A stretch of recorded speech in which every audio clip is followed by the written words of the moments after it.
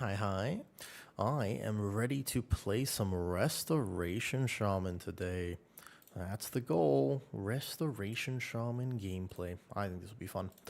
I'm excited to try a few different builds of Resto Shaman and play a little bit more Preservation Evoker as well. Those are the two goals. I have to set up a Resto Shaman, of course. So we'll see how that goes. Just do this real fast. A few little stream setup thingies. Cool. All live now. We're gonna do an in real life stream tomorrow. We're gonna go across town around the same time, like normal stream time, basically. I'm very excited about it. If anybody is interested in seeing Thailand, I really like doing those things. Don't do them too often, so they're kind of a special treat. They're just a rare occurrence, but if anybody's interested in that, I think it'll be a fun stream. Go across town, I'll show you one of the biggest street markets. Hey, Lashanya, how you going? How's it going today? Hello, hello. Just doing a few little stream setup things as we go ahead and get started. Have you played beta at all? What's up, Austin? Oh, Austin, I feel like I haven't seen you in a long time. How's it going? What's up, DN? Yo, what's up, Zier? Hello, hello, hello. Alrighty then. Boom, boom, boom, boom. Just gonna give a little notification here. Good. Are you ready for Tuesday? Ooh, Tuesday? You mean the patch? It's funny because Tuesday is Wednesday for me. You know that time difference means that reset actually happens at reset for me happens at like 11 p.m. So I don't actually get to experience it though. Yeah, Prez seems pretty good, DN. I liked it. It was good. I had to learn it a little bit, like it was, especially when we were starting to do some crazy pulls and stuff. Yo, I had to fix your sleep, so I'm up to, honestly, Austin, fantastic. Sleep is so underrated. I am glad you have a better sleep schedule. That's great to hear, actually. How's healing really differently? Oh, I wonder, I was basically healing like I was playing it before. I don't know if I've really changed it enough, though. Yeah, I don't know if you do that. I'm not sure. I mean, the way I was doing it seemed pretty good. It worked. But I asked in the Prez Discord afterward, and we'll see. Austin, sleep is so underrated. I hope you get super sleep. I hope you get a lot of sleep, man. Lashanya, do you get good sleep? Do you sleep well? I don't sleep very well. Does anyone here actually sleep well? Well, you know what? No. I've been getting better at sleep. To be honest, I've been getting a lot better at sleep. So what you do here is, when you go on a new character, you go like this. You load the preset that you've already had, which is great, because a lot of this does save. Now, see how a lot of this did save now? Look, perfect. So then you load this preset, and then you go to options. You have to go to interface. This is how you set up a new character, though. Way more chill to play. Solid. Which tank is more chill to... feel like, in terms of what the tankiest tank is, I mean, DK is still scary to heal, right? So maybe... I think VDH or Bear. Bear feels pretty tanky. I feel like VDH is probably the best, though. I haven't tried it, but it's really good. I've seen other people play it. I haven't played it myself, but it's definitely very good, Carmen. 100%, though. Yeah, anime lo-fi today. Anime lo-fi. We've been doing, like, Pokemon lo-fi and stuff, but... Alright, so we go to gameplay enhancements. We want to enable yes, yes, and yes. Buddy, what you doing, man? Oh, my lizard, he's having a day because he has to go to the bathroom. I see. Do you know why we're going to the market tomorrow? Like, tomorrow's going to be an in real life Thailand stream. Do you know why we're doing it? It's so that I can pick my lizards up new things for their tank. That's actually one of the reasons I want to go. It's like the best place to go for it, but I have to actually go do it, you know? I have to go all the way across town. All the way across town we go. Start at 10 a.m., leaving 2 a.m. Wait, DN, that's a long day at work. You have to work that much. That's tough. That's a lot of hours you put in. That's a lot of hours. Wow. I hope we get paid well. Honestly, when people tell me they work that much, the only thought I really have is I hope you get paid well.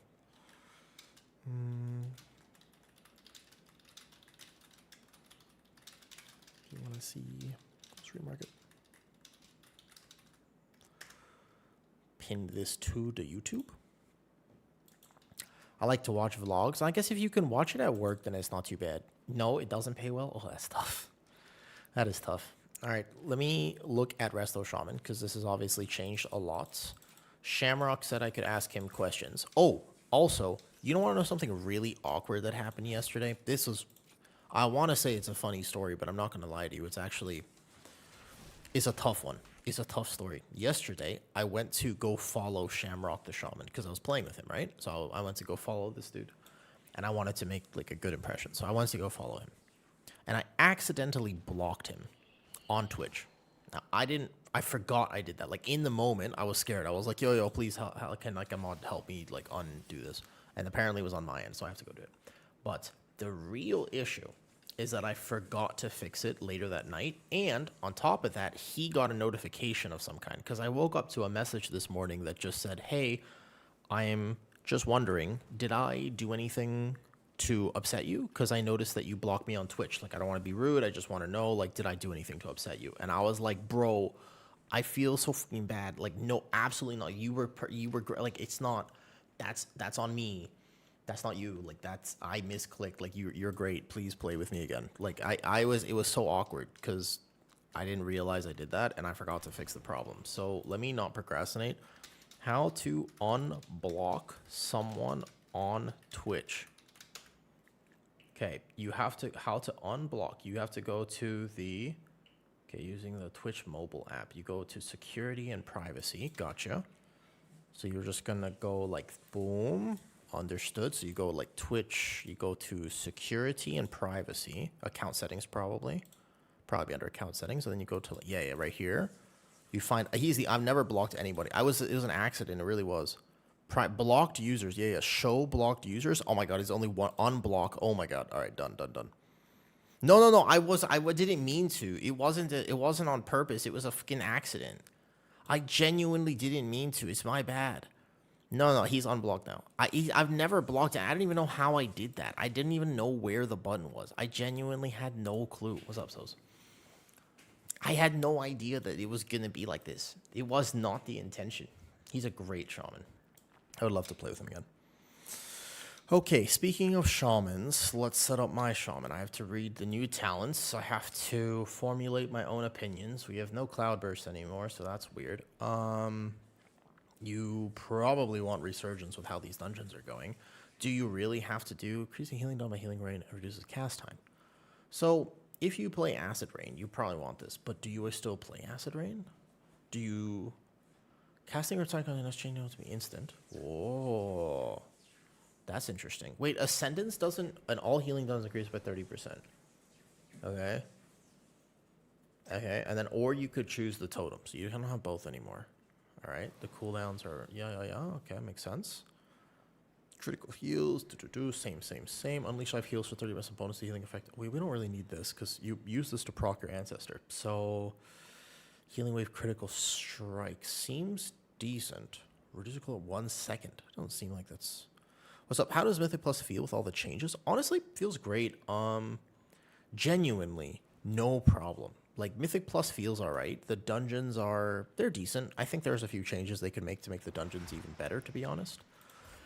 But overall, I am very positive about the changes. I feel like everything is good, though. Tanking feels exactly the same, bro. Tanking feels literally identical. Yeah, sure. Tanking feels very, very, very, very identical. Like, there's no change whatsoever with tanking. So that part is good. But but healing and DPS seems to be different thus far. I have to keep testing because I've only played 2 healers and they felt different. There's been a whole conversation. I've been updating the YouTube every day. So like every day after I play, I make a little beta update and I put it on. Basically my thoughts from the day. Sometimes they're rants, sometimes they're just little updates about what DPS or what things are feeling really good, etc. But the idea is the last few have been about healing because I've been healing. Like I've been a healer, right? And the idea is healing does feel different. I've started to notice the fact that healing does feel substantially different. So that makes me wonder if I'll feel the same about other healers or DPS as well. So I still have a kick, that's nice. Let me, however, set up this shaman, and then we can play shaman, and we'll have a better understanding.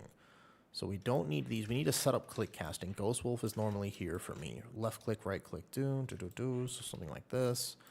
Don't really need this on my, we need that one, need this one. Do I still have Thunderstorm? Oh, so they got rid of, you don't have knock up anymore as a Resto Shaman, huh? Interesting. So Resto Shaman doesn't have, they got rid of Thunderstorm, huh? Okay. Interesting. So you only have Cap Totem, which you still, I mean, Cap Totem is still great, but you don't have Thunderstorm anymore.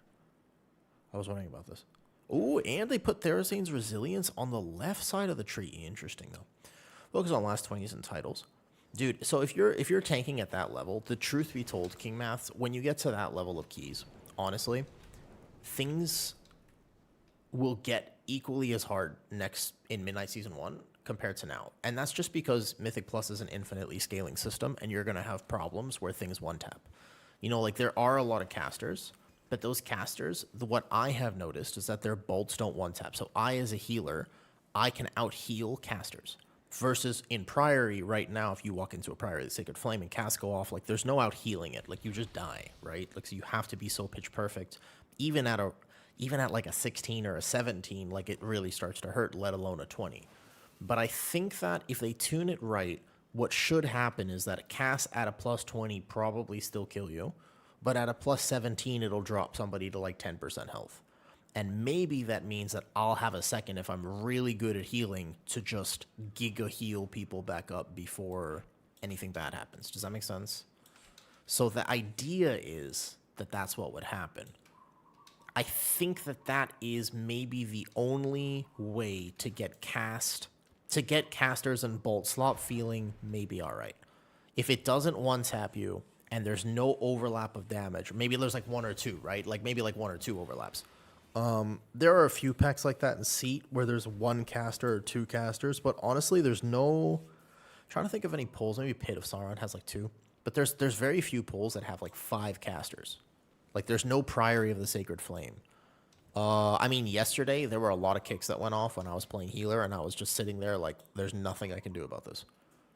That was a little annoying. Like, I was sitting there yesterday thinking, there is literally nothing I can do. So that kind of sucked. I don't know if I really need these. Maybe you just want... The Riptide duration is not bad because I'm playing full Riptide build, but I don't know if this Riptide build is really the way to go because you don't have your tier set anymore, right? I have to set up this healer real fast. I'm not sure if this healing rain is the right way to play. I feel like no, so I'm going to go with my instincts. And we still basically play a Riptide build, but we won't have the tier set. So the tier set, currently, the way that Resto Shaman plays is it very much depends on the Farseer tier set. You have so much Riptide, so I wonder how this will feel. Let's find out in a second. So yeah, healer losing kick. I want to say that when people learn the dungeon, even in Pugs, it won't feel as bad as some people were concerned about because there are dungeons like Algathar Academy, which right now have literally 0 kicks. Like there's like a few kicks in there, but the way that you're supposed to pull it mitigates those issues. So no problem. Tanking, however, the one problem I have, if tanking is genuinely as difficult as I think it is right now, comparatively to other roles, maybe not difficult is the right word, but still as nuanced. If everything else gets so much easier, but tanking gets so much harder, and tanking is still very difficult because it is a difficult role, I wonder if that would be problematic. Don't you think? Like, don't you see what I mean? Like, what if tanking is like even, so basically by association, tanking becomes the hardest role. If tanking is twice as hard as it is in Midnight, that's not good. Like, you know what I mean? Like, we need more tanks in the game, not less.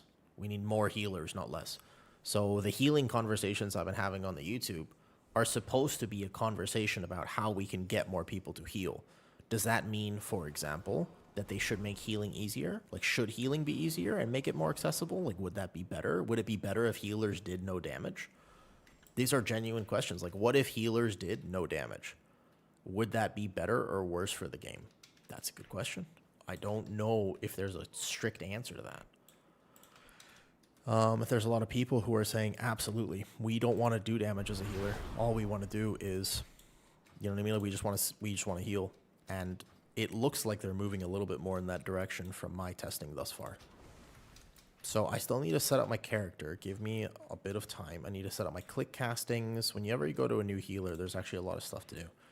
So, I mean, if you take a look at my bars, I still have a few cooldowns. Like, the mastery for Resto Shaman still kind of sucks. I guess you have to maybe manually apply this now. So this should be like there maybe or whatever. I'll sort this keybinds out in a second. I mean, people always think they know better. Like, they want to stack 20 ads to give... Yeah. But, like... If you've never played healer before, well, okay, basically, though, the hardest thing for them is this. This is the hardest part for them. There are so many people who play WoW.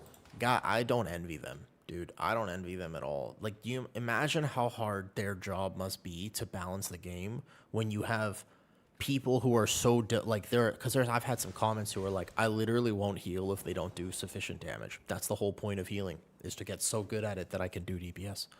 And then there's other people who are like, guys, I play a healer, not a DPS. I don't want to do any damage. And both camps are correct.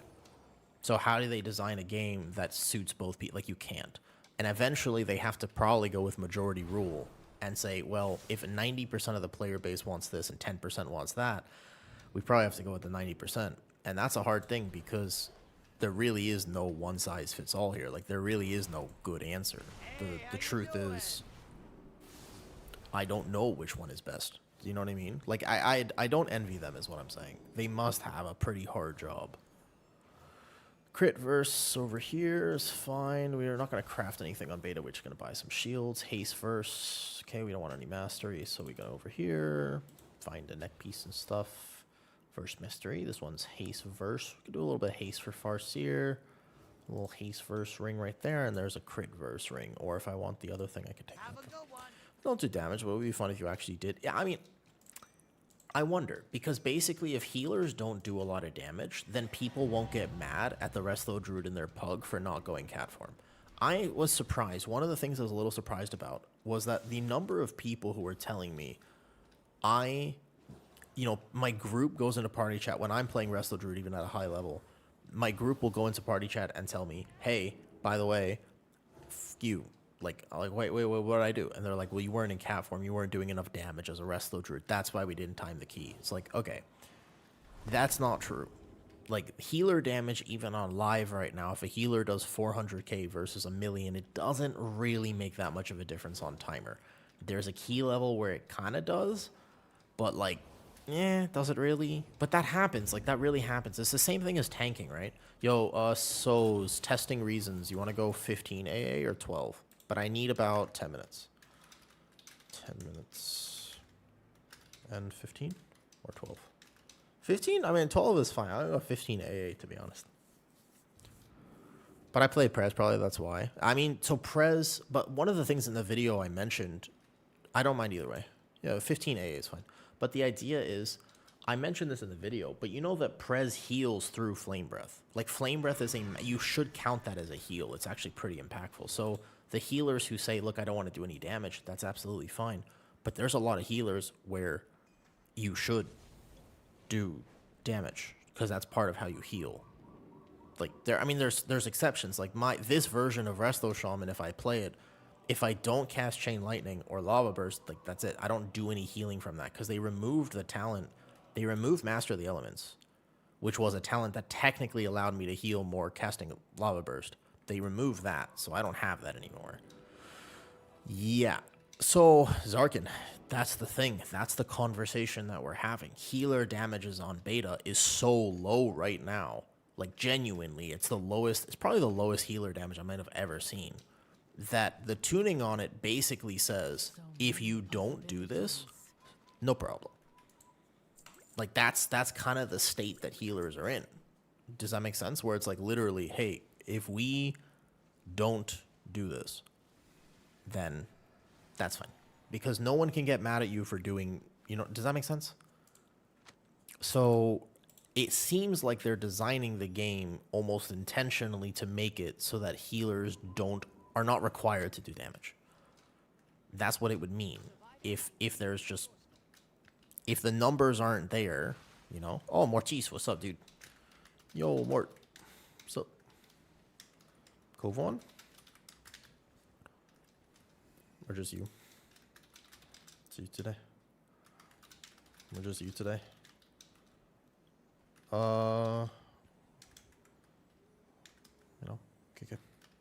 Let me ask if he wants to play. I need about 10 minutes though, before we actually start the rest of those shaman keys. So, I know it's a little off topic, but there's a place I can see what bugs for tanks. Oh, so in terms of what bugs for, like what tanks are bugged at the moment, the tier, I made a video about a preliminary tier list for tanks, and that video covers some of the bugs with at least Guardian and Prot Pally. Those two tanks, as far as I know, are the most bugged. Everything else is kind of decently all right. And what I mean by that, let me just get this helm thing. Got to get this one here, and then you go like probably like this. And then you go just grab a leg enchant, shoulder enchant, all the enchants here. Speed doesn't really matter which one I take here. And then I want maybe like primary stat or something, critical strike or something. Cool. So in terms of bugs at the moment, there are some tanks that are super bugged. Warrior is not bugged, it's just bad, which is bad. Like that, you would actually almost rather your class be bugged when you're as bad as Warrior is right now. Like honestly, when you're as bad as Warrior is right now, you kind of wish your thing was bugged so they would just fix it, but actually it's just bad. Like they just zeroed out the aura and they didn't fix Warrior, so Warrior's in a tough spot. Prot Pally is so bugged that you basically can't play it, and Guardian Druid is also kind of bugged to the point where you can't really play it either. What's up, Kabizzle? How's it going? We're setting up a Resto Shaman, about to play that. And then my Lizard took a massive He did a number 2 in his tank, so I'm going to clean that up in a second. Pets are great until they do bodily functions. Pets are always great until they do this. Then they're less great, but they're still great. He's still a cute boy. Kind of. Okay, so weapon oils are here. Let me grab all the keys. That's true. You know it's true, too. It's like, man, my pet's so cute. Oh, that litter box does not look tidy. And then all of a sudden you're like, yeah, well, they could be cuter. That's one of the, that's one of the weirdest things about me, because I'm learning how to live with cats, right? So one of the weirdest things for me about this cat business is the fact that there are litter boxes in the bathroom. I'm not used to that. Like, I'm just kind of like sitting here and I'm just like, bro, like I go to the bathroom downstairs and I'm just like, that's a different thing for me, because dogs, you just take them for a walk and they go outside. But these cats, and apparently one of them, when he's mad at you, he intentionally misses. I didn't know this was a thing, but apparently, yeah. So cats, when they're mad at you, they let you know by intentionally missing. That's apparently something, and one of them does that. It's less than ideal, but make it work. Yeah, it's a little. I mean, I'll get used to it, right? What's up, Healer? Fox ears for a minute, bet. Healer, what's your perspective on this? Do you think that healers should do damage? Honest question for you. Do you think that healers should do damage? Ooh, Mythic Nexus King. So you guys will get CE then. Solid. Solid. Oh, wait, I know this tank. It's a good tank, though. I can invite that Rhett, who... Yeah. Sure. I need about 4 more minutes, though. Playing some Hearthstone. Ooh, do you play Battlegrounds? Do you play Battlegrounds, Kabizzle, or do you just play like a regular, like ranked Hearthstone? Battlegrounds are epic. Battlegrounds are super cool.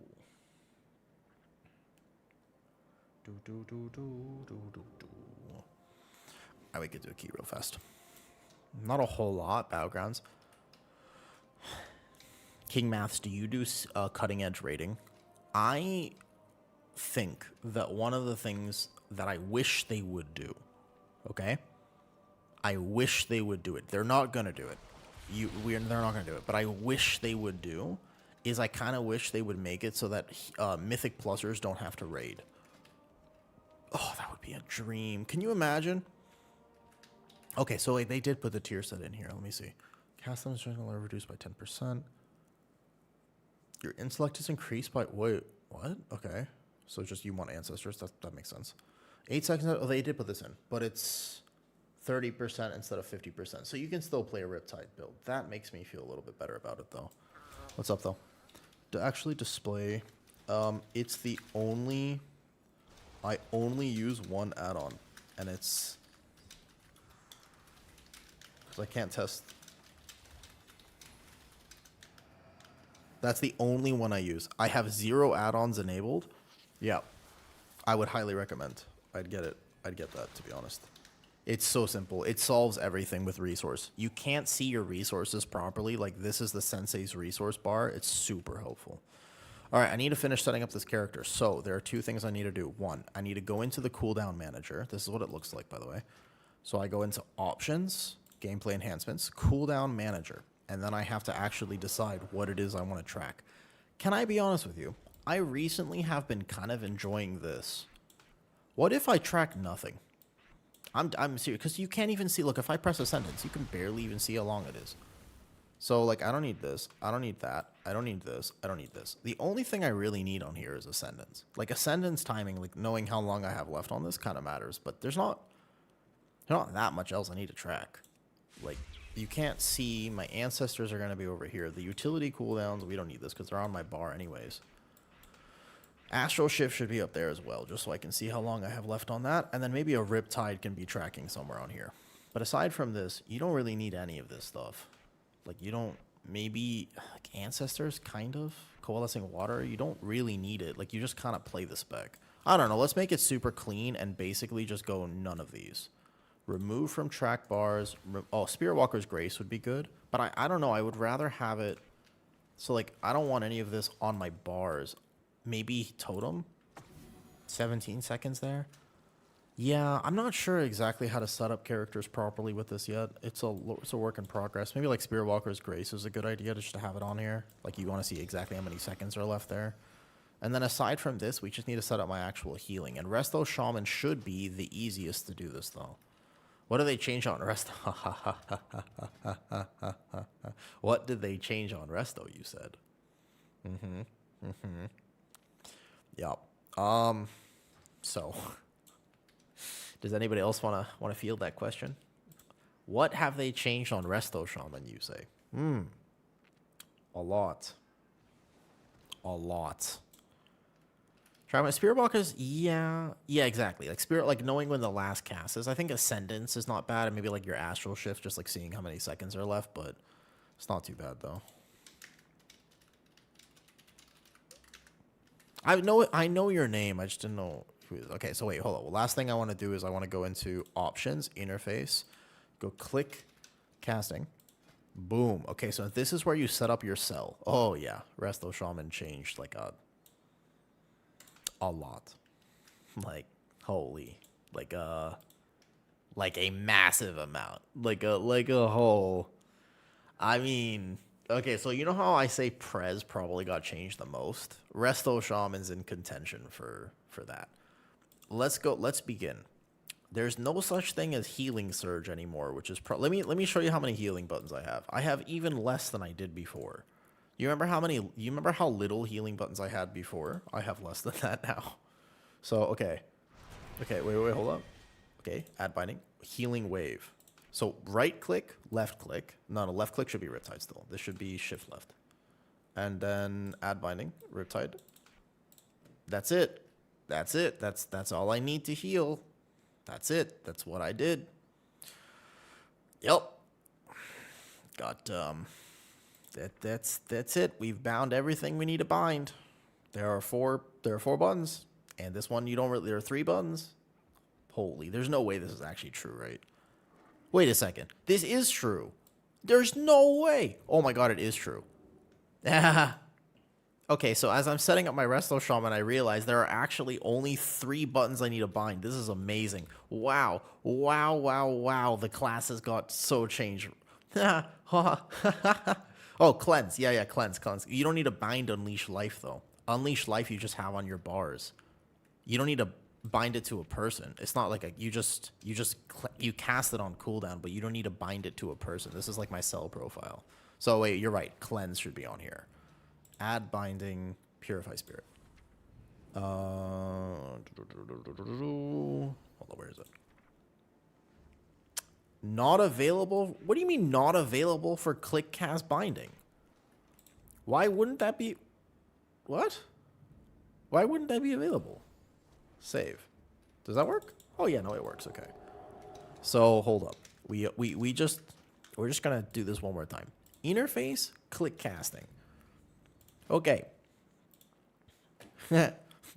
Resto Shaman did in fact change a lot. As I'm setting up this character right now, literally the only buttons that I need to bind are right here. This is the entire healing kit. I cast a few other things on my bars, and this is now how Resto Shaman heals.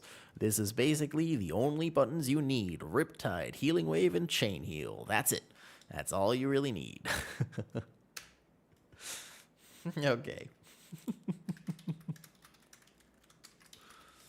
To be fair, that's not that different than current Resto Shaman.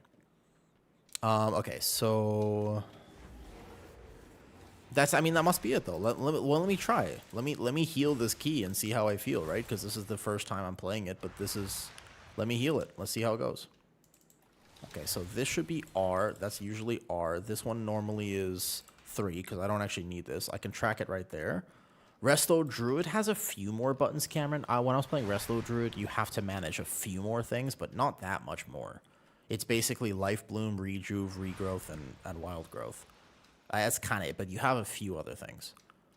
Okay, so Spear Walker. I need to take this off my bars, that off my bars, this off my bars. I don't need any of this. And then Chain Lightning is where?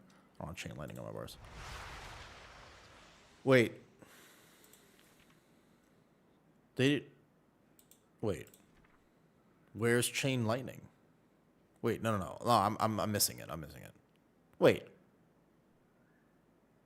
Wait, no. Well, wait.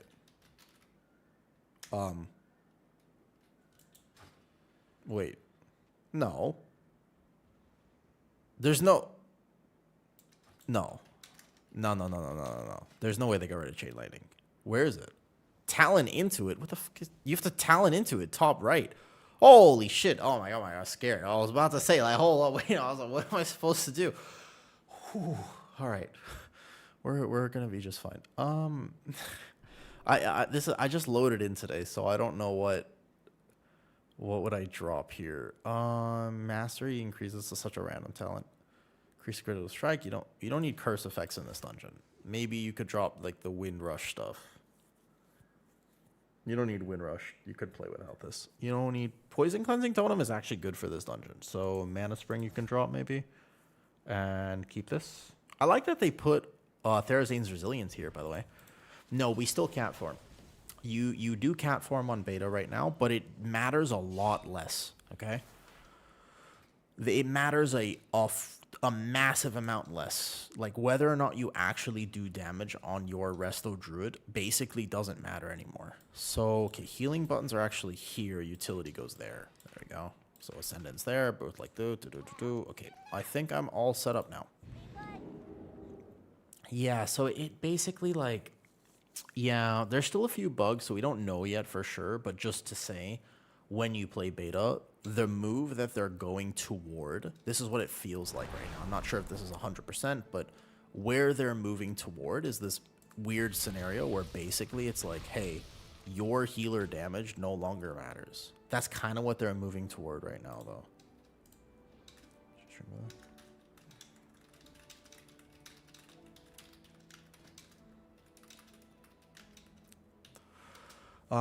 Yeah, so Soz is playing Boomy today. Soz is playing Boomy, and I'm trying out Resto Shaman.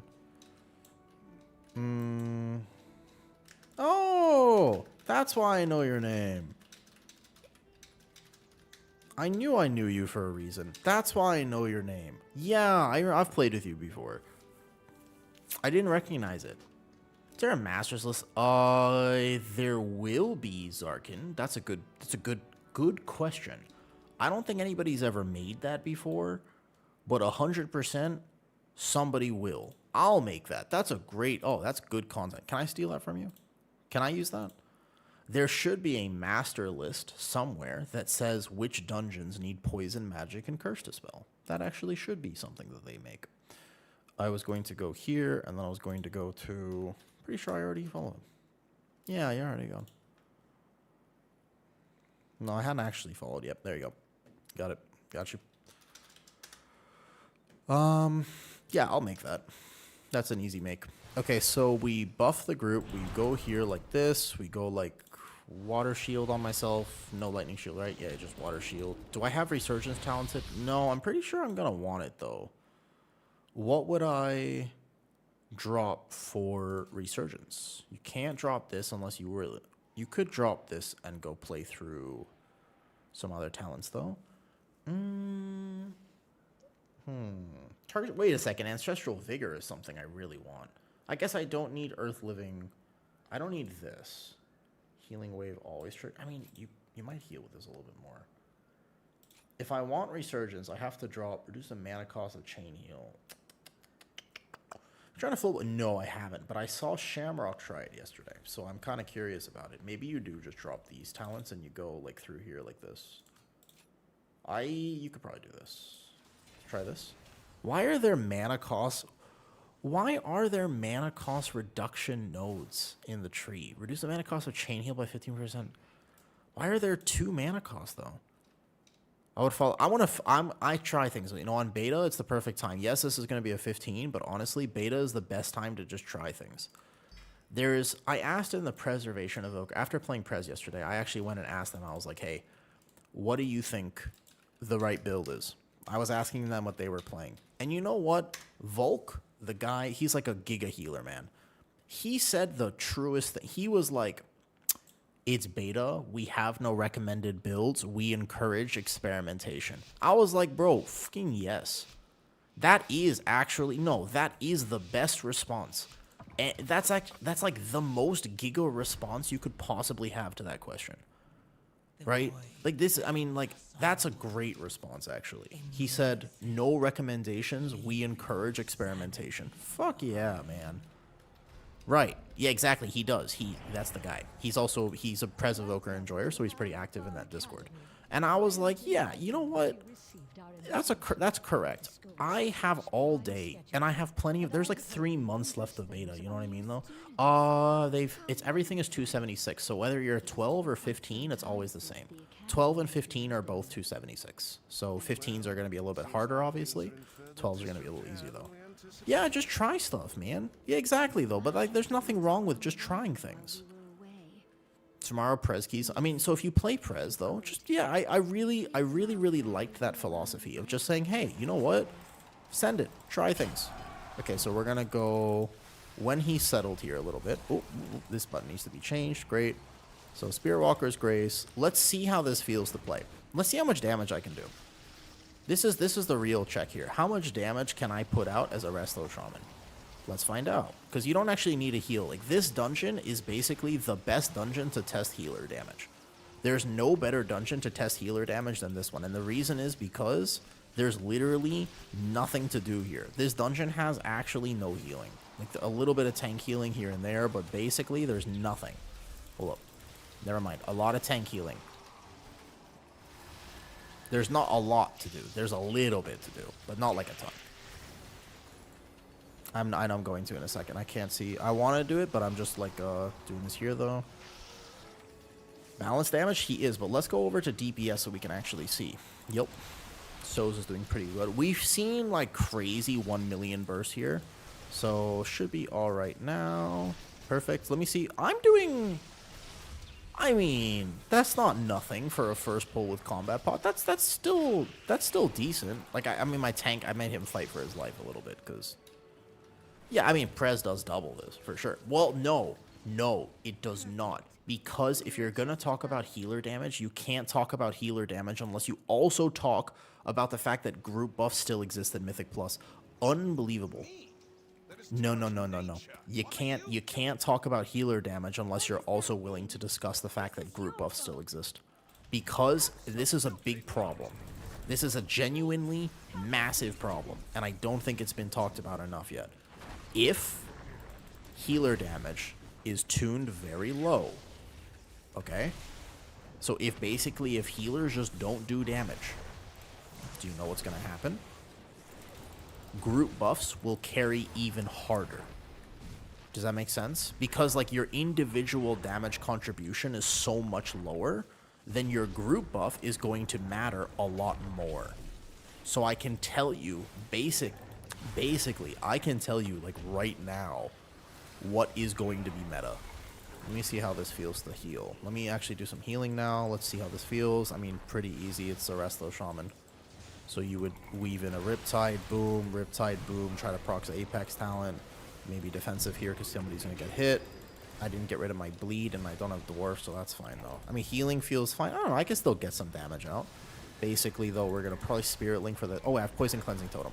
Huge ups, actually. Poison Cleansing helps a lot. It gets several cleanses on the tank instead of just one. So I can help him a lot here. Perfect. Keep a little healing on myself. Basically, it'll be Resto Shaman, Resto Druid, or Discipline Priest, because Discipline still has... Priest still has PI, right?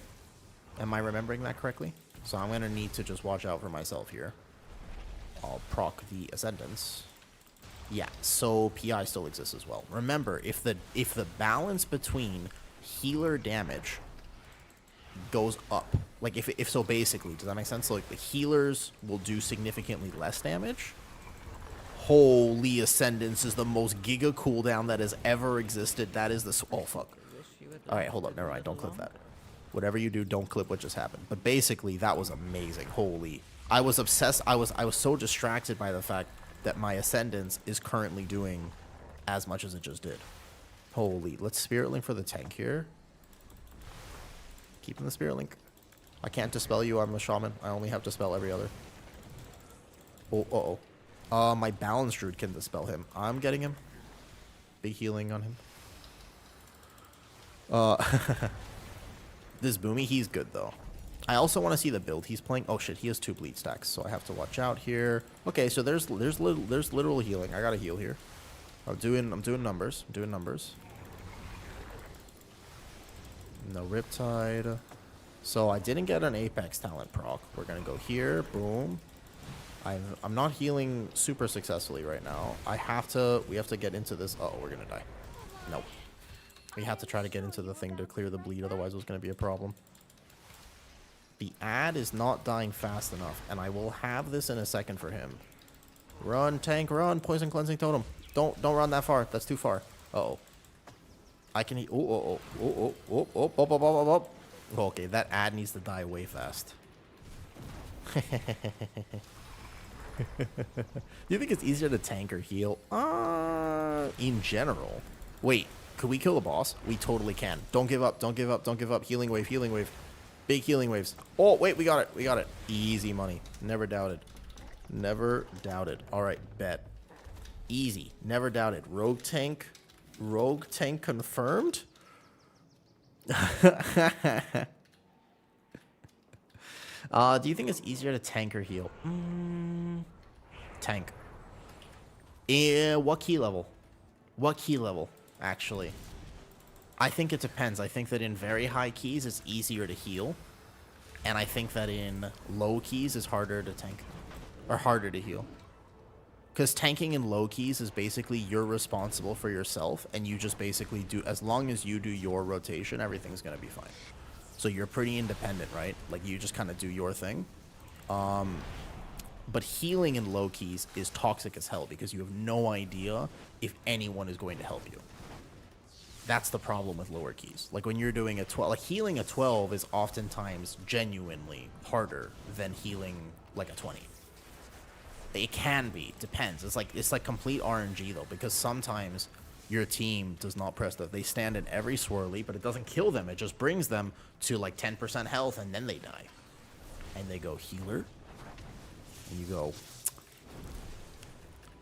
what am I supposed to do? But that's a true fact. Everyone knows that. What's up, Saito? Yo. Yeah, I mean, every healer has experienced that message. You just see, you open the party chat, and you just see the healer, question mark. You also see it as a tank. Tanks and healers, man.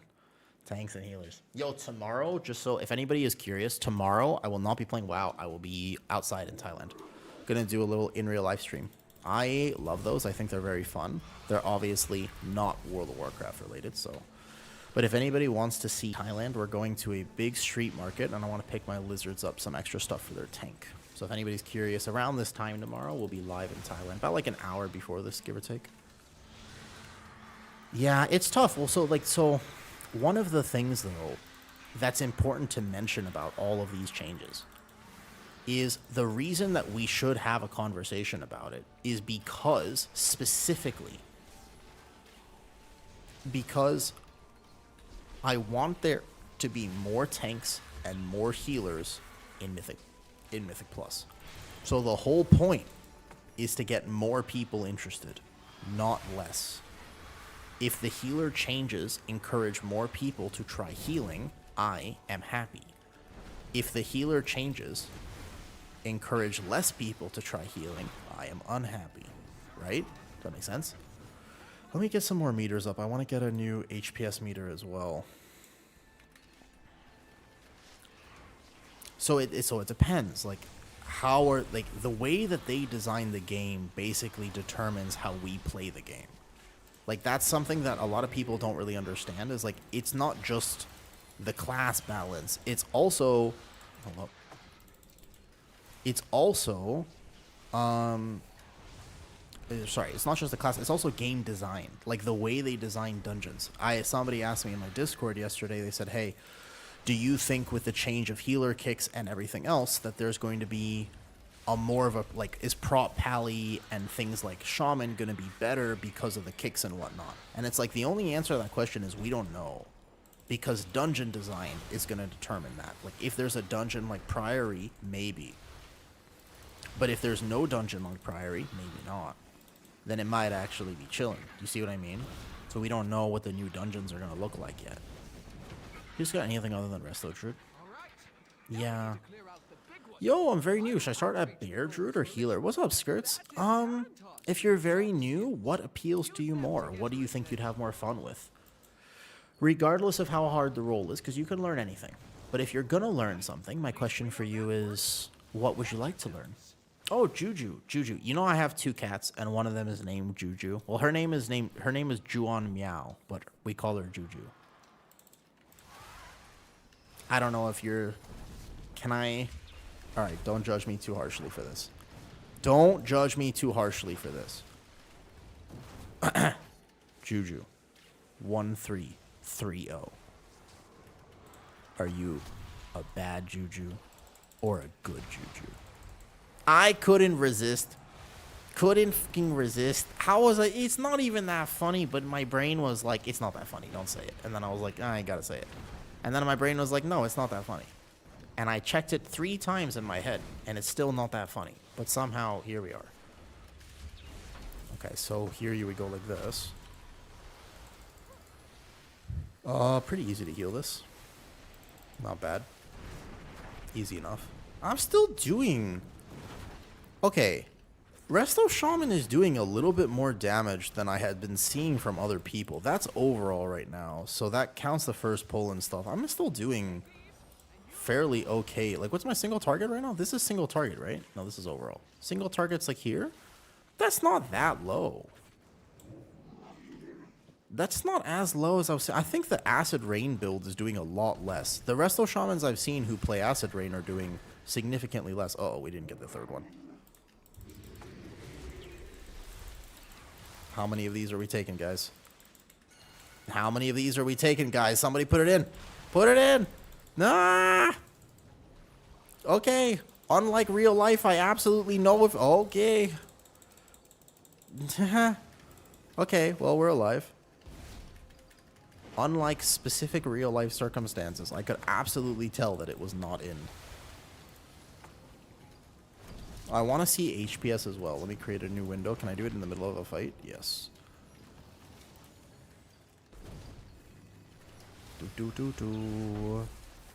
Put this here like this. I just want to check my actual HPS as I do this dungeon as well. Okay. About 3% of overall damage.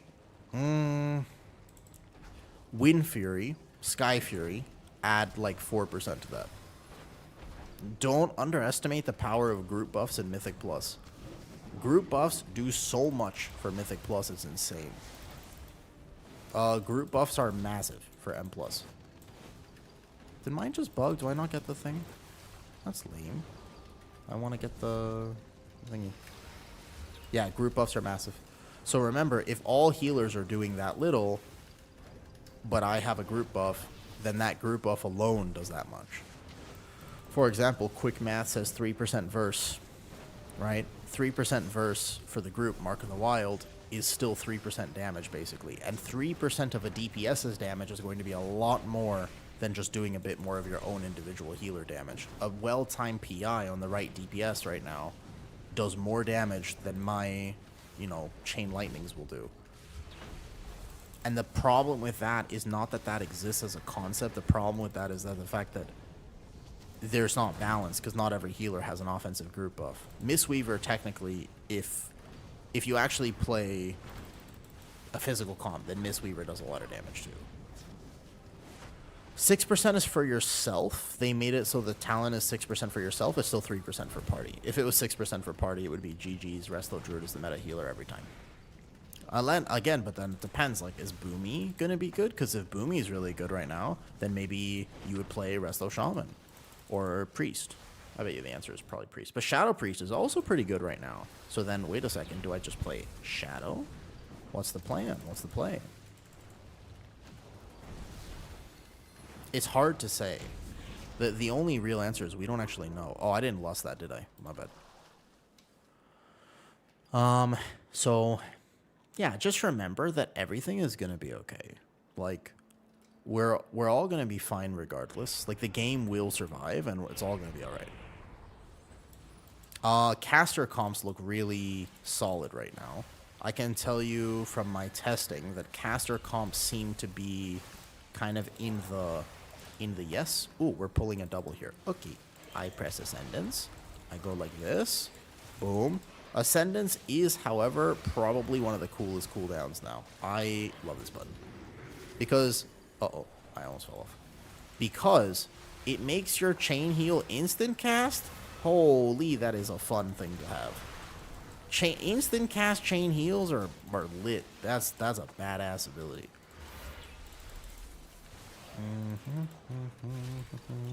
Watch my tank. Healer and tank in general fill what the team needs. They're almost never...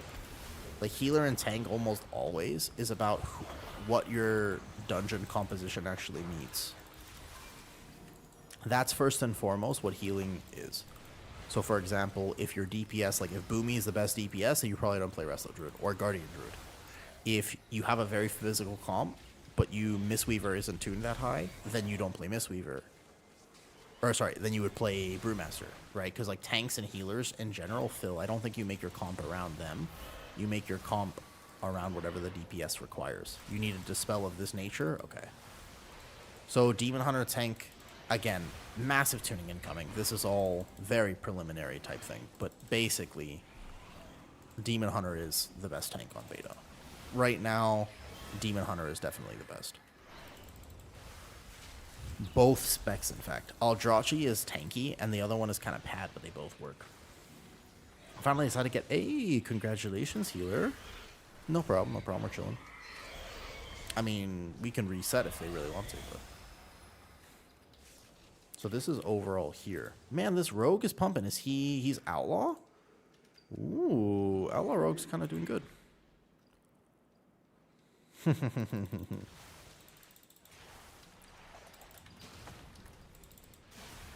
I can't see Spirit Link on my frame. It's kind of weird.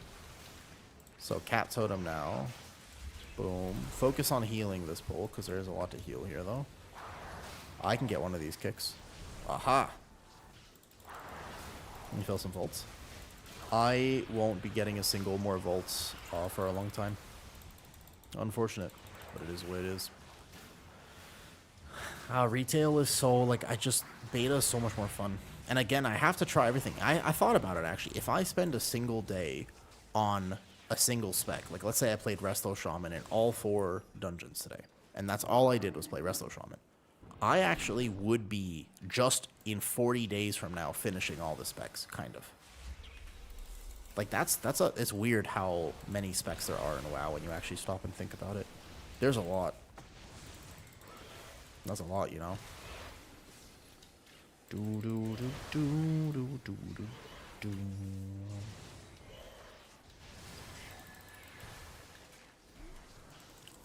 Yo, what's up? Don't even cover him. So Sean was so broken. The cut from it is so broken compared to other healers. Maybe we could pull the things you can't with other healers. Could you... You mean the kick?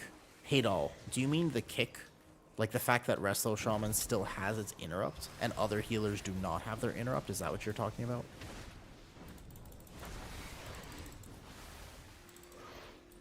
Oh, okay. Nah, because this game like the dungeon design right now, I haven't seen a single pack where I'm like, oh, this is going to be impossible to interrupt. You could make some pulls like that in Priory if you really, in Seat of the Triumvirate, but basically, there's nothing right now that feels impossible. Like, it's all like, oh, okay, this seems reasonable, you know? Double is fine.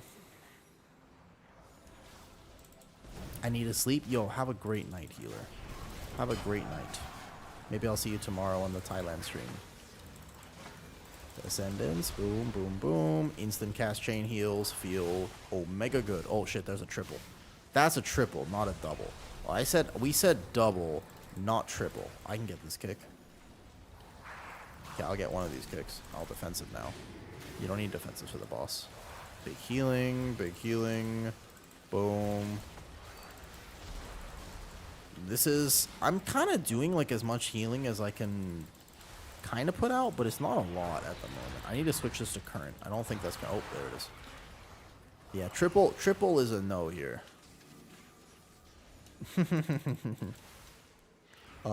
Double is okay, triple is no. Those guys do massive tank damage now.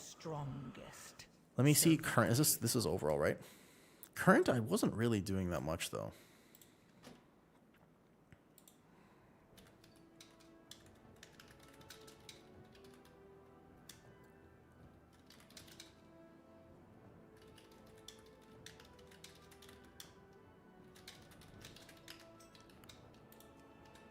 Yeah, double would be much better.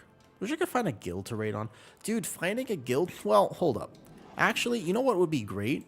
Finding a guild to play with would be great. If I could find a guild to raid with, but honestly, I don't want to raid. I don't know, man. I know some people love it, but like, man, I don't want to raid. I don't feel like it. I don't enjoy it. I don't enjoy it. I don't want to have to raid. Tonight they'll remove target cap. That'd be crazy.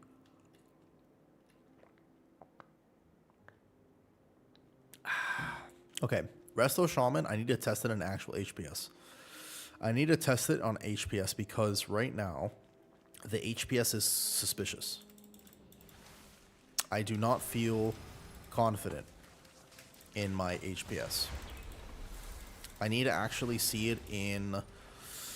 After this, let's do Pit of Sauron because that third boss is Omega fun. So here, for example, if I actually spent this entire time just casting Healing Wave on my tank, that would be the right thing to do. Well, he typed. Did he actually just type L and die? Yeah. I don't know if he knows how these mobs work. I don't have Earth Ellie, right? Did they get rid of Earth Ellie? Hold up. Do they? I thought let's see. Nope, no Earth Ellie anymore. That's sad.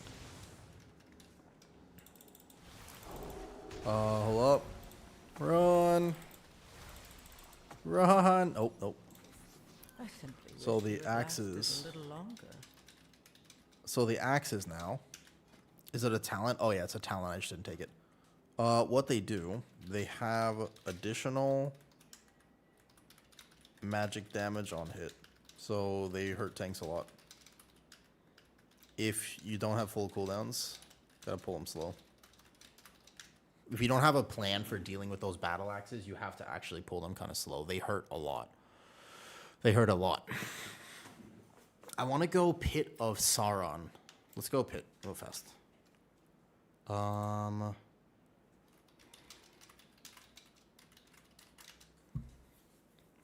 I sleep now. Getting back. Oh, no, yeah. Don't get dragged back into the con. Go sleep. Go sleep. Go sleep. Be safe, healer. Good night. All right, good night. Good night. Oh, wait, no. To him. Not to me. Let me see if he's tanked it. Only at a... Okay. Okay. May... So we can do 15. The round stuff.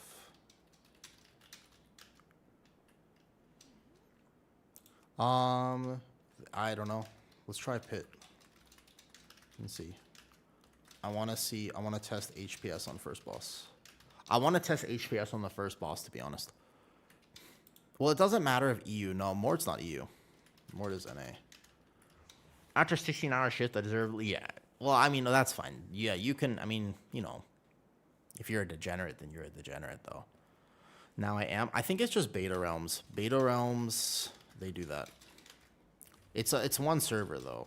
So there's no, like, you can play NA to EU on Beta because there's only one server. It's one server, though. But they kind of just go up and down, though. How does WoW without add-ons? Honestly, feels pretty decent. Like, I have no problem with it. I've been able to play the game. As you can see, I have 0 add-ons enabled. But the thing is that WoW without add-ons is not actually going to exist. That's going to be a lie. The truth is that WoW without add-ons is going to be not the same game. Like, you will still have add-ons. Sorry, CurseForge still exists. Every morning, you will still open CurseForge. The very first thing you'll do... Who has lead right now? Go pit. Pit. Let's go pit. Your lead. Can you pass me lead, Sos? Pass lead. Who has lead here? So basically, every morning, what you're going to do is you're going to open your CurseForge. You're going to update all your add-ons, and then you'll still have a bunch. Every weak aura and everything that people had before is now just an add-on. So LVUI basically still exists, but it's now just an add-on. A lot of weak auras that you did use still exist, but they're now just add-ons for UI customization, among other things. GG's. We're tanking. I really want to visit Thailand. Do you recommend Chiang Mai or just BKK? Honestly, they're very different. So the thing is, Bangkok is like, I recommend Bangkok, but if you really want like a chill, nature-y vibe, then the play is Chiang Mai. Chiang Mai is super chill. It's basically where people go to retire and chill and whatnot, though. Is there anything for routing these? Yeah, there's a ton of routing stuff, but find... I can explain on stream if you want. If you're listening. Routing these dungeons, hold up. Cameron, first of all. BKK, big city, but honestly, an amazing city. Hold on, I'm not getting distracted. I wanted to go on this rant first. I'll get back to Thailand momentarily. Before I actually talk about Thailand, let me answer this first. Okay, basically this. When it comes to routing these dungeons, especially this one that we're about to do, this one is an unbelievable routing dungeon because I think that if you add up all the count in this dungeon, there's probably like 300% count. This dungeon is massive. This is going to be one of the biggest tank routing seasons maybe ever. Like, I don't know. We'll see about Seed of the Triumvirate is another one where there are some really nasty packs in the second area and how you do the first area, among other things. Like, it is going to be significant in how you route this. Algathar Academy is going to have some interesting routing stuff. You definitely skip at least 1 or 2 of the Ravagers. So, like, the Ravager pull, you don't do that. But ultimately, it's kind of a whole W. The end is going to be different. We don't have, like, MDT, so I can't show you the route that we would do. But it's hard on beta because you don't know how long people have been playing beta. The people that I'm playing with right now, like, for example, So's, I think that we've been on beta every single day. So there's an expectation of like, oh, we already kind of know what the route is. That's really tough because there are people who are just starting beta today. And that's a tough one, you know? Like, I don't mind. Do you know for hierarchy? So this next dungeon, if you tank it weird, it's going to be it's a completely different dungeon. Like, if you don't tank it the way that we're expecting you to tank it, then it's super weird, though. Yeah, I just ask him if he knows.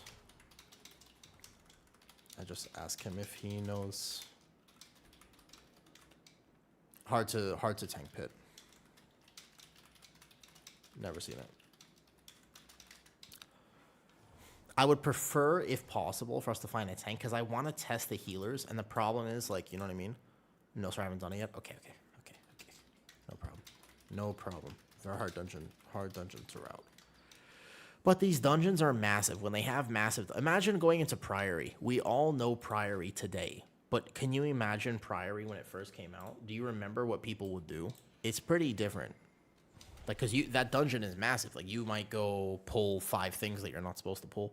How does Farseer feel? I have not played Totemic, but Totemic is bugged. So far as I know, Totemic is super bugged. So you can't play Totemic yet, as far as I know. I think Totemic will feel better. How bad is Priory? Did you not play the season so's? I feel like Priory is pretty bad for routing, though. I missed it before. You didn't play these last 2 seasons. Okay, scale of 1 to 10, how would y'all describe Priory? How good is that dungeon? On a scale of 1 to 10, 10 being this is the best dungeon I've ever played, to 1, what would you describe Priory of the last 2 seasons? It's pretty tough. I don't think that one will be ranked very high in the annals of history of World of Warcraft. It will not be ranked very highly. But it's not actually a bad dungeon. It's just, man, do the casters feel unfair. It's just the casters. That's it, though. Grim Batol will actually be the worst. I mean, we should do that. That should be a.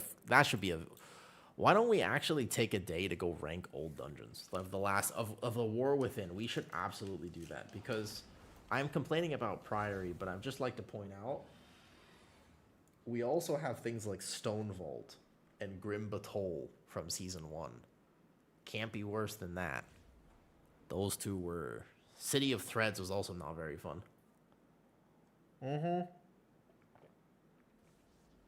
Okay, y'all are ranking Priory a little bit higher than I am. Stone Vault cannot be ranked that high for one very specific reason, which is that I remember, because I was healing and tanking that season so's, and you would get to the crystal boss, Skarmorak. You remember? Skarmorak. So you would get to Skarmorak, and you would be sitting there. And if you weren't religious before that point, you got religious very fast. Because the first thing you would think as a tank and a healer is just you would just start praying and you would go, please don't Zug Zug. Please DPS. Just don't Zug Zug. It's not that hard. You kill 1 shard, then you wait 2 seconds, and then you kill the next one. It's not that hard. And yet, I think that boss might have been single-handedly more responsible for more pug wipes than any boss I might have ever seen. It's not that hard of a mechanic, but if there's one thing that DPS don't know how to do, it's not Zug Zug. The only thing that DPS think is Zug Zug brain. So you see, the thing is, that boss, as a healer and a tank, you're just sitting there, you're like, it's going to happen. 100%. It's going to happen. We know it's going to happen. Yep. Fun times. Yep. It might take a second to find a tank here. I really want to do this on 15 if we can find a tank, though. See if we can find a tank. I want to limit test HPS and stuff. First boss here is best. It is great for that. Perfect. First boss of this dungeon is actually the most perfect dungeon to test HPS. The other thing you can do is you could just walk in a street, I suppose. But, like, I'm not sure about this, man. So, basically, this is just going to be 5% healing. So, this is 5% healing. I think that this might be better. Do you have a VOD of your pit route? Oh, something as well. When we zone in here, I can try to show you. There are VODs on YouTube. I don't have a specific, like, this is the way to tank pit necessarily. I haven't made that yet. I'll make them as, I think that dungeon might get changed. It was already changed from the first day of beta. It's just, when you walk in there, you know you did it on a 10. You'll see this sprawling dungeon. Like, it's wide open. It's massive. But there's a very specific route where you're like, you group the first pole, you go right, boom, boom, boom, and then you group the second pole, third pull, and you go first boss. Like, it's just very specific. Basically, I could explain it, but effectively, you just go right. The idea in that dungeon is you go right. First pull is a big pull with Lust. You could check. There's a few. I mean, Souls has been playing with Salamat and people who are doing. I don't know what the highest key you've done is, like 17, 18 or something like that, probably. Like, you've been doing the highest keys on beta. I saw you play with Longer and Stove. Dude, Souls, I tuned in right as you guys pulled the third boss of the seat. And I was looking at it, and I was just sitting there, and I was like, man, that's a little different than how I was playing it. Because when I was healing it, we walked into that pack, and I was terrified for my life. Because I was like, this is going to hurt a lot. And then what I heard is I was watching from Stove's point of view, and I heard Stove go, let me CC them right as they get this so we have time to dispel them. And I was just like, I was like, yep. That's not how my key went.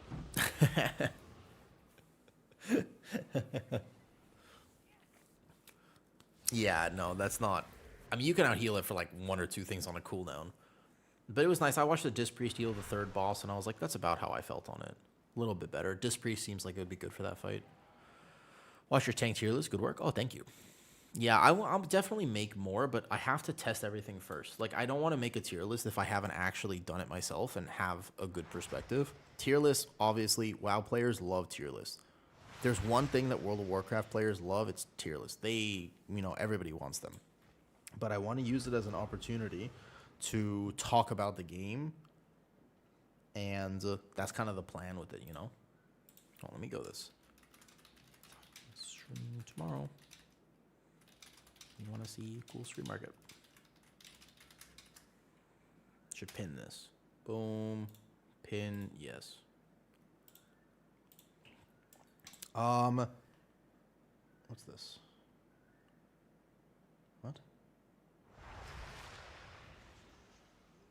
Am I about to be sold art? Unsure. Sometimes people add you on Discord, but they actually have mutual servers, and you're like, are you a real person?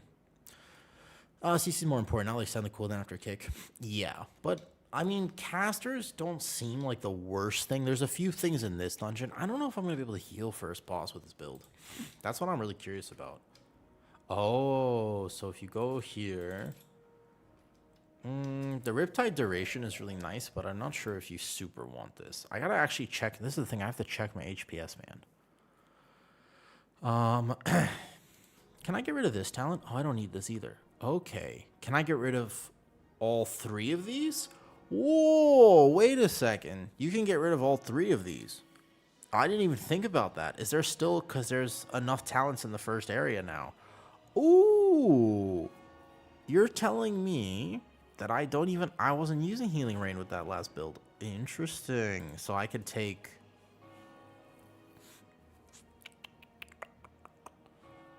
I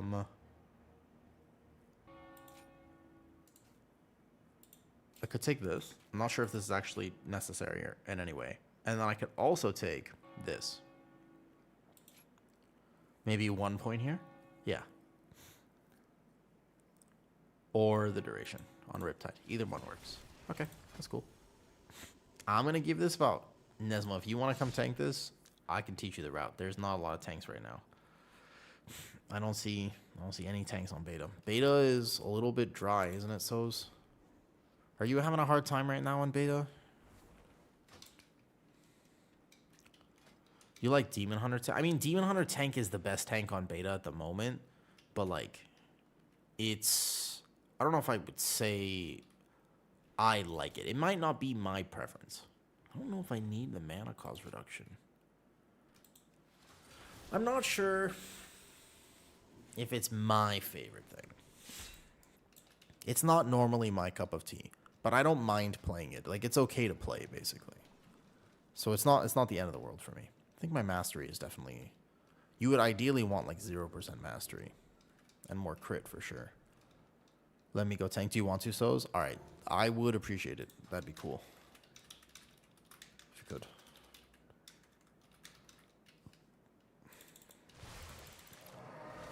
All right, so he's coming to save us. He's going to tank. Yes.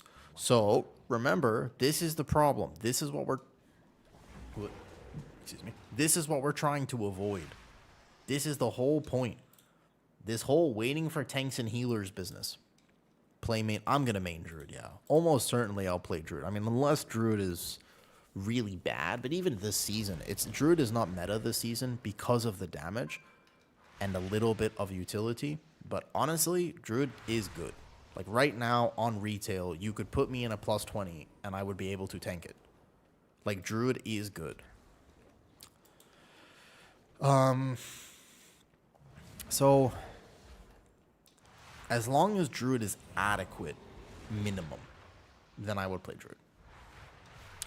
I'm not sure I like Druid of the Claw as much though. I'm not a huge Druid of the Claw enjoyer. Should we just take this mage? He's at least been in a key. Frost Mage is pretty good right now. I don't know. Let's just take him. Cool. Let's go. All right. Pit of Sauron. Can I heal the first boss? That is the question. No embellishments. No nothing. Just flat out. Trade Militia to 16s. I need to test Resto Shaman first. Keep in mind. The HPS on first could be an issue. But 16 should be fine. Okay. Oh, that's right. You can just build 16s, can't you? Yeah. Okay, so if we're going to do the first boss, I had to do 109k on my Prez. It's going to expire soon. That's fine. Okay. I had to do 109k HPS on that fight. I'm not sure if my Shaman can simply maintain it.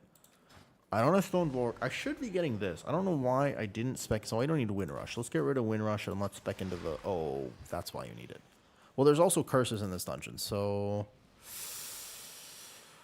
Okay, you're not playing this. You create radiance duration. No, you need this talent. So you have to play either through Wind Rush or this, and then I need to drop 1 talent point somewhere else. Poison Cleansing Totem, maybe. Maybe the mana from this. Like maybe it's no, it's not that much. Okay, here.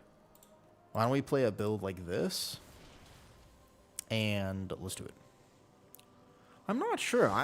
Let's test it because I'll have to do proper HPS in this. There's no poisons in this dungeon as far as I know.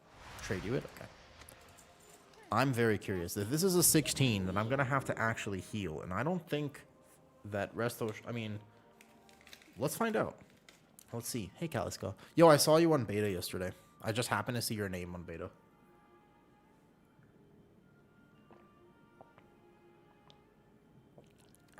Shall we? Cool. Here. Got you. Trade. But I'm mad sleepy. Have a good night. Have a good night, Dian. Let's see if I can do this. Do remember, and so's, are you on my stream right now?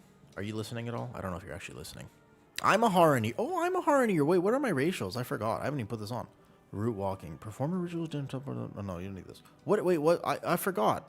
Dude, I'm not even using my racial. My Thorn Bloom. Forgot about this ability. Should put that there.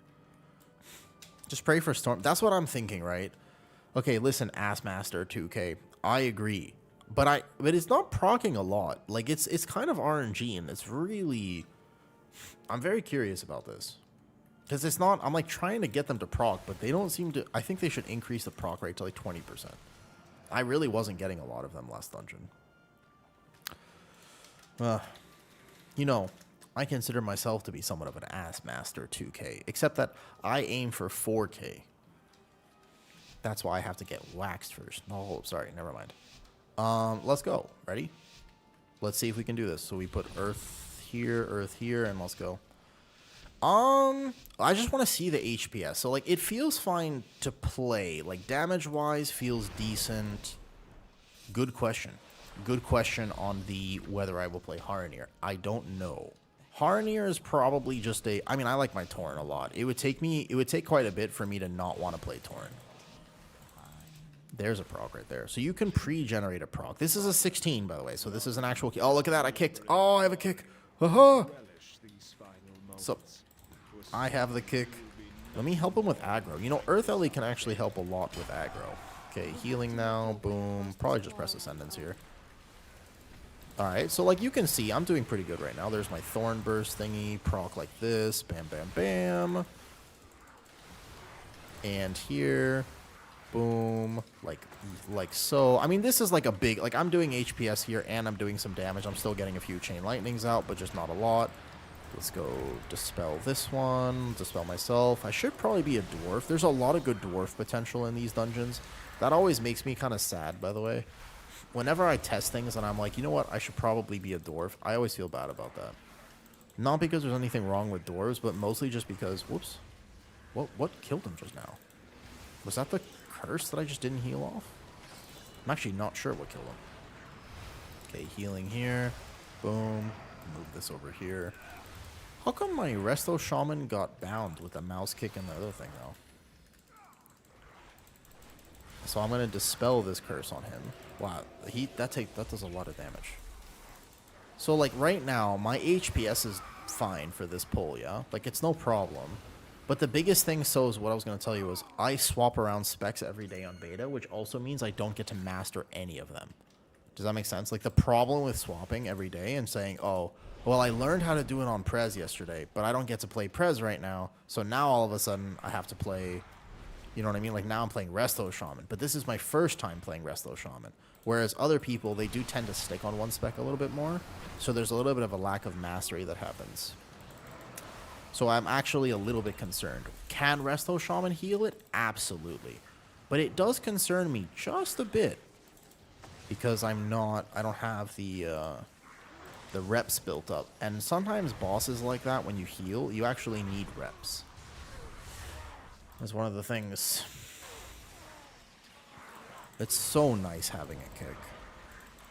Resto Shaman feels great simply because I can get that kick. If for no other reason, that's why I like Resto Shaman right now. I wonder what the range of this is, though. Summon a totem at your feet that immediately heals temp injured allies for temp. And additional heals temp injured allies within 16 yards for temp. Bro, the beta.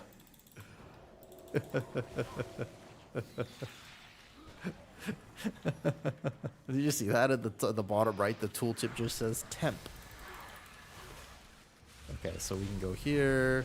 I have this, so I defensive myself. And then, do I need to press Ascendance? No, that's fine. Cap Totem. Oops. Okay, so this big guy bugs. That's why sometimes people randomly die. That Grave Blade, I don't know why, but sometimes he fervents other people. That's definitely what happens. Okay, so pray for proc. Assmaster 2K, question for you. Have you healed on Resto Shaman on beta? Because you were talking earlier like you had, and I was going to ask you a question about it. Riptide is for... No, Riptide is not for 60 seconds. That'd be insane. Not 60, it's like the same duration, unless you play the talent that buffs it a little bit. This one talent right here. Oops. No, Riptide is not. I'm sorry, I don't know if I said that earlier.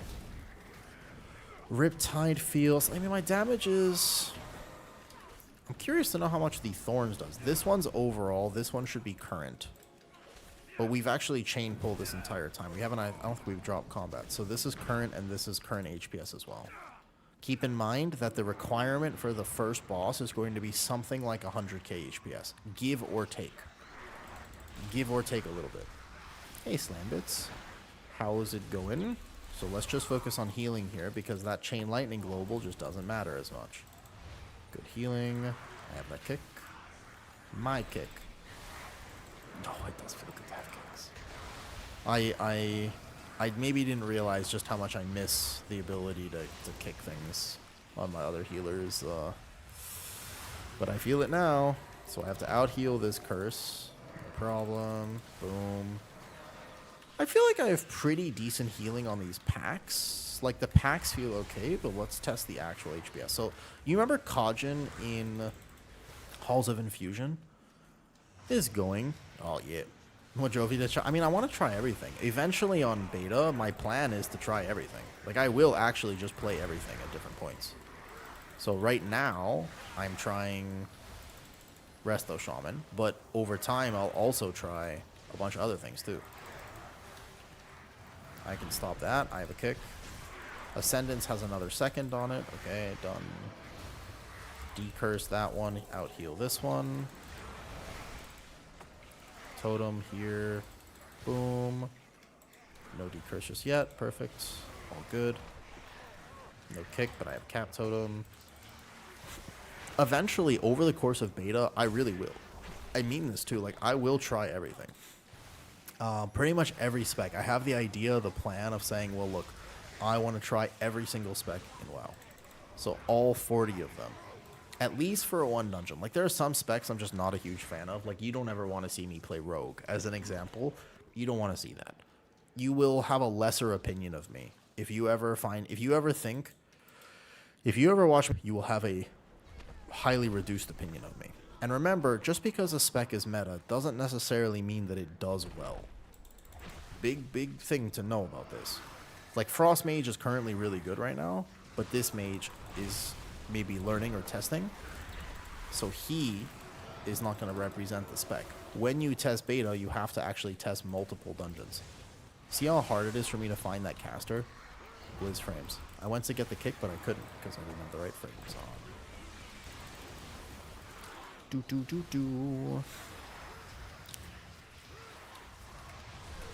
Decursing.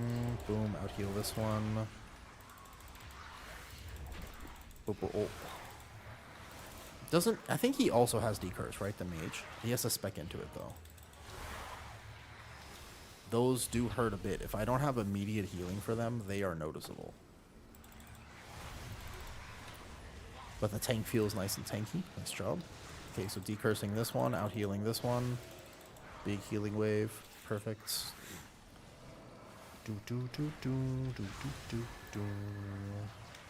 Mage, you got decurse. He probably doesn't see it on his frames because he's a DPS. Okay, so like I said, the real test is going to be, am I able to actually out-heal the first boss? This boss that's coming up right now, this is mostly what I wanted to test. Whether or not we time the dungeon, that's fine. But in terms of just healing, this is basically the real test. It is effectively Kajin in Halls of Infusion. It's the same type of thing, which is just constant rot damage. It has one uptick of movement, and then mostly you're actually just... you are responsible for keeping your group alive throughout this fight. They can only do so much to help you. So I'm very excited about this next boss. Can still get a few chain lightnings off. Decurse this one. Rep Pally also has fairly decent off healing. That's nice. Their damage is... he's doing pretty good. This Rep Pally he's trying to build that's actually performing. Alright. So my mana is not a problem. I have full mana right now. Is this the hardest? Not the hardest boss to heal, but the most fun boss to heal. Hardest boss to heal is maybe like last boss of Seed, or like... because that just has a lot of movement on top of dodging, on top of the full HPS, on top of other things. Does that make sense? So, when it comes to that, like, that's harder to heal, technically, because you have to organize all this other stuff, right? What do you think about healer damage? Oh, well, I've been asking a lot of good questions about it, but here, let me focus for a second. So this is it. This is it, basically. This is, you'll see that my whole group is just going to start ticking down. So this basically like Halls of Infusion. It's exactly the same as Kajin, which is basically just constant ticking damage. So you as a healer are responsible for coordinating.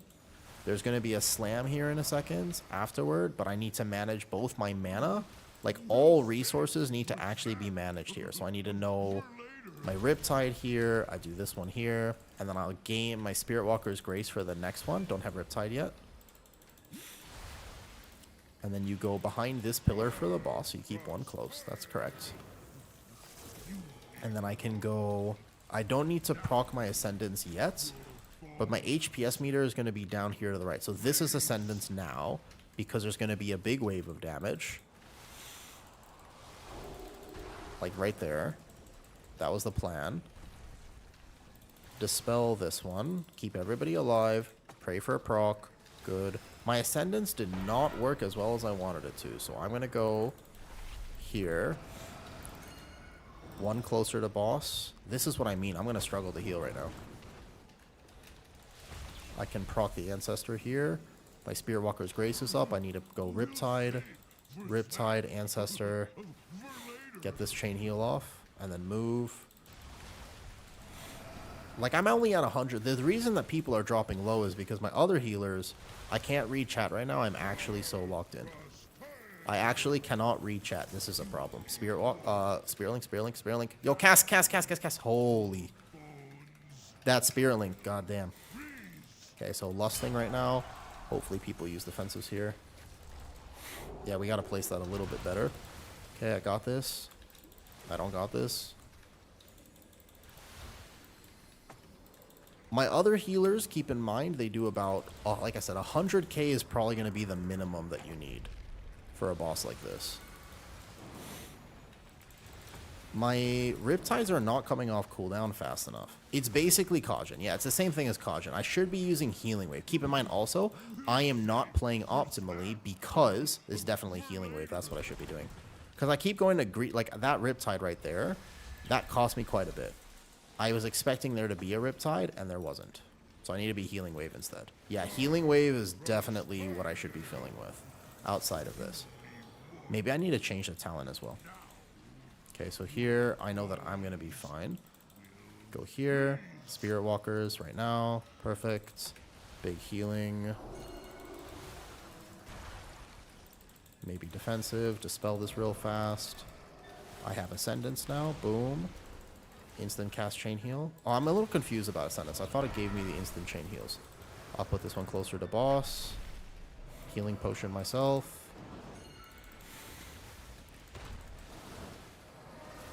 Boom. Grab this.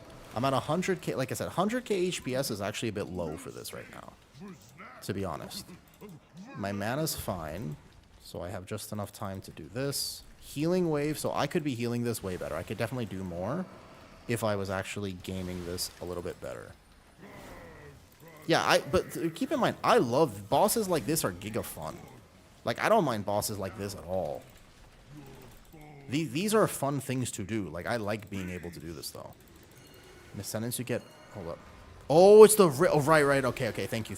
That's correct. I remember reading that now. Yes. It's the Riptide that gives it instant. Correct. So this is Healing Wave. That's right. Thank you. Need to heal him up. I got a proc. I don't think that totem really does that much, to be honest. Oh, he's almost dead. Okay, so I did heal it, but kind of barely. Like, I could be doing way better, though. Let me check my HPS. Not bad. Like, I could have done that on a higher key level by 1. But still, that's only 100k HPS. And I don't think I got drink before this. I'm going to get mage food in a second. I should put Earth Shield on not the tank, because the tank doesn't actually need this. The tank doesn't need Earth Shield there, so I should have put Earth Shield on somebody else. Okay, not bad. Whoa, tank, I'm sorry. I was late to get here. Hold up. Ow. How long have I been on it? You need to set up healing for a pull like this. The debuff that they put out really hurts, though.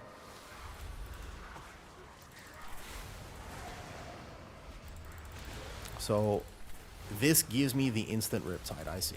So you go boom, bam. I'm gonna die, actually. Fuck, even through Ascendance. There's a double thing that goes out. Double there. Double debuff. No, cannot. You can't do double B. I don't think that's a double debuff pull. You gotta pull these two together.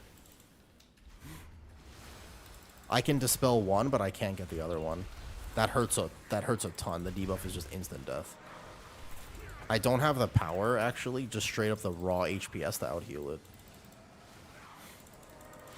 Yeah. Yep. The double debuff was getting me. I haven't tested Healing Tide. I'll be interested. Okay, let me answer the questions. So, first question. Yo, good morning, Onos. Hello.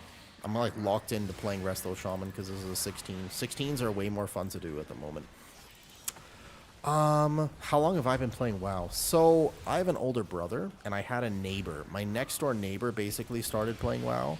and then he introduced my older brother to it.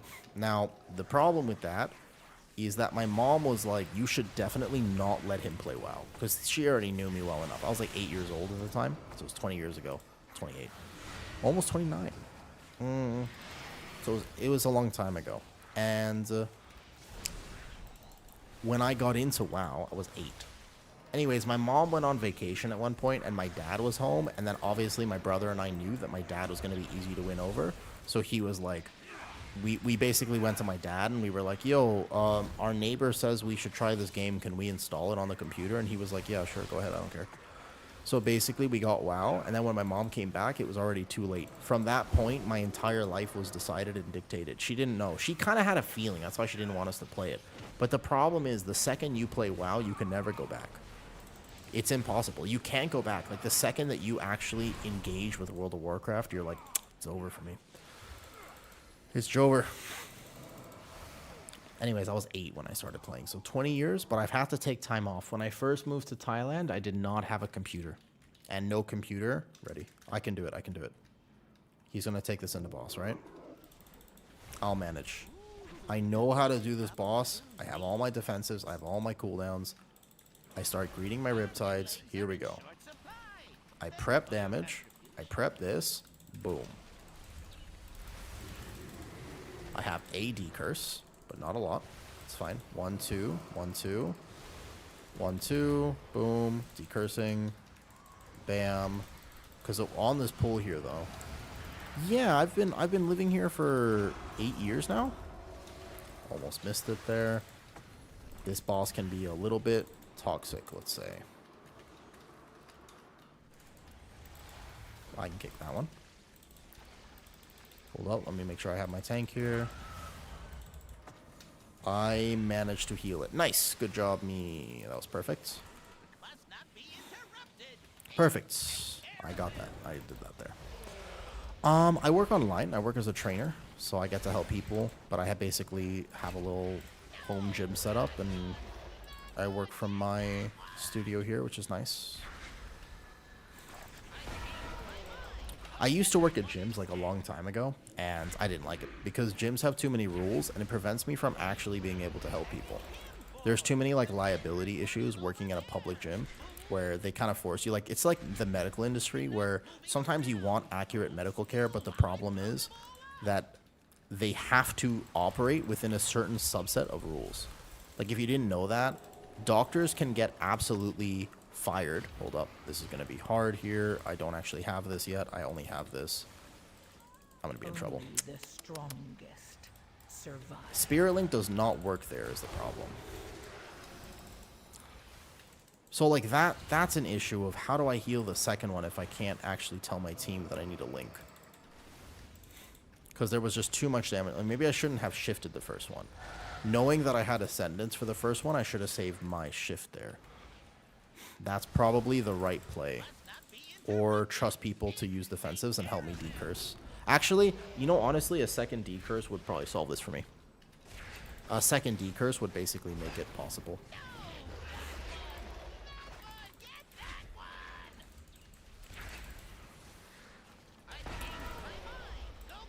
I feel old today. We watched Home Alone, and I remember...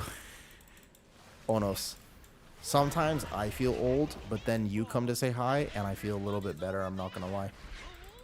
That is old. That's not, you know, that's not a dig, right? Like, that's just a straight up fact. I hear you.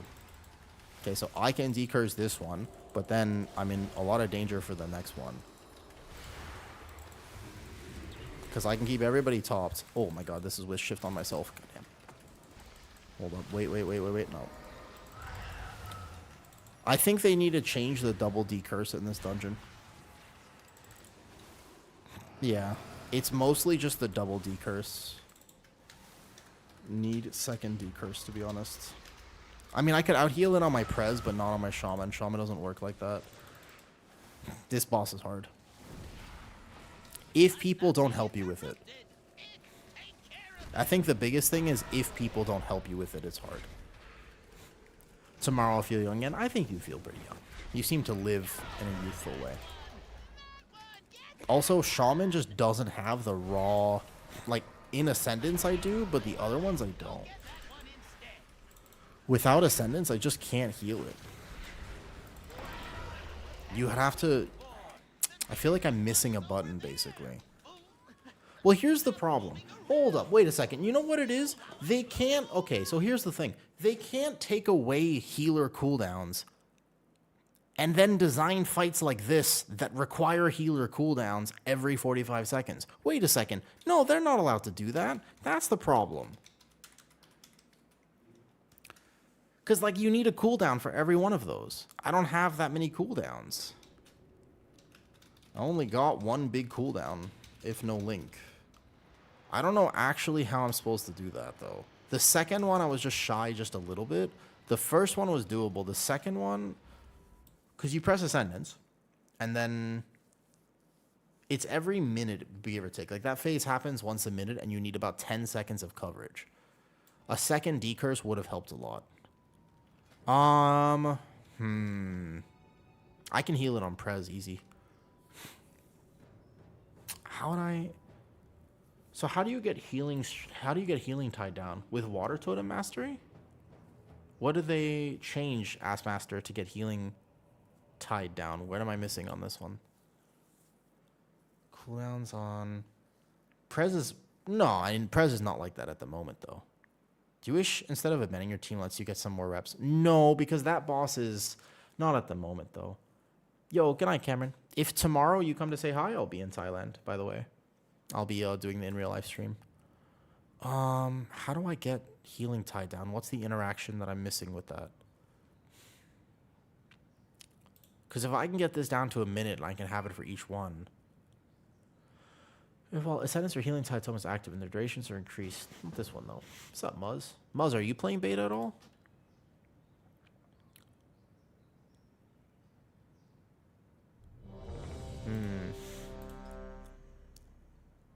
Are you playing beta, Muzz? Not really. No sub notification. Oh, sorry, Zen. I was in the middle of a rant. No, my bad. My bad.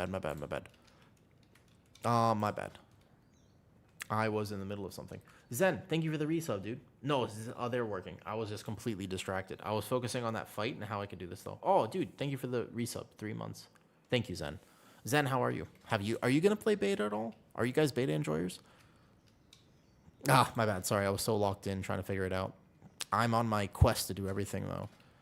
Yeah, I'm not sure, though. Oreo, you want to play? I'm healing, though. What do you want to do, Oreo? You're bored? Come on. Bring it, Oreo. I'll play my Prez.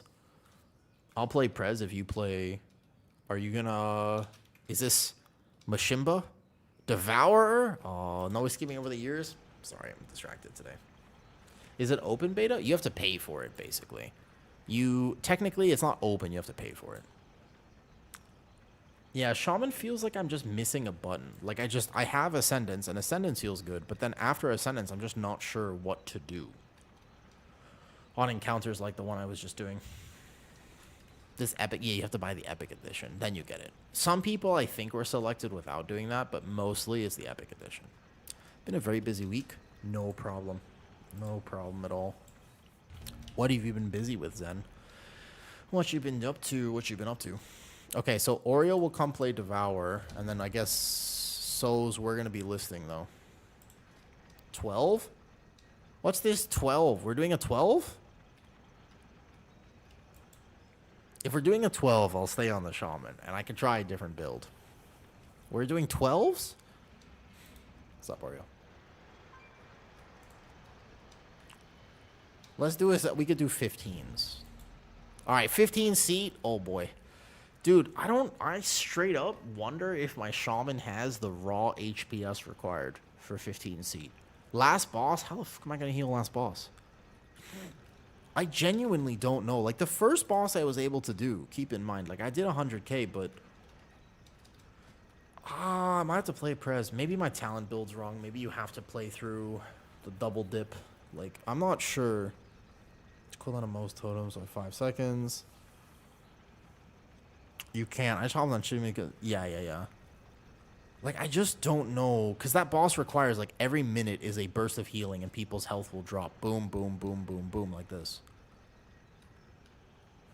So Resto Druid or Prez Evoker. Either one. I can play Resto Druid or Prez. I think my Shaman... a pretty good idea. Honestly, Shaman DPS feels okay. Oreo, have you done Seat yet? Have you done this dungeon yet? Mr. Oreo? This is actually a hard dungeon. Also, you've listed it as Mythic instead of Mythic Plus. We still found a tank regardless, so that's fine. If they bring back Healing Wave and Tidal Waves, I think that might be what they're missing. I think that they just... So, my other healers still basically had options to do double. Like, I have 2 cooldowns. But this, I really only have 1 cooldown. Maybe I have to game it better. Resto Shaman's kind of always been like that. Like, you need to plan your cooldowns accordingly, but still. Okay, for 15 seat, if we want an easier one, I'm going to go... First boss, probably you're popping the blessings on pull or when the first group or rocks fall. It's a healer. Okay, good questions. The first pull is a prot pally. Hold up. Yo, sorry. What are the tank trinkets for testing? Saphiri, I don't know. I've been using random stat sticks, to be honest, though. The first boss is a prot pally. Would you use sack? Like spell ward or sack? Super, I think I would sack basically right after he does the first line of sight. Then the rocks, he does a big AoE plus the pulsing damage. That's when I would sack. I would sack whoever's squishy at that moment, though. Do you want the blessing on healer? DPS. Because healers in general don't die. Healers have a plan. There are some healers that are squishier, but in general, healers have a plan. DPS do not. So I would sack the squishy DPS instead of the healer, personally. Can take Shaman. I will log over to my Prez or Resto Druid. I think I'll play Prez for this. I got to impress Oreo. Like, bro, Prez on the last boss is actually a bit problematic. Also, I figured out that there is a bug with Prez, and I need to solve that playstyle. Oh.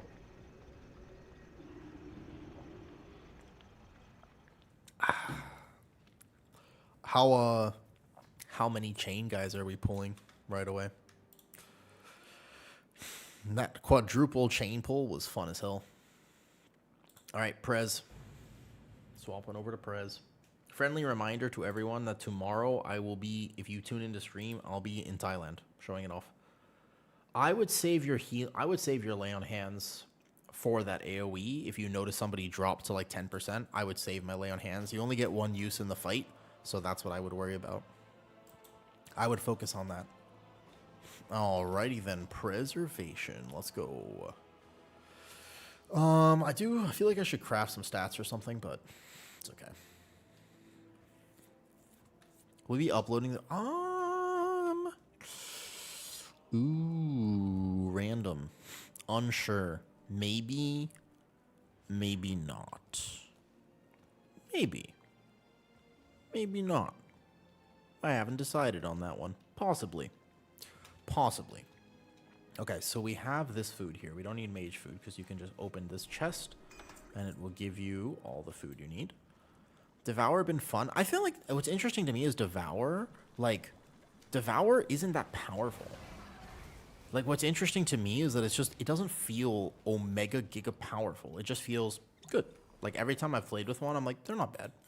But they're not like topping the meters. I just sort of assume when they release a new spec that it's going to be OP as hell. Do you know what I mean? Yo, how come my avoidance is low? How do you get avoidance on PTR? Do they take it off the gear? Wait a second. Did they do that? Do they actually? I didn't even realize that they do this, though. It's fine. Okay. Can do 4. Do 4. I healed it before. I healed it once. Just once, though. Enchant vendor. No. But they took it off all the old gears, though. But no way. So that's what I was wondering. Wait. Soz, do any of your characters currently have 20% avoidance compared to others?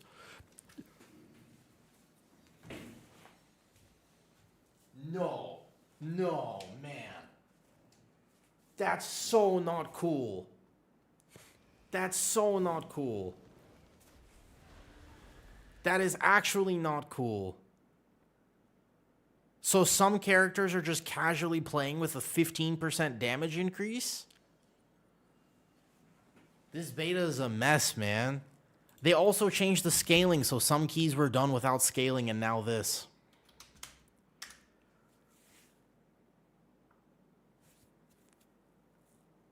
Oh. They can't do that. Oh, that does not feel good. I didn't even realize that my gear does not have avoidance. So I'm just casually taking 12% more damage. That's a lot. That's a lot. Like you're actually just taking 12% more damage for no reason? Well, yeah, but but a lot of things are coded for avoidance. Oh, okay. Well, I mean, it is what it is. I just sometimes because I'm interested in testing things, right? And it's like if one character has full avoidance gear and the other one doesn't, it's kind of hard to test accurately. How am I supposed to know what's going on? Hey, how you doing? Seed of the Trombre, right? Careful out there. That kind of I don't like that. I want the consistency of testing. Has emerged into our world. It must not. That was a genuine crash out moment. I didn't even mean to crash out that hard. I actually did just crash out.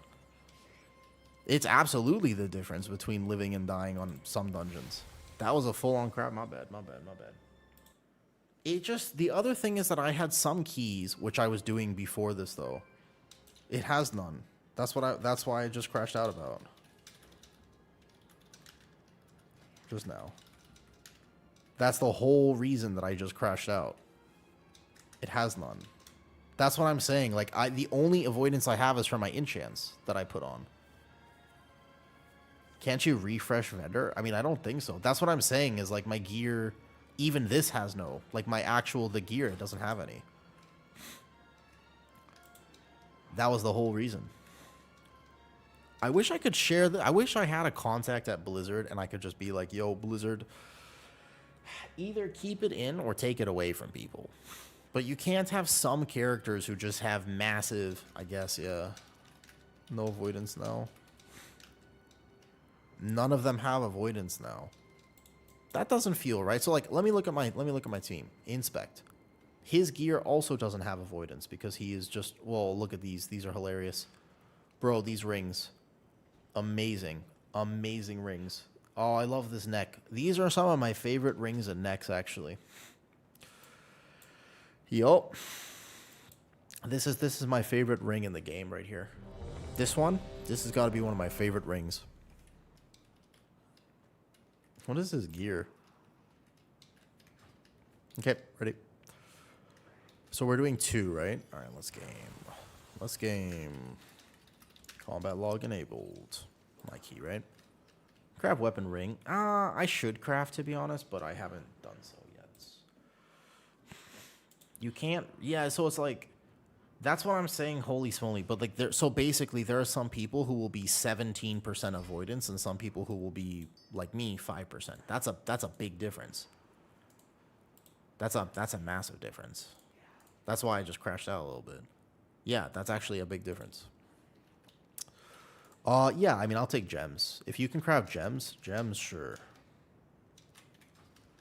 I use gems. I haven't done that on anything. So the enchants with avoidance are fine, but not for every piece. You only have the shoulders, the helm, and the boots have avoidance. But so basically, what I'm actually talking about is the fact that when you first start beta, originally in beta, when you buy your regular gear, all of it had avoidance. All of it. So he bought his gear late, and you can see, right? You can see that he bought his gear late. Or rather, you can see his helmet has avoidance on it, his gloves have avoidance on it, his chest piece have avoidance on it. All of them like this.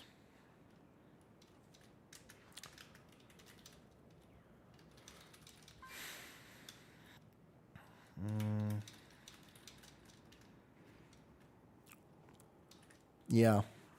So that does feel... Perhaps gonna feel way worse than Resto Druid and keys. I healed this on Resto Druid. The last boss is tough. Yeah, no, everything has avoidance. Even their trinkets that he bought. If you bought it on day 1 or day 2, everything has avoidance. Because they did that for Tournament Realm, and they kept it for PTR last cycle as well. Last cycle, we were all testing with like 20% avoidance and maxed out avoidance. Yeah. That's like kind of unfair, man. It's actually unfair. Some people... and some 5%. That's like a 12%. That's like a whole 2 key level difference. That's why I couldn't heal the last boss. We just didn't have avoidance. It was just hard grieving in the 15 seat last night. L ratio, I have 15%. I have none. I have 0. Apparently, you have to make next beta cycle. I'll make all my characters, buy all my gear, and then do that. It's okay. Prez will still be fun to play. Yeah. Well, the other problem is, so Nexi, there was another issue that happened where for one day on beta, it was like day 2 or day 3, they randomly took out the scaling modifier. Fun fact. So they took the scaling aura and they took it out completely. You are scaled to 276, which means that a lot of people did keys on that day with 284 item level. So fun fact, there were also some people who got to play with 10 more item levels on that day. And I'm pretty sure that those logs still count. And they are measured against people who have now 10 less item levels. So that was another issue with this beta. Exactly. How am I supposed to get rank 1 Prez Evoker on midnight beta? How am I supposed to get rank 1 Prez Evoker if this is what they're doing? It's not me. It's not my gameplay. It's not me messing up my rotation consistently and frequently. It's definitely just the Blizzard devs. It's their fault. It's not mine. It's not me playing super weird talents and trying out random builds. It's definitely them.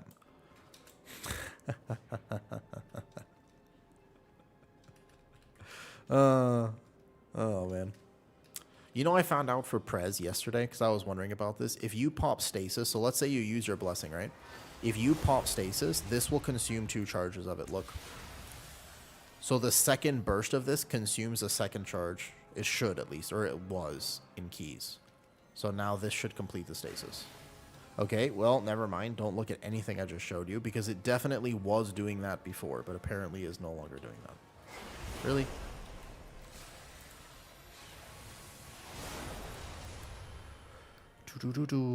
So the last boss here is actually hard to heal. It was yesterday. It absolutely was yesterday, Oreo, because I couldn't figure out. So it did duplicate it yesterday in some polls, because I was actually in the Prez Discord sending some clips and asking what was bugged about stasis. It was either that or the enemy Chrono Flame was contributing. But there were some times where my stasis would fill up without me casting a third ability. I assumed it was actually the old Chrono Flame bug. Stasis doesn't... Let's just start the heat. Well, we will when Souls gets here. He's crafting gems for everyone, which is very nice of him. Wait, you're saying that you don't actually put Blessing in stasis to begin with, Oreo? Are you saying that I shouldn't be putting my Bloom in the stasis to begin with? No, yeah, that's fine. That makes sense, though. Yeah, so stasis doesn't replicate the buffs, correct. But it would still replicate the Bloom, because the Bloom is not buffed here, though. Middle of your stream. Yeah, I know. Here, we can actually get rid of all this. Well, here's the thing, Mycool. I'm playing the game right now with no add-ons. So other people have really clean UIs because they're actually using add-ons and stuff, though. It only replicates the reversion. Are you... Wait. Really? So it doesn't actually store Blessing? It stores the single reversion? What? No way. So you're saying... Hold on. Wait. You're saying... If I go here... So those are the blooms. That's the bloom right there, yeah? Okay. So see that? See? I didn't cast a single thing. No. See? Look. I told you. I only cast 2 abilities. You can clip it and ship it. I told you the Preservation Evoker is bugged. It was the second thing that just happened. You see? I didn't cast anything. but my stasis just filled up. So if I release the stasis, I do see the bloom flying, but only one. Oh, thank you. Much appreciated. To clarify, I was right on that one. It shouldn't do that, correct, but it does do that, so here we are. Thank you. Yeah, it shouldn't do that, but it does. I should con mail. Thank you, thank you. It should, yeah, well, it shouldn't do that. WoW is full of things that shouldn't happen, but in fact do happen. Okay, shall we? Let's do it. Big key, big key. Big key. Let's go. Ready for this? He said he's pulling 2, so it's a fairly large first pull, but not like a crazy giga large first pull. It's a my key. Oh, bam. Pre-combat pot goes kind of hard here.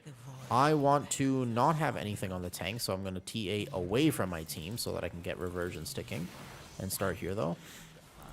There's 2 events, so this is definitely what's bug. Oh my god, external my tank immediately because he's blood DK. Boom, boom, boom. I'm the lust that's down here on my bars.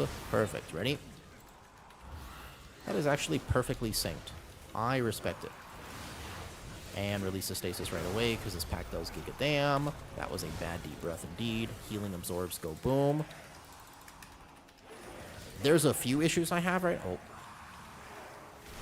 I messed up that global.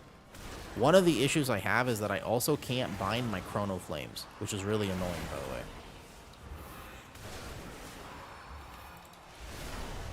This one can be rewind if needed. Easy. Okay, good. It's the healing absorb after that always gets me on Prez.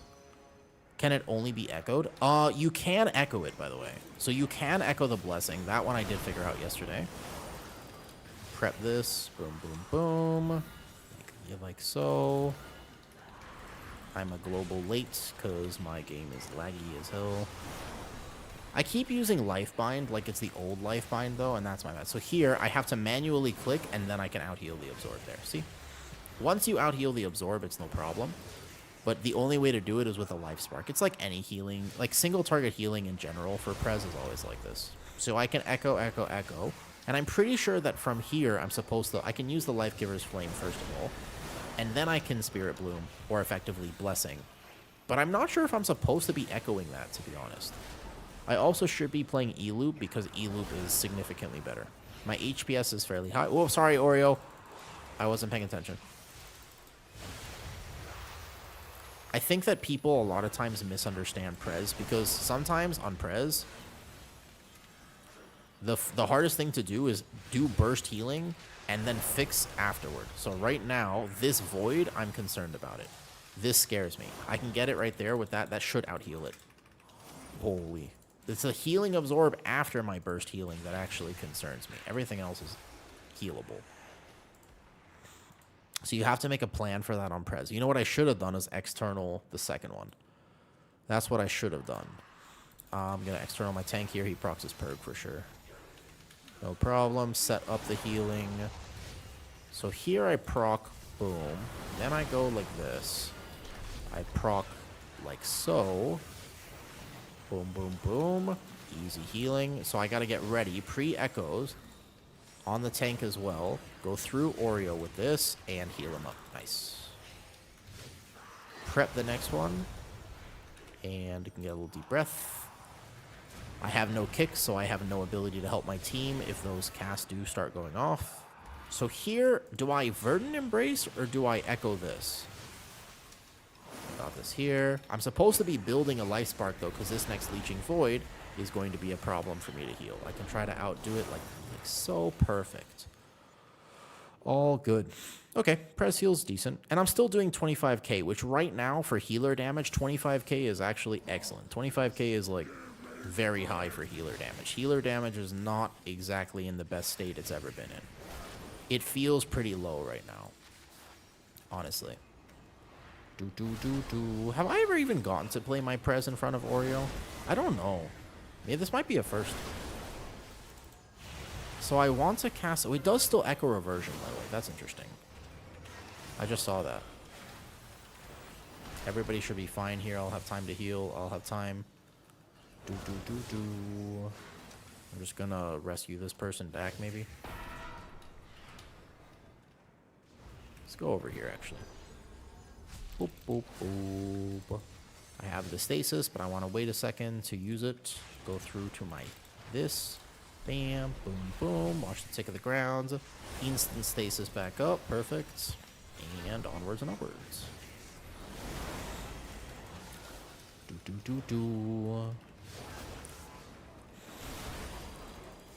I feel decent about my Prez right now. My Prez feels more fluent to me than my Resto Shaman.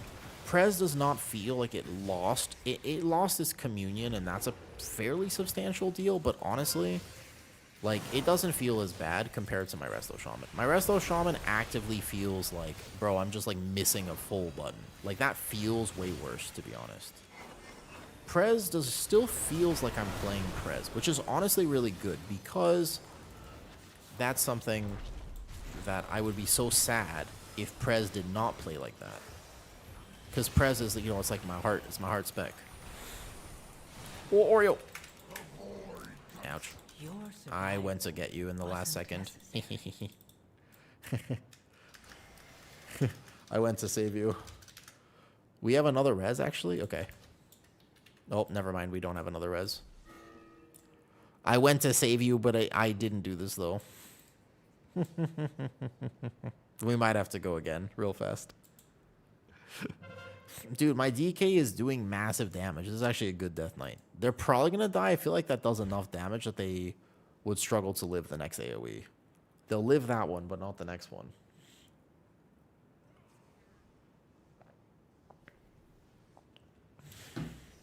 I really wish.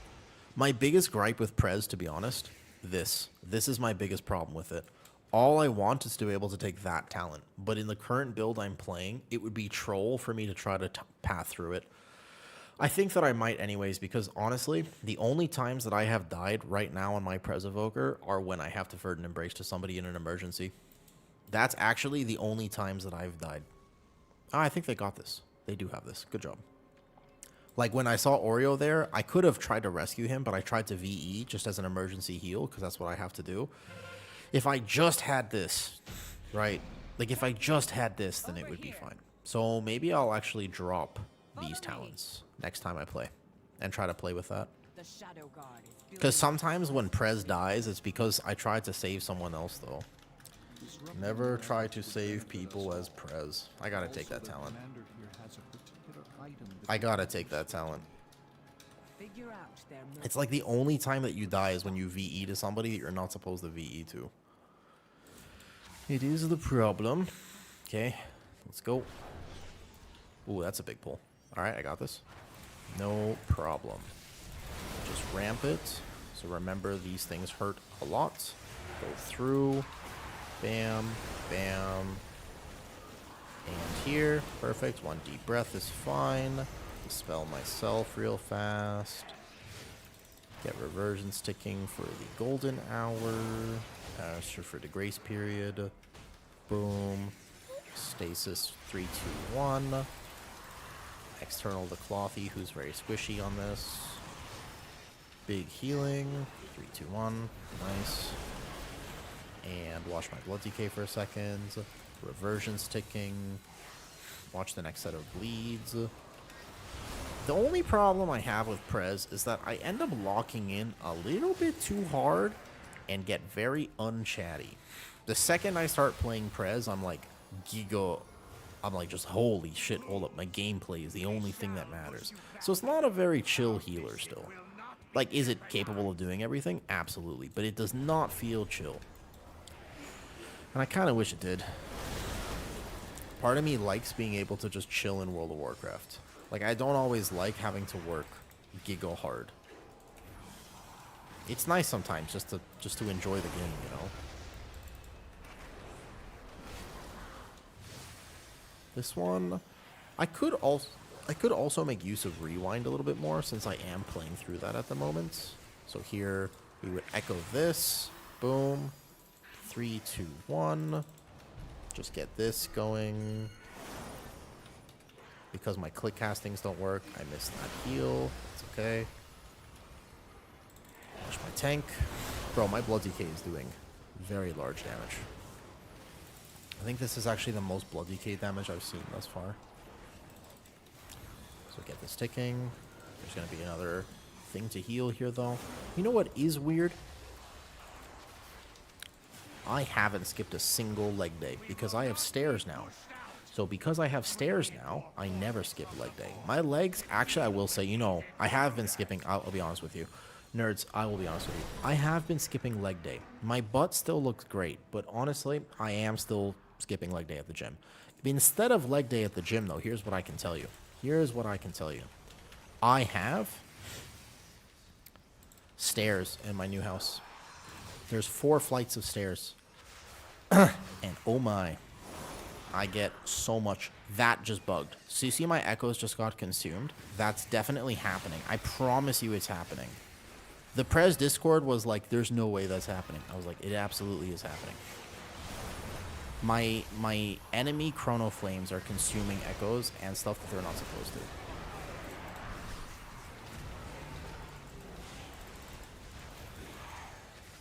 So we echo.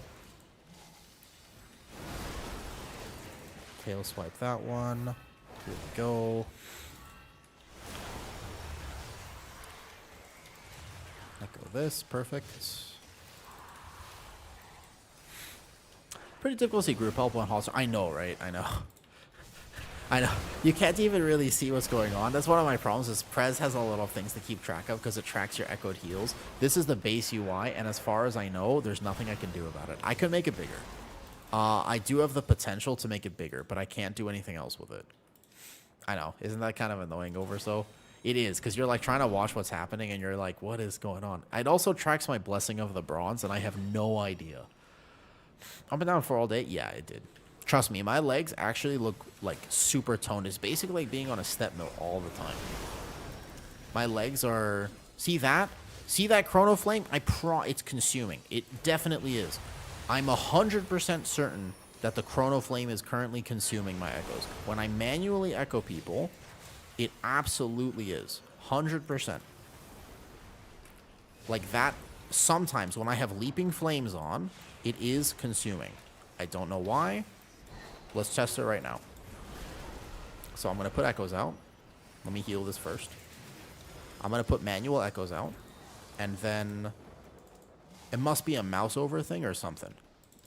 How long do I have Leaping? 3 seconds left of Leaping Flames. It's definitely because I keep messing up my echoes. So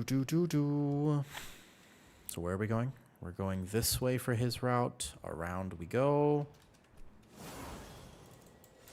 I just ramp a little bit.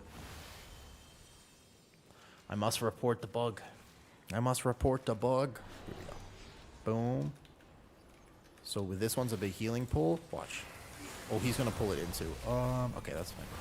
So if not yet, because he's gonna die first. So first I gotta do this. But then if I manually echo, that one did not proc. The other ones were. I have no thoughts then. I was pretty sure that that's what was going on. Something is bugging. In terms of exactly what's bugging, we may never know. External this one. Boom, boom, boom, boom.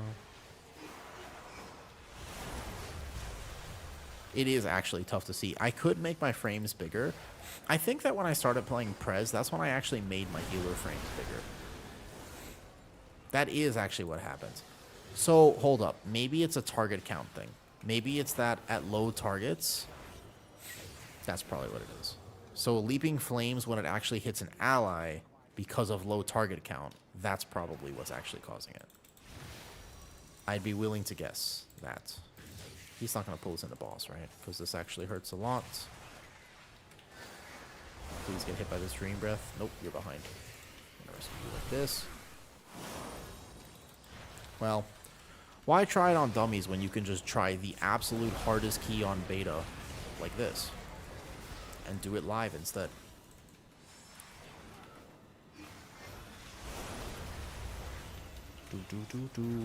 Are you a Prez enjoyer, Overso? This is fine here. No problem.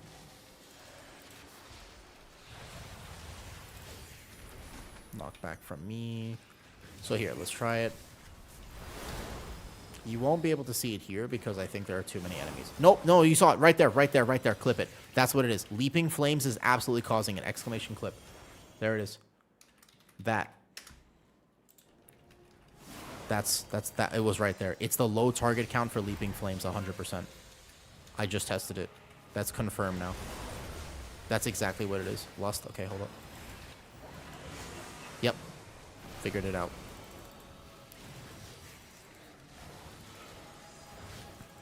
I'll grab these. Yep. Problem answered. It's when there's not enough targets and Leaping Flame actually hits an ally. That is what causes it.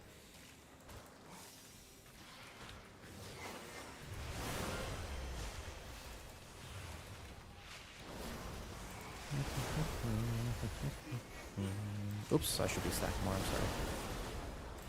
We should be in melee here. Kind of like all stacked loosely, and then it makes this mechanic a lot easier. I'll grab these two back here, because it's on me.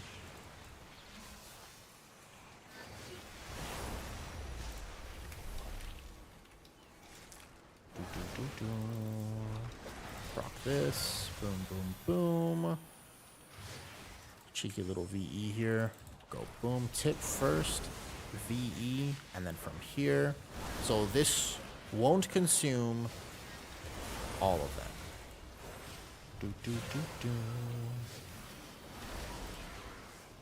Can't go through those orbs. No deep breath. Maybe there's a little path here. Nope, don't risk it. Don't risk it. Play it safe. We're healing this pretty well right now. Our timer's fine.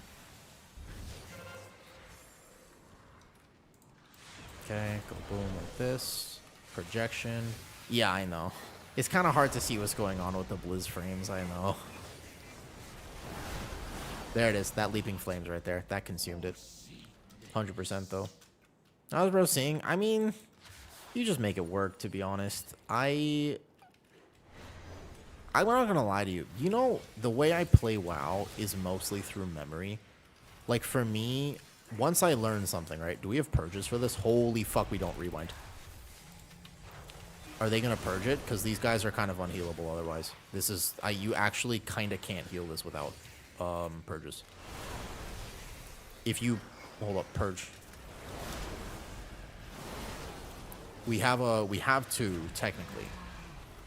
But these guys are borderline unhealable. Hold up. Wait. This is like the hardest healing pull. If you don't purge that right there, I can do 1, 2, 3.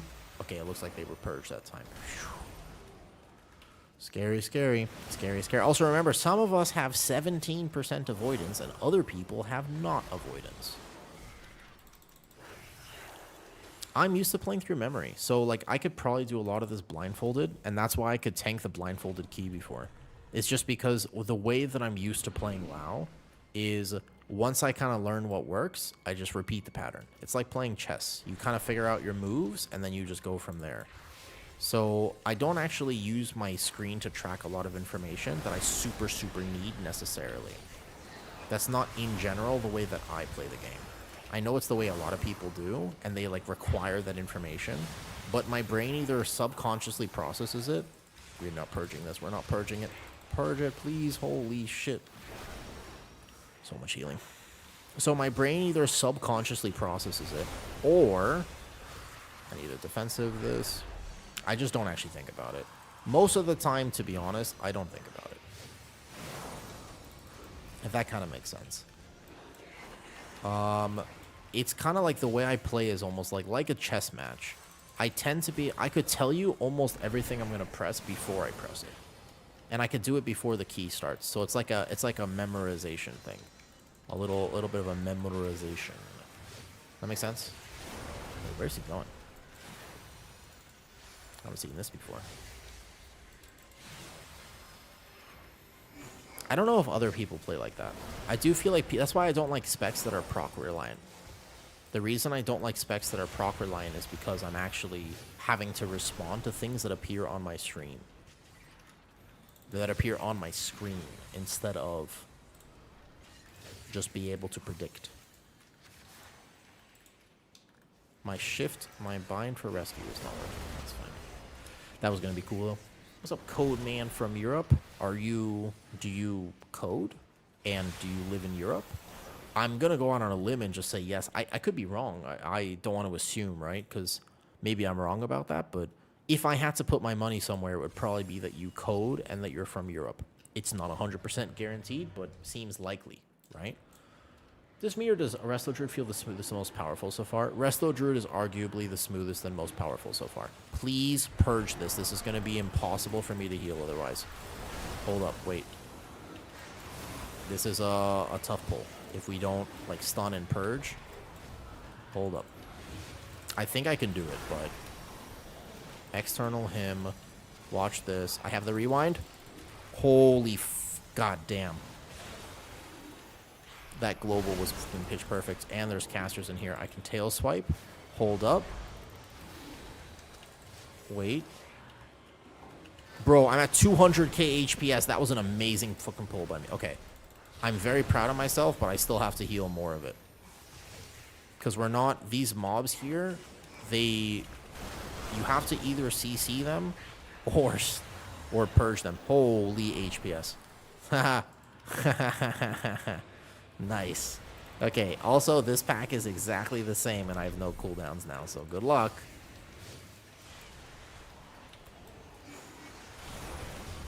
I am, like, gaming so hard on Prez, but honestly, this is the pug experience. When you heal pugs, they never help you. Nope. I don't know if we actually have purges. Or kicks. I think that was actually a kick, though. So this pack, you kind of want to skip this one. I did code in the past. You moved to product design. Gotcha, gotcha. What products do you design now? Hold up. I can external this. Some of it feels unhealable. Like, some of it I can heal, and some of it is just like, there's no way. Well, I wasn't... So, in... This is the thing, Sildra. That's a great point, and that's a... You're fair enough for saying that. I will say, though, basically, in higher keys, that pull is going to look really easy, right? The reason is because it will do no damage. That pull doesn't actually do damage if you get kicks and if your Demon Hunter actually talents Purge. My Demon Hunter this key did not know that, so he has not talented the Purge. Basically, there is a dispellable debuff. And these, for example, this you also don't need to heal because this damage is just from people getting hit by the stars. As far as I know, these guys don't actually do any damage, so I won't take any damage because I'm going to dodge all these stars. If you get hit by a star, I have to heal you. So instead of like that right there, see that? That's the star. That's also the star. So now I have to heal. But does that make sense? Where it's like, well, if I knew in a higher key I could trust that my team wasn't going to get hit by stuff, then I'd be fine. But I'm not 100% on those mobs yet.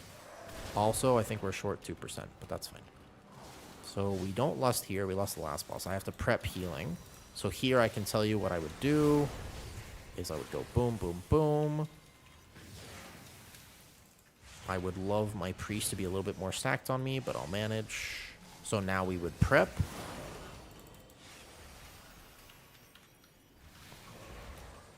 And then defensive. Get this off first. Rewind this one. Echo, echo. We don't have to life bind this anymore, so actually I didn't have to do that setup just now. And then we're good. Come here. Set up healing first. Boom. Fire breath. That consumes all my echoes just now, so I'm going to have a lot less healing. That's fine, but otherwise we're chilling. How does one spot heal on Prez? There's basically Verdant Embrace. We used to have the Rescue Shield, which actually helped a lot, to be honest, but now we don't have Rescue Shield. So basically, you go Verdant Embrace, or you actually use a life spark. So I can go use my life spark proc from Chrono Flames. I can use that to heal as well, which is kind of cool. You always feel kind of giga when you do that. So defensive and Zephyr. Don't get hit by stars, otherwise you die. Question here. I can external him because I'm a little scared. And then I can go here. So I can... That one was a life spark. I just manually targeted him with the Chrono Flames and sent it. Okay, now I have to manage my mana a little bit. Come here. Perfect. I will heal this one without stasis. Boom. Should be good here. Last one. Perfect. And heal is fine. Nice. Good job. Now the next one I want to stasis. So we're going to go Echo, Echo. This heal right here. We can get this off first because we don't have that old tier set or effect anymore. It's the last boss, by the way, is the one I'm actually concerned about. This boss, I can heal. The last boss is going to be very difficult for me. I'm going to start with full mana on it, and I will just sort of pray, because my echoes just got consumed due to a bug. Otherwise, I would have been totally fine to heal this. Now I'm in a little bit of danger. Otherwise, good stasis. Bam. Gonna external this guy. Echo, echo. The double echo's there. Proc this. Perfect. Not bad. Just rescue my druid back in so he can min-max his damage. That used to give a shield, which would help, but not anymore. Our timer is technically fine. Okay. Whew. All good. Good morning. You see Good's Pally Tank? Oh, Pally Tank is super bugged right now. So honestly, no. The answer is straight up no. I haven't seen a single good Pally Tank. Because Pally Tank is so bugged, you can't play it. Like it's literally unplayable. So I haven't really seen any good ones because no one is playing it right now. When they fix it, I'm sure I'll test it again and other people will as well. But for now, it's not fixed. So it's very bad right now on beta. Pally Tank and Warrior Tank are the two tanks that are kind of unplayable though. Hey, Michael, I feel like I'm doing pretty good. I feel like, so like, on Resto Druid, you don't have to game. You kind of just press your buttons, like, with respect, like, everybody knows that. You know, a Resto Druid is very, very straightforward. You just kind of chill, though, you know? 2 mob here, yeah. Is there a dot? Ah, okay. Gotcha. That makes sense. I couldn't figure that out, to be honest, though. All right, here we go. Help me out here. Prez, here, not good. Help. Here we go. This is the real test. This is the hardest fight for Prez. Let's do our best, okay?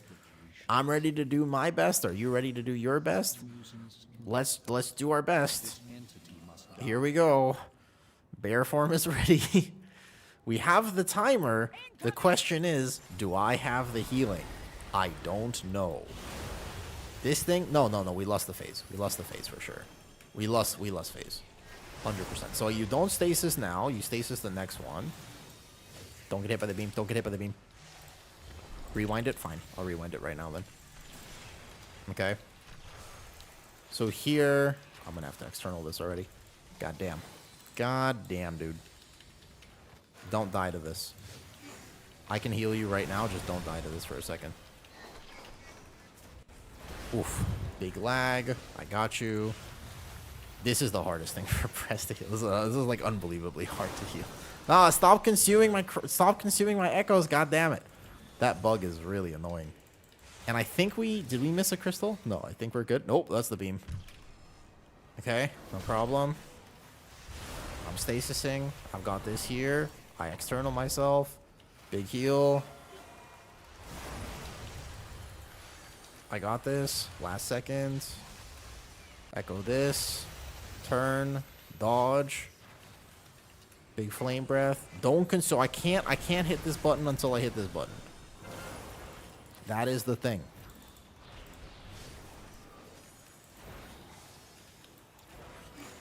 Good. Echo. Echo. We're at a lot of stacks now. This is going to be an external there. I jump here like this. Uh-oh. I got him. I got him. I got him. I got him. I got him. Fuck yes. And lust. I did it. Holy shit. That fight is hard, man. That's not easy. Okay, lusting. Go. Oh, burn the boss. Yes. I did it. That was... That's so hard. This is really hard to do on Prez. I feel like I was gaming. And okay. Ooh. I don't want to celebrate just yet because I still have to do it one more time, I'm pretty sure. But we just do as much damage as we can. And... Okay. I didn't feel like my HPS didn't seem that high, but for some reason, I think it's just because I don't understand the damage pattern yet or something. Possible. So, boss is dead. Yes, I did it. Woo! I did it. God, that boss. That's also going to be tough. That boss is going to be tough. That last boss hurts. That last boss hurts.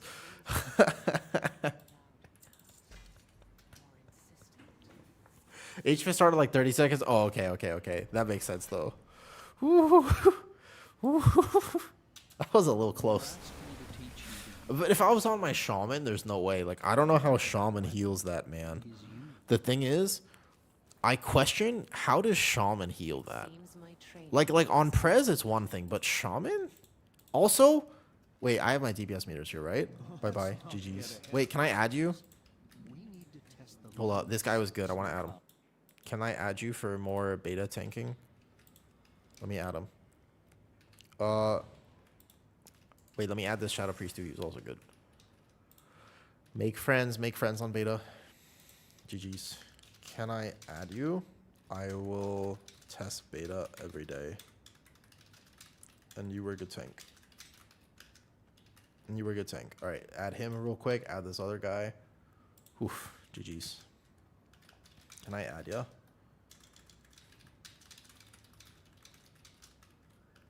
I'm gonna test every day. Okay, nice. Was this him? Did he just accept? Oh yeah, this guy. Okay, really good blood DK tank. Did plus 15 seat. Whew. I feel rewarded. See, this dungeon right here, this is the healing changes. I know that they changed healing, and I know that a lot of people are not happy about it, but this dungeon, healing the 15 seat of the Triumvirate on something like a Prez Evoker, I don't care what my damage is, all I was looking at was HPS. This dungeon is so hard to heal, and I felt rewarded because I was actually healing the whole time, and I did it successfully. That matters. Like, even though I didn't do a lot of damage and my damage is lower than it could have been, man, it's like, I just really want, though, you know, he's a translator, no problem. You know what, go play? Okay.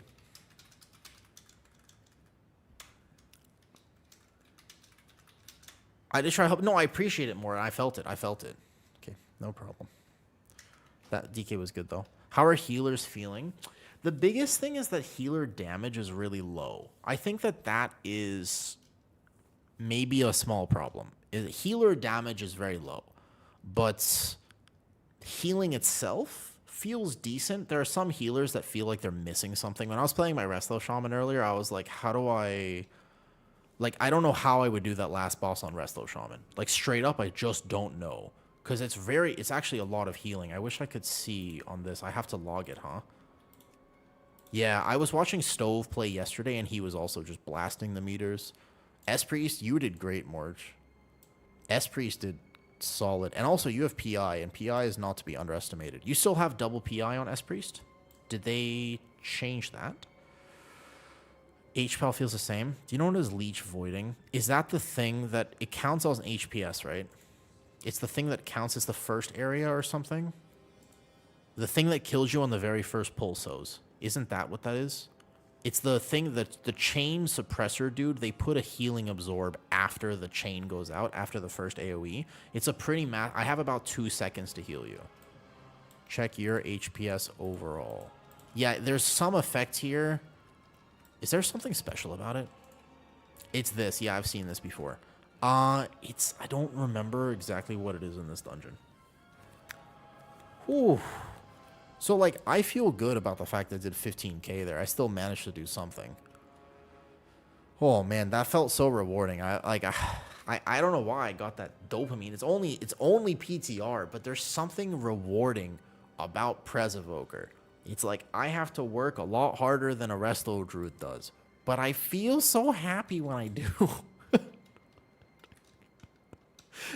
You know what I mean? Like it's like, but I feel so like yeah, I did it when I actually pull it off. I don't know if Oreo can relate to that. GG's, thank you for coming, Oreo. By the way. Might be, I think it is. Does it leech off somebody else? It does a lot of damage. So that's the thing that's scariest to me, and I let you die because I was a global late. I still can't bind my spot heal. The way to spot heal on Prez, I can't bind it. So I have to target you and then cast it, so it's 2 globals instead of 1. Hope for some... Yeah, Morge. I will be playing beta every day, so if you want to add me in game too, I don't know if I got you. But if you want to add me in game, Morge, I'll happily test everything. I'm just going to eventually test. I'll test HPAL soon. I'll test... I don't know what I would do next. Maybe HPAL? Maybe Mistweaver? And eventually I'll go through all the healers. I might not do this dungeon on all the healers because... it's not easy to... It's not the worst to heal, but it's not easy. Like, it feels like there's a lot going on, at least. That felt pretty decent, though. I will say that one of the things that's bugged... Invite you. Let me list something. Soz is also playing kind of every day. If you don't know the Boomkin that we were playing with, he's been playing tank, and he plays a really good Evoker. So I'm kind of trying to get some people, because beta's already sort of dead, right? Morge, come... It's already sort of hard to find beta keys that are like 15 plus. Like sometimes it's a little difficult, so it's good to make friends on beta so you can have like, oh, you need a tank. It can be very difficult to find people to play with. Hey, Terra Talk. There you are. You haven't done any like 16s or anything like Centene or whatever? Not yet. Okay, let me go take a quick meal break and then I'll be right back. So as I'm kind of down for whatever, Prez can definitely do the HPS required for higher keys. And has the flexibility to do it, but I'm just a little confused about my actual breakdown here. But let me take a proper food break. My blessing doesn't do a lot. So this is like a breakdown of overall healing will look a little bit more, always geared toward this. It's not bad. Okay, so the thing I was going to change, though, is I was definitely going to think about dropping tempo charged. I don't know, man. Bronze healing, doesn't the blessing count as a bronze spell? It's reversion based. So it probably... Green Dragon. This is basically just TA. So you could drop this, and you would drop the reversion... I don't know if you could... So you drop both of these, yeah? And then maybe you drop Inner Flame like this. Tempo charge works on reversion, works on echo healing, likely bug does not work on TA. Oh! So you're telling me I've been playing a bug talent? Wait a second, random. You're telling me that this whole time that I've also been playing a talent that basically doesn't do anything? Oh, so I could have been making this even easier for myself? Yeah, okay, that makes sense. So I'll take tempo charge. I have to take 2 points, and I get 30%. I want this talent. Ooh. Oh, wait a second. No, I mean, wait a second. Verdant Embrace gains an additional charge. Oh, that's a nasty talent. That's a fucking nasty talent there. Oh, wait a second. 2 charges of VE? Oh, sorry, man. I'm gonna... Wait a second. As much as I want this, I didn't even see that you can get 2 charges of TA. Or VE. Like, that's an incredible talent. Especially... Well, you don't have twin... I kind of like this talent, too. Actually, I don't mind this one.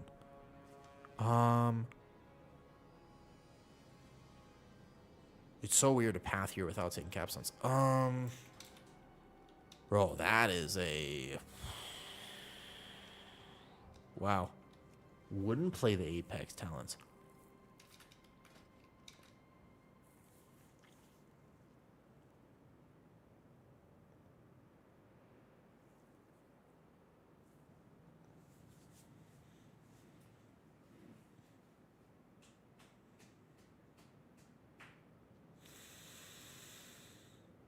Ooh. Maybe. There's not that many good talents for Prez, but if there was some more competition, like if this talent worked as intended and maybe there was some more competition down here, maybe, like possibly, because it's not like this is super crazy powerful. It doesn't seem to be that powerful. Like it's not some critical component of the spec. I'm basically not depending on this, but I do hit it all the time. It's 4% DR. You still, I don't. Dream Breath instant healing is not something you depend on. I mean, 4 talent points is a lot, right? You could go 3 and then 4 like this, and just, I don't know if you would play Titan's Gift is not. I just don't know what you would take. Maybe font? Well, you don't really need font anymore because you don't have Spirit Bloom. So Turkey or make your own. What's up, kitty? I'm about to take a little break and come get a snack. I don't think it's close. Maybe over. It's kind of close actually that you would consider it, but I don't think so. It does enough. It does enough because you have this one here from the reversion, and then you also have this one.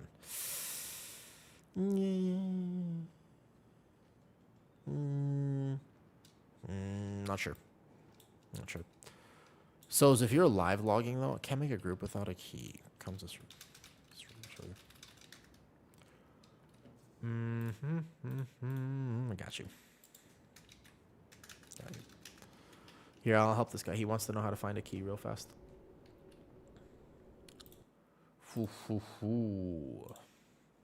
Alright, I kind of want to play Prez and maybe some, like, more keys. That was super fun. I don't know why I felt such a fucking dopamine rush. I really had that moment where I was like, impatient for a new build. I think we're going to get one soon, though. We're going to get one in, like, I think 2 days, basically on resets. So it's tomorrow, basically in 24 hours, they'll announce the build, and then it should come out on reset, hopefully. It would be really weird if they left beta in the same exact state for another 2 weeks. I would like them to just simply add avoidance back to these pieces of gear, because that's kind of annoying that they don't have them anymore. No, I haven't actually played Flameshaper yet. I have not, in fact, played Flameshaper. I'm a Chrono Warden enjoyer. I kind of don't want to play without my Blink and my other things that I'm used to on Chrono. So, I'm kind of a Chrono enjoyer. Could you? Probably, yeah. But I kind of want... I like Chrono Warden. Could you play Flameshaper? I think a lot of people are actually playing Flameshaper. But I've been enjoying Chrono, and I feel like I can heal everything and react to things just in time for everything. Okay, quick break. I'll be back in, like, give me, like, 10-15 minutes to eat, so be right back. Hold up, I gotta wait now for a second. Be right back. Proper. Also, remember... I'm in. Oh, okay. Sorry. If you're in real quick before I leave, before I head out for my food break. This key right here. If you want a key, all you have to do is go to this guy, this vendor right here. He's the one you get keys from. You get a keystone container. It'll give you an actual keystone, and then from here you go. You can buy any of the 4 dungeons, and you simply set the level that you want. All the levels. If that makes sense. That's how you get keys on beta. No sweets, only healthy stuff? No, it's proper food. I've been taking care of myself. I've been doing good.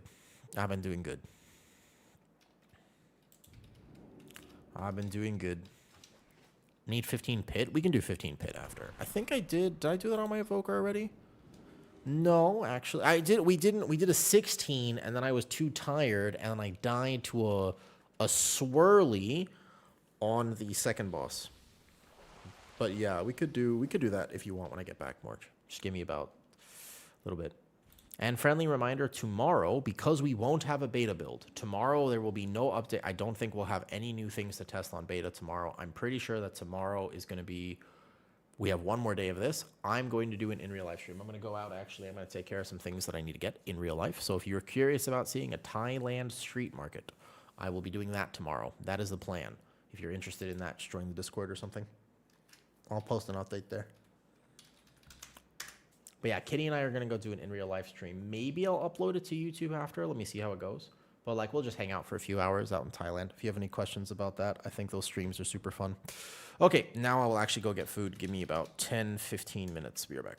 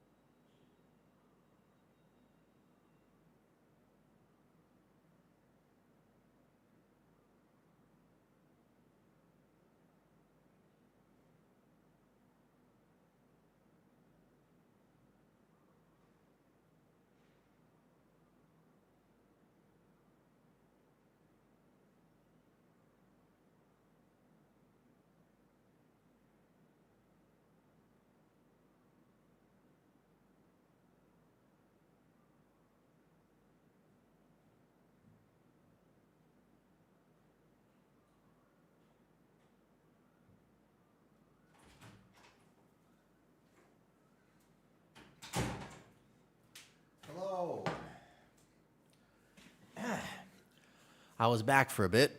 I was gone for a little bit, though. Hey, Veronica. Sorry, I was away. What's up, Lee? Hey, more. Let's see who this... What's up? It's in... Oh, hey. Hi. So, here's what happened. Basically, there are some stray cats in the area. And they like to bring... they like to start fighting stuff. So, I had to go break up a cat fight.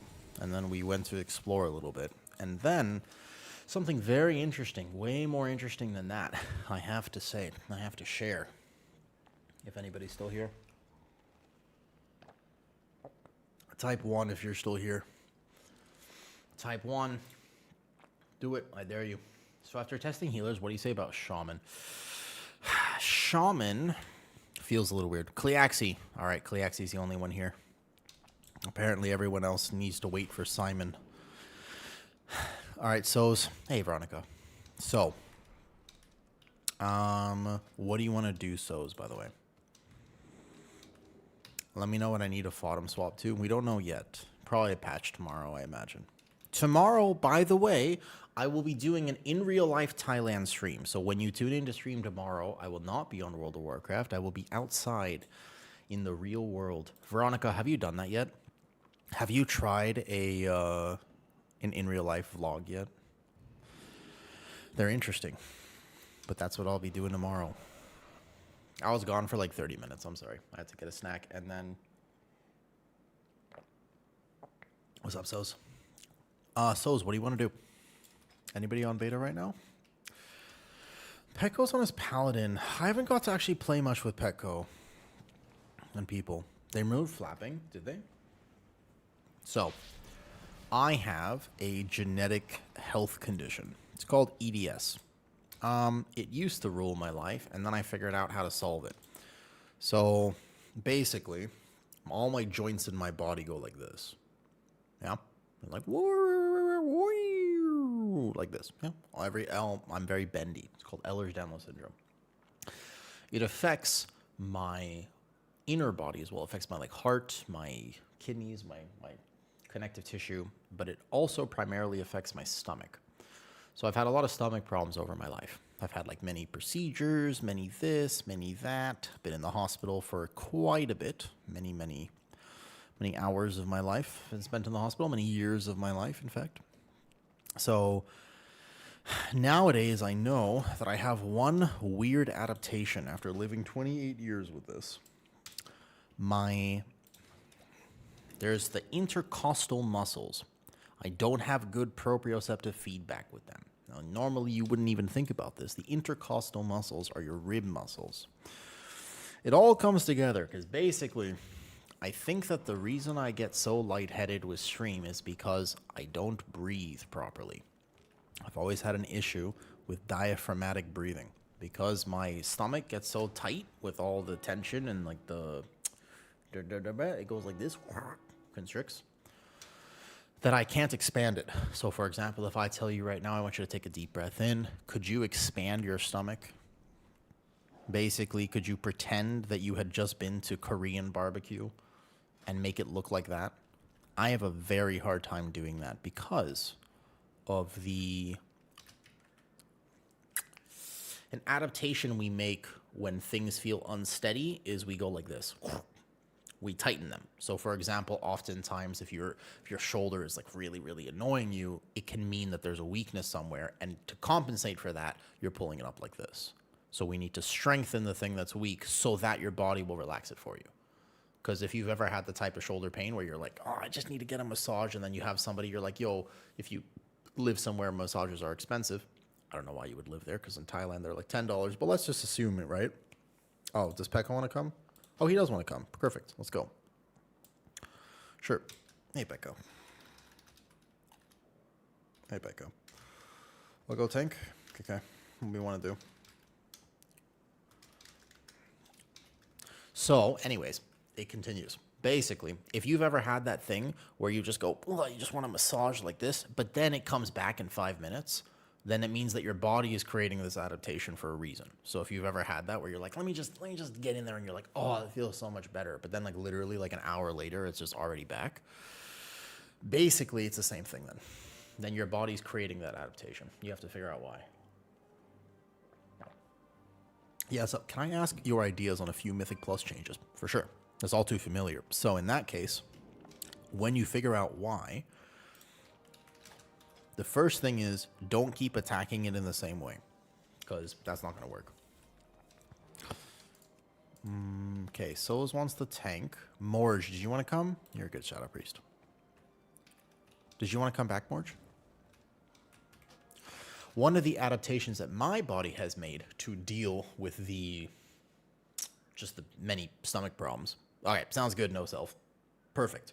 One of the many adaptations that my body has made, thanks, Baba, is that these muscles in here for me, I scoot back here, yeah, in this line here, oftentimes straight up, and if you actually ever look at my old fitness modeling photos, those muscles are often bruised. Very interesting. You'll actually see a line of bruising like this right underneath my rib cage. And it's actually because these muscles in my body, they tense like people's shoulders do. This one here. But they tense to the degree that it's very uncomfortable. So it's like this, except that it's here. So my stomach does this and it basically just clenches in. Like these are not, it's not like I have really firm abs. It's just actually like, ow, you know? Okay. Can do? Sure. 16, what? Press feels fine. Can heal. You tank will heal. No problem, no problem. No problem. He's chill, alright. Oh, understand. Oh, wait, Morge, I can't whisper you back, but I got you, no problem. Okay. So anyways, one of the ways that I can solve that, because you have to think, well, how are you going to solve that? Like, what's the weakness there? And that's not a weakness. It's actually a mental adaptation, that process of my abs. So you know who Wim Hof is? Wait, Spanky, first we're going on a medical rant because this is what I was just doing because I feel wildly better. When I sit here and stream after a few hours, I feel I'm not sure if you can survive those low when ki goes higher. Yeah, it does. That's how Prez heals. It always has. Hold on, let me respond to this first. It spikes and falls. It's not consistent. All right, so what are we doing? 16 what? 16 what dungeon? Pit or AA for fun? You want to go pit or AA? I mean, AA 16 would be really fun. You want to do that? I don't mind. Why don't we do fun AA or something? Let's do AA. Fun key. Or the wind of change has never come. The wind of change has not come yet. We have no idea. Oh, Ace just got on. Fucking, does he want to come? Hold up. He just logged on. What is he playing? Druid. You want to ask him, Soz, if he wants to come? Sorry, we're also organizing this group. We are currently playing with Petco. Petco is a very, I would say, famous WoW streamer, Veronica. Yeah, we all like padding, basically. Indeed. We give him a shout out. You wouldn't, I mean, he just does WoW stuff. I found out I had EDS because when I was 23, my stomach shut down, and I ended up in the hospital, right? Yeah, he is. So I ended up in the hospital because my stomach completely shut down. I couldn't eat. I was super unhealthy. I was frail. I was weak. I just did not. Everything was wrong, basically. I was in the middle of, I just moved to Thailand. It was about 2 years after I moved here. I was still modeling at the time, and my health just got worse and worse and worse. And I straight up just eventually could not function. And I dropped to about 64 kilos at my lowest. I am currently 84, so that's 20 kilos lighter than I am, and it's not exactly like I have a lot of weight to lose, so it was really bad, like kidney disease, this, that, and the other. So I was getting a bunch of tests done. Went to one hospital. They said, hey, look, if you're having so much stomach pain, let's do a colonoscopy endoscopy. So I did that, and they were like, we can't really figure out exactly what's wrong. We identify there's some weird twisting and turning in this and the other one. You have a tortuous colon, etc. And then...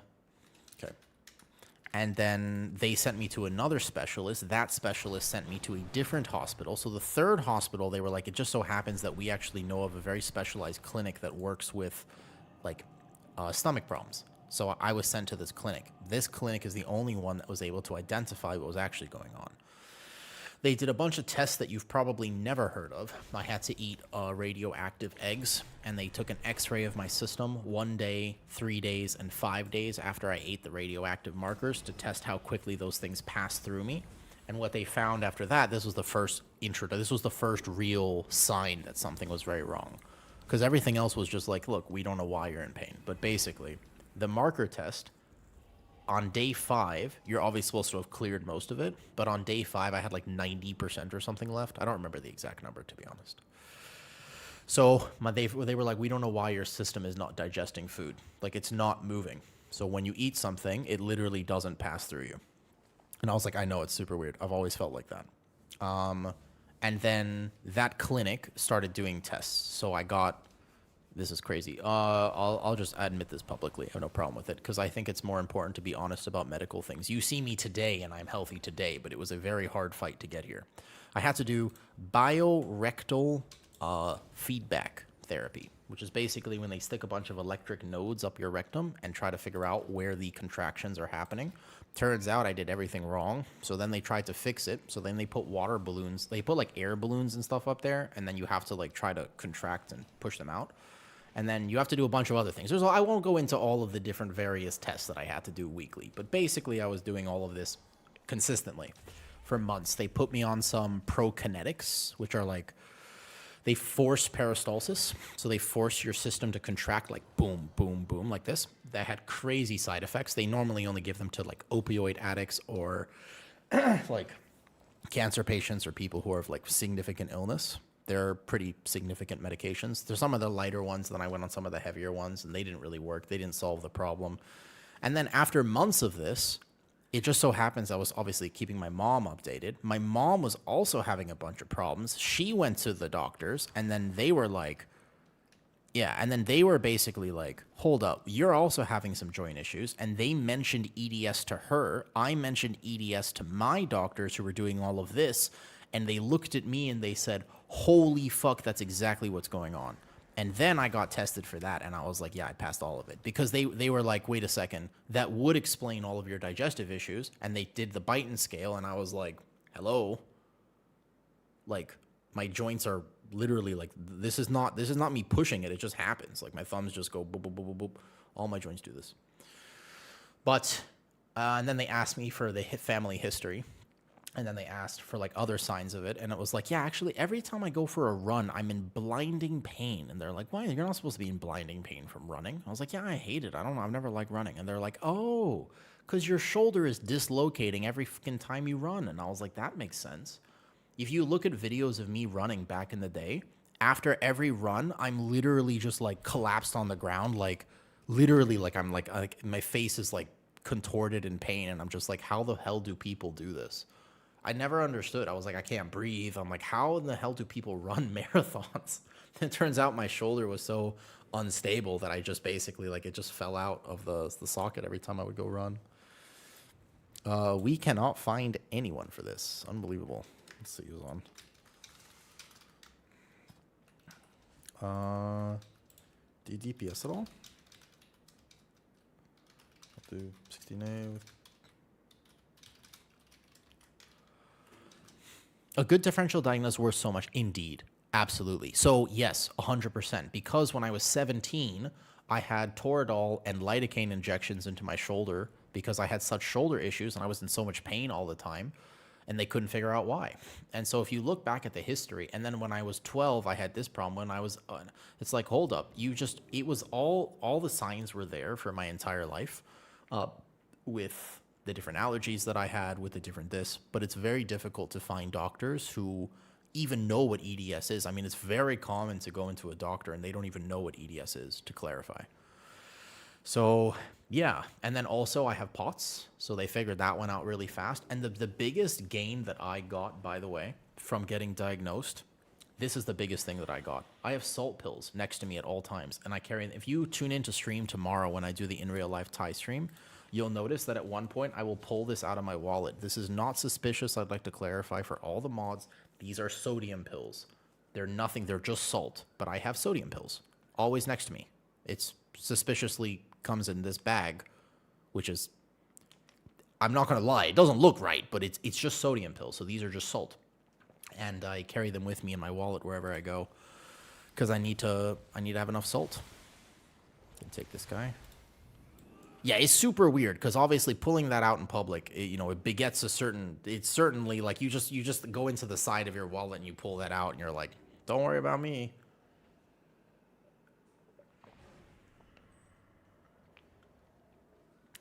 So that was how I figured out I had EDS. On average, I believe. No, because the amount of sodium I need is unfathomable. No self. The amount of sodium that I consume per day is in the dozens of grams. It is not like you have like the average recommended daily intake of sodium is about 2 grams. I have 20 to 50, depending on if I sweat and if I'm outside too much. Like literally, like, and I mean that, like, I'm actually, that's not an embellishment. Like literally 20 to 40 grams a day. Just a really sort of clinically like like if you watch me salt my food, you would be like, bro.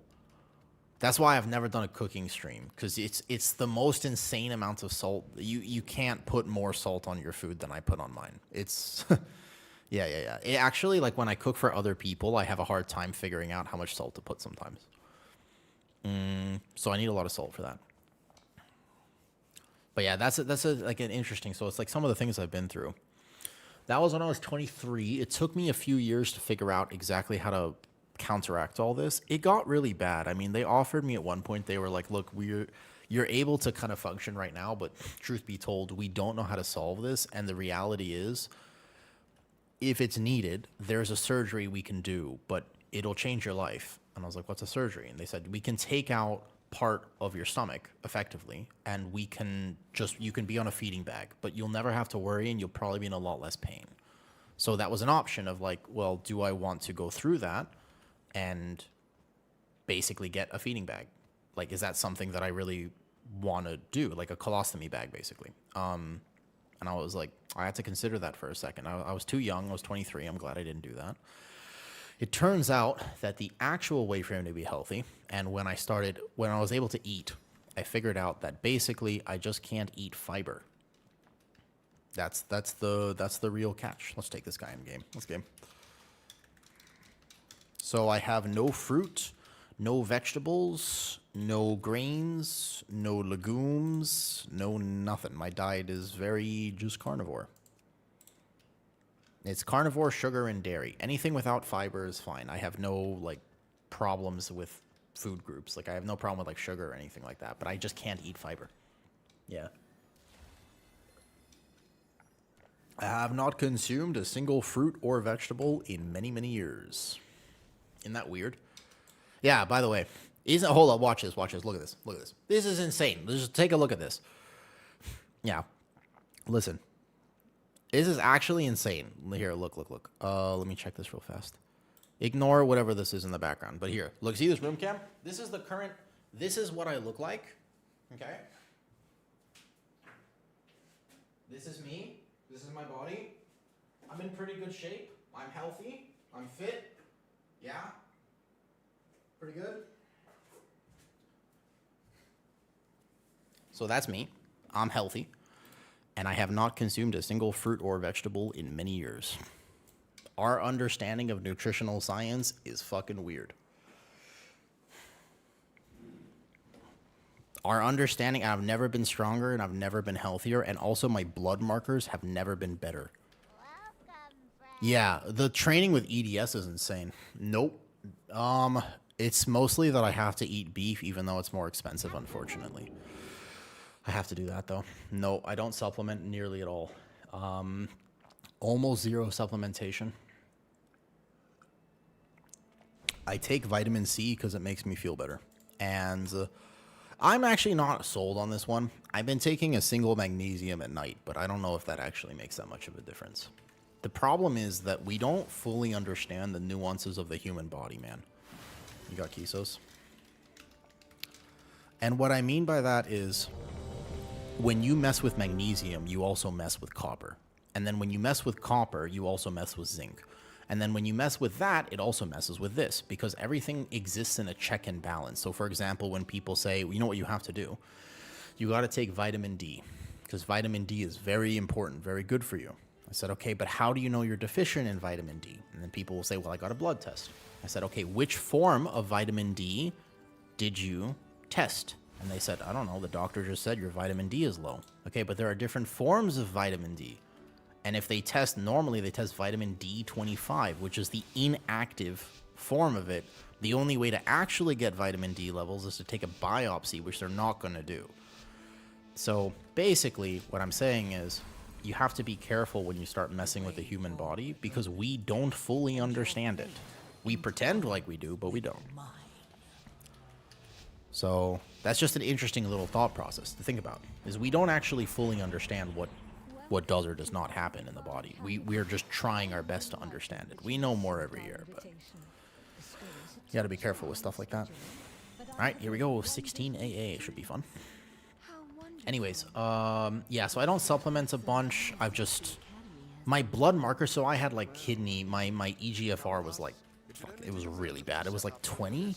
So it was something very low. I don't remember the exact number. I'd have to find it. But effectively, yeah, and it's like, but also, whoa, what is this? This is the most random mass invisibility I've ever seen in my life. Holy, that was really weirdly scary, actually. Okay, so you can't deep breath yet on this pole. No deep breath, no deep breath, deep breath now.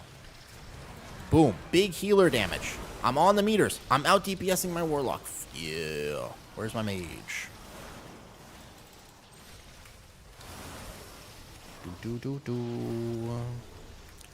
So when it comes to health stuff, what you have to understand also, and this is something I've really only started to genuinely appreciate when I moved to Thailand, is that your genetics, where you are in the world and where you're from, also have a significant impact on what you do or do not need.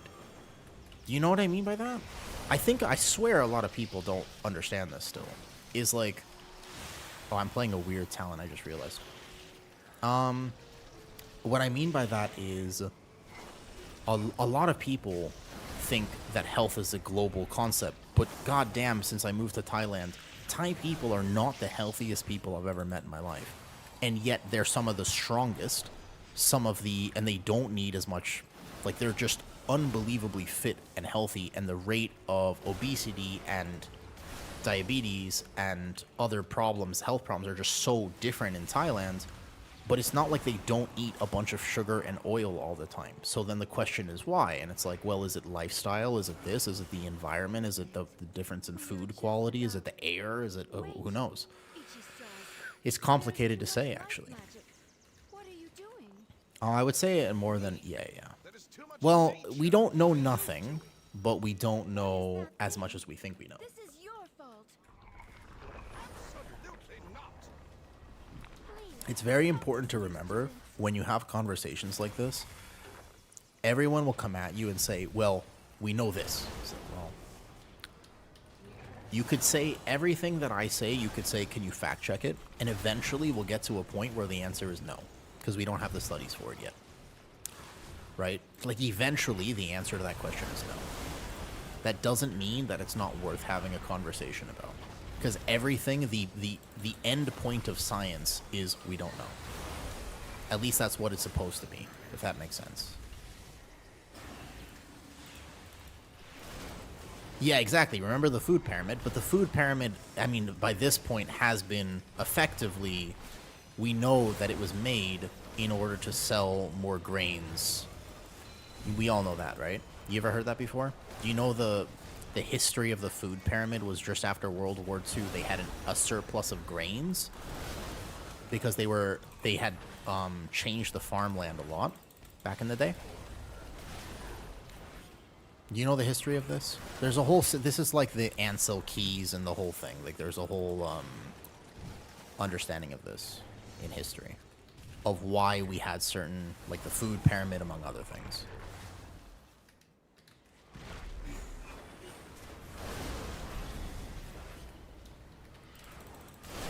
Yeah, you're super into it. So in terms of what to do for health, though, My job is to help people get healthy. That's my job, is to basically fix people's health. That's what I do. And if I told you that there was a one-size-fits-all answer, I would be lying to you. That's simply not true. There is not a one-size-fits-all answer. There are many sizes, right? Like, you know what I mean, Veronica? Like, not everybody uses the same size. Some people have a preference. Some people look at something and they go, whereas some people are excited, other people are like, oh my god, like, I don't know how I'm going to do that. So, you know, there are different perspectives, and neither of them are wrong or right.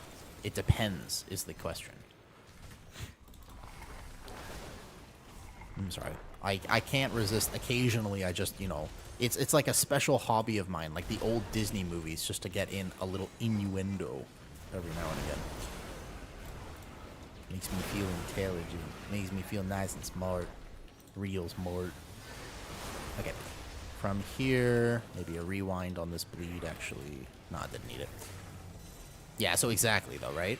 So when you're talking about autophagy and whether or not we need carbs, whether or not you should go keto, etc., etc., etc., there are some people who respond extremely well to these things, and there are other people who respond extremely bad to these things, right? Like, so there are some people who are like, man, when I went keto, I just had infinite energy and I felt fantastic. I felt so good, and I was just really happy, and everything, my brain fog cleared up. And then there are other people who are like, man, when I went keto, I collapsed, landed in the hospital, ended up with a rash, and felt terrible.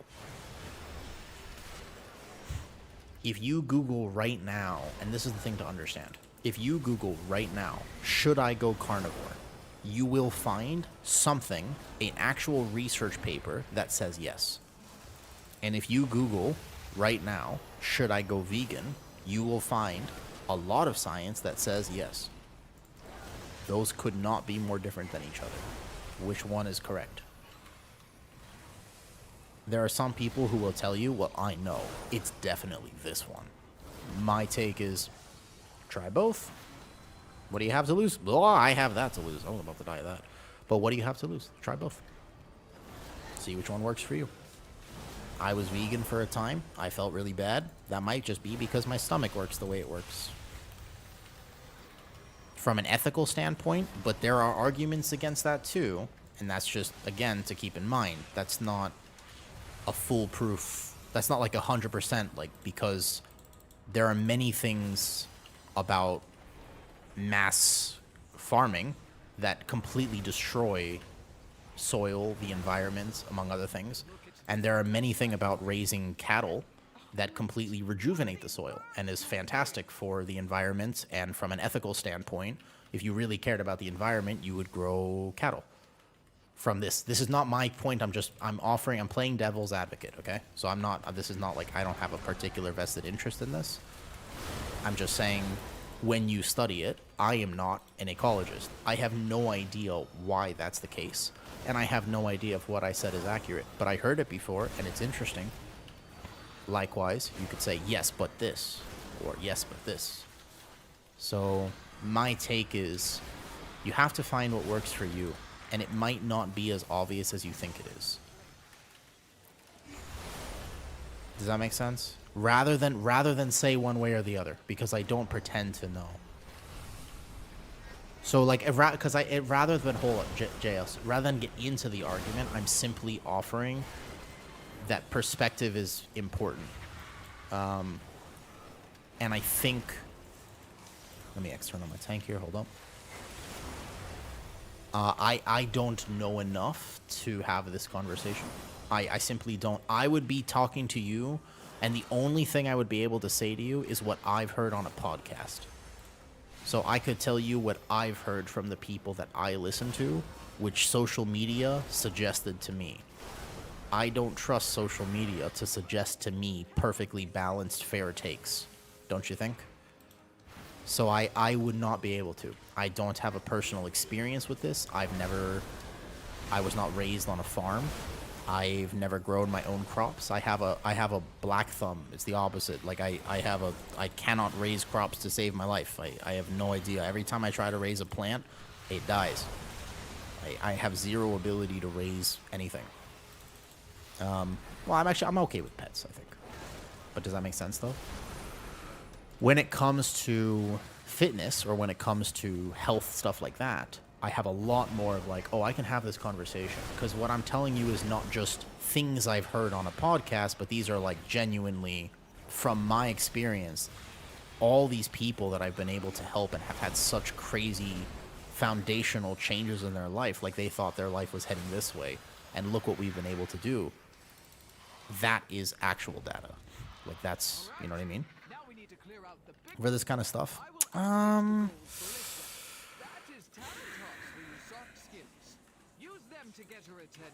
don't know if I have one source.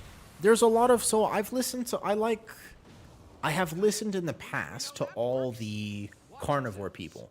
But the problem with anyone on social media, so this is the thing, exactly. I kind of agree with No here. The problem with anything on social media is that it becomes their job. And if it becomes their job, then they need to keep producing content. This is a problem. This is a genuine problem. Because if they need to keep producing content, that means they need to keep finding content. Ooh, I got locked. That's actually a problem. Does that make sense? So this is a big issue. When it comes to fitness, it's my absolute biggest gripe with fitness things. So for example, fitness is nuanced, but it's not that complicated. If you really knew everything you needed to know about fitness, not from a min-maxing bodybuilding perspective, but just from a health perspective. If you kind of knew what you needed to do for fitness, you could explain it in a matter of seconds. You could give me a few hours of your time and I'll teach you everything you need to know about fitness. But if this was my business, then I would need, does this make sense? But if it was my business, then I would need to keep producing content. And now I'm in trouble. Because now I have to, hold on, let me just heal this. This boss is kind of annoying to heal now. Just a little bit. Does that make sense though? Sorry, I got a little distracted by the gameplay just now.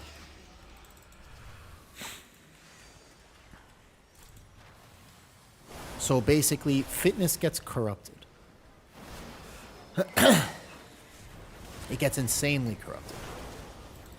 Because they need to keep saying, well, actually, the best bicep video is this. What's the last thing for the last 5 years? Everybody has been all over. I mean, every fitness influencer talked about stretch-mediated hypertrophy, which is basically, well, when I take my muscles and I train them at the longest muscle length, that's why I do Bayesian curls instead of regular curls. Because you know what? Regular curls are so old school. I'm not a meathead like those guys who used to be jacked and ripped and bulked and have perfect arms and all that. That's not me. What I'm into, you see, I'm a reasonable professional. I'm a science-based lifter, so I do Bayesian curls. Yeah, but then one of the science-based lifters, Jeremy Ether, just funded a study where they basically showed not much significant difference whatsoever, if any significant difference, between stretch-mediated and regular hypertrophy.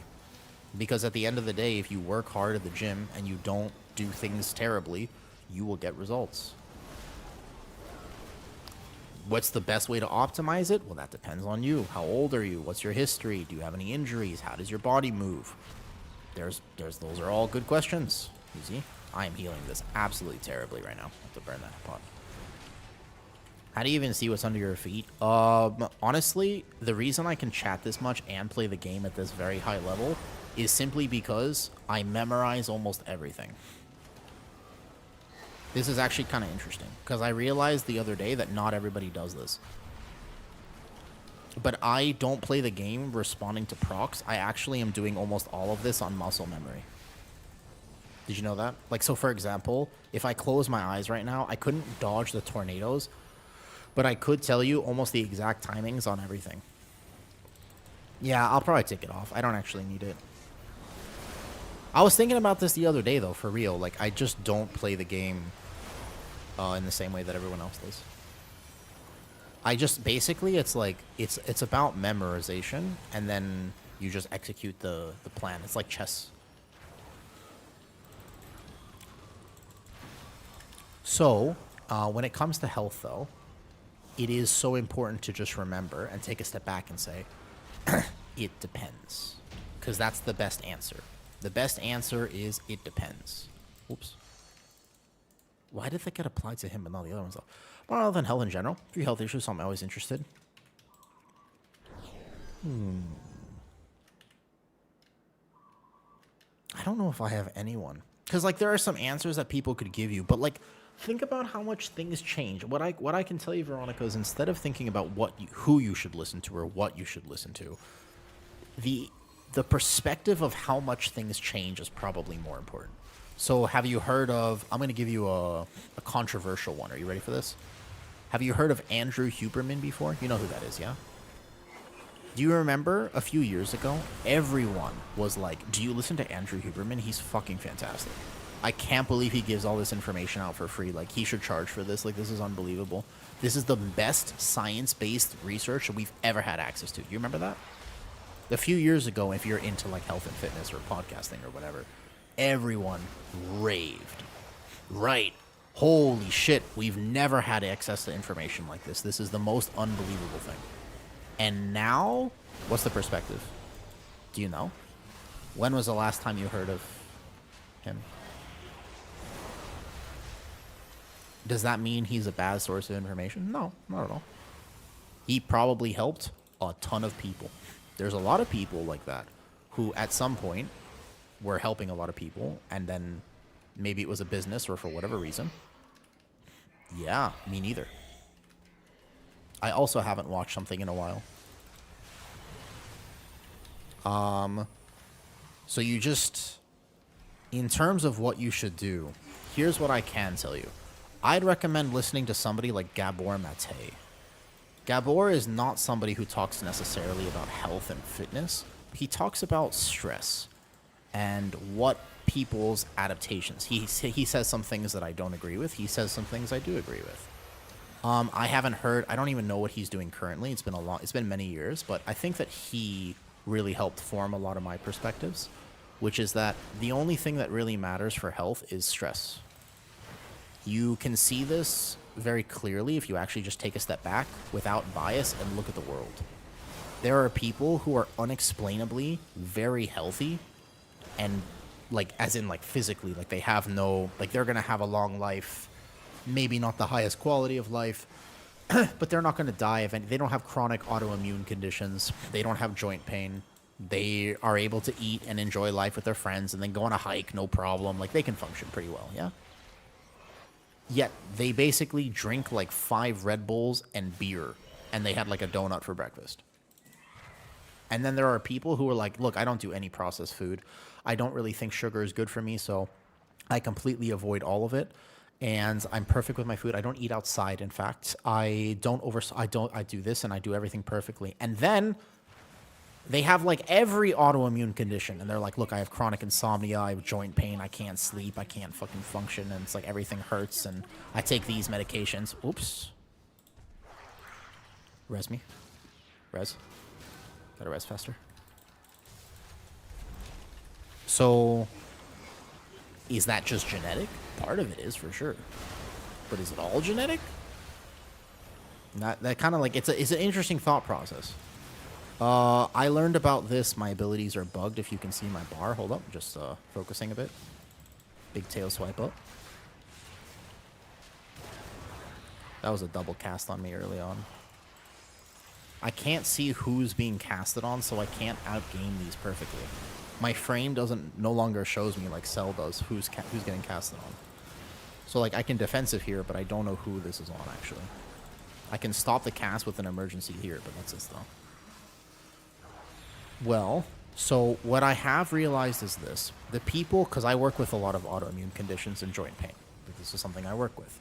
And in general, the people who are young but have chronic either inflammation or problems are almost always a very specific personality type. That's interesting.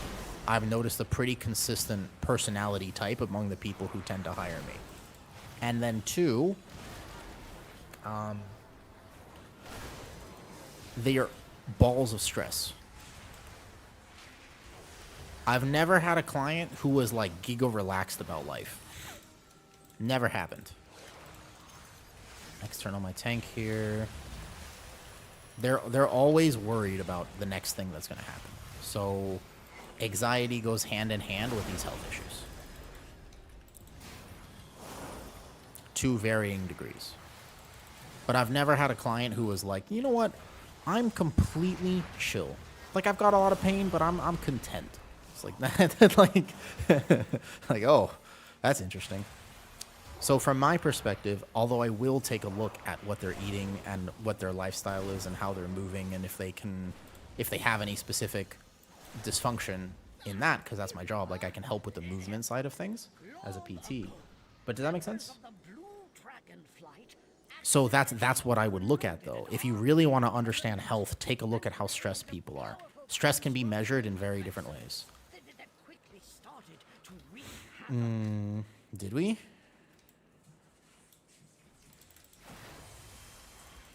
Oh, is that why there were extra mobs in there?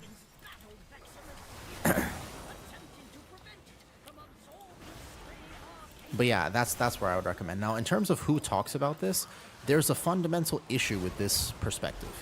I believe in it with all of my heart, that this is basically what's going on. And we have an epidemic of stress. More than an epidemic of inflammation, we have an epidemic of stress. Right? But the issue with this, can you stop, buddy? I know you've had a good day. You've had a good breakfast. You went number 2. You always feel good. I'm talking to my lizard, by the way. He gets so fussy every time he goes to the bathroom.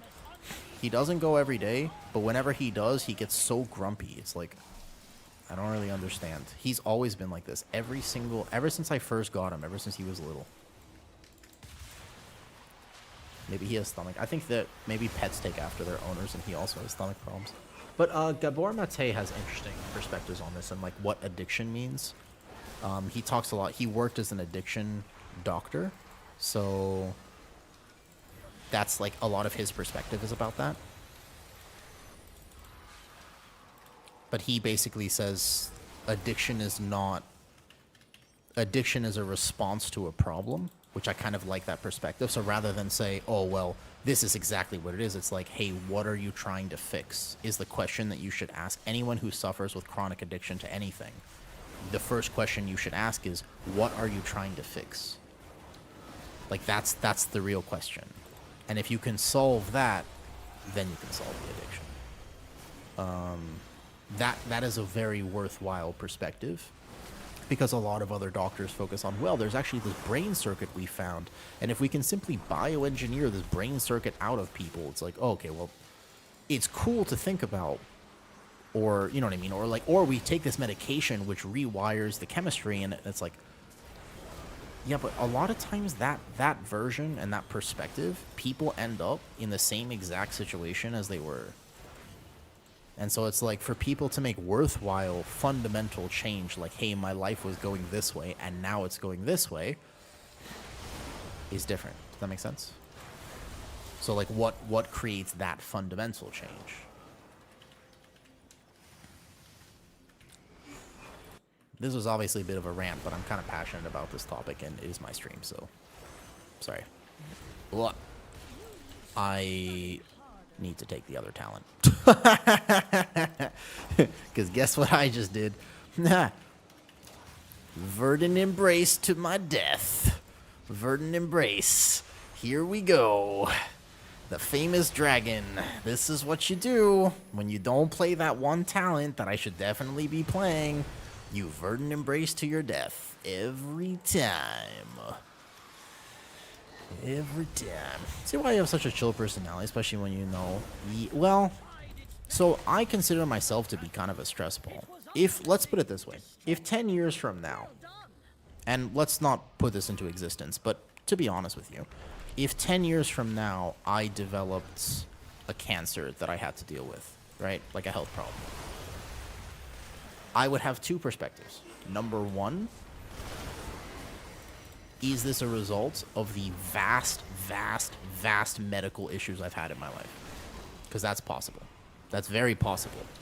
Which is just like, I have been taking, not so much anymore, but when I was a kid, I was pumped full of drugs to save my life because I was a very sickly child. So a lot of my problems are because that fundamentally changed how my body works to a certain degree. That is a thing.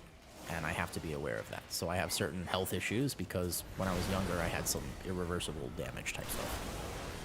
But the very next thought is, you know what? That stomach tension I was talking about earlier, I never really solved that, did I? Like, I wanted to, but I don't think I actually ever did a good job in really addressing that fundamentally. And I think I am a ball of stress. I think I'm an anxious person. And I think that that would be the first and foremost reason why I would develop a health problem 10 years, 20 years from now. Is that I never fixed that part of it.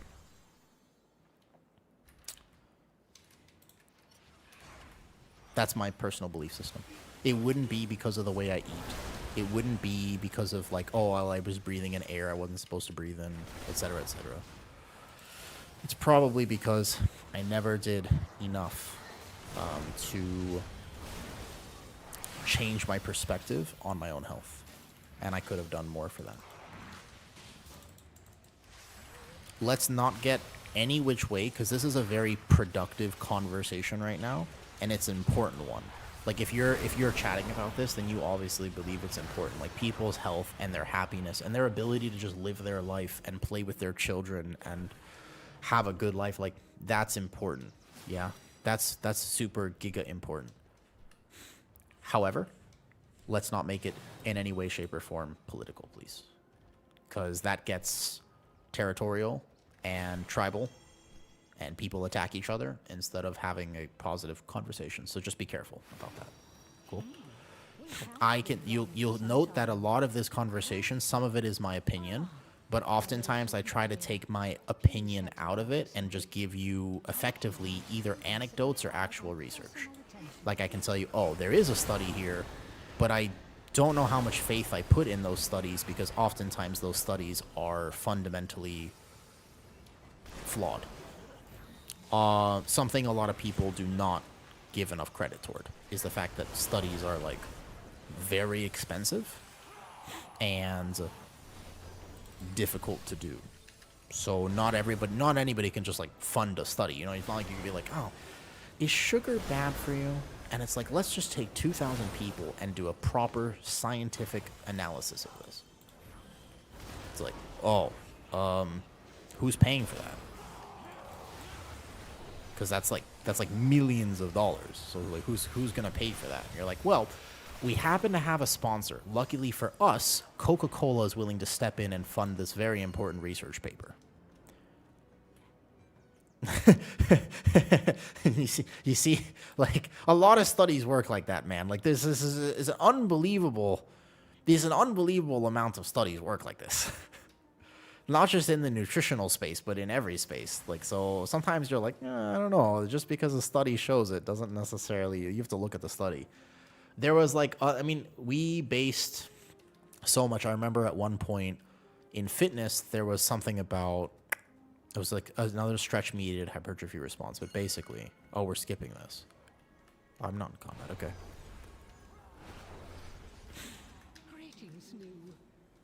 Yeah, well, I have no issue with any one food group. And the main reason that I have no issue with any one food group... Oh, that's not going to skip, right? Worth a try. Is because there are people who eat that food group and are way healthier and way fitter than me. And then there are people who don't eat that food group and are way healthier and way fitter than me. I can tell you, there are some people who just like, bro, they eat cheesecake every day. Almost every day they're just munching on cheesecake. And this person that I'm thinking of right now is arguably one of the fittest human beings in the entire fucking world. Because that's the thing. His name is Ross Edgley. Look at him eat. He is also somebody who swam across Great Britain. 157 days he spent in the ocean. He does crazy feats of strength. Dude's an animal. Dude is a fucking beast. And he's like, I need calories, because he just works out all the time. So he's like, how do I get 8,000 calories? Well, cheesecake is a pretty efficient way to do that. You see, it's just like, but then that challenges your notion of like, well, is he healthy? Maybe not. Maybe you look at his biomarkers and he's not. Michael Phelps. Is he healthy? I don't know. I don't know his blood work. Well, so does that mean it's wait? So but then people will say. So the thing is, you have to apply perspective, because then what people will say is they'll go, "Oh, so sugar is not bad for you?" It's like, well, I didn't say that either, because there's a lot of people who have gotten off sugar and say, "Man, I've never had this quality of life before. I feel absolutely amazing." Right? So it's just like, what do you do? Try both. Try both. Human body is resilient as hell. Why not try both? Why don't you do it for a month, and if you feel better, great. And if you feel worse, okay. Give it enough time to actually properly give it a chance, because it does take some time to register. You can't do it for like 3 days and be like, well, I feel terrible. No, give it a chance. But yeah, why not? Just do it that way. That's my belief system, at least. There's no harm in trying things. I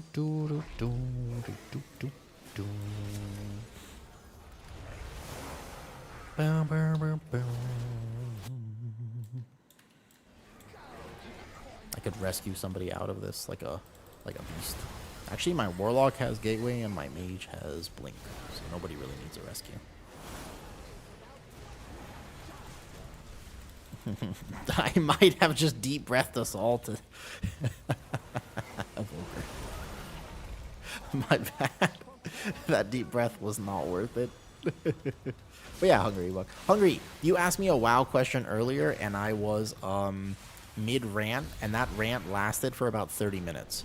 My question for you is, what was your WoW question again? Do you remember? Because I'm totally down to answer it. I just, I got started on something that I really care about, and it seemed like it was maybe productive. So, I don't remember what you had asked me before.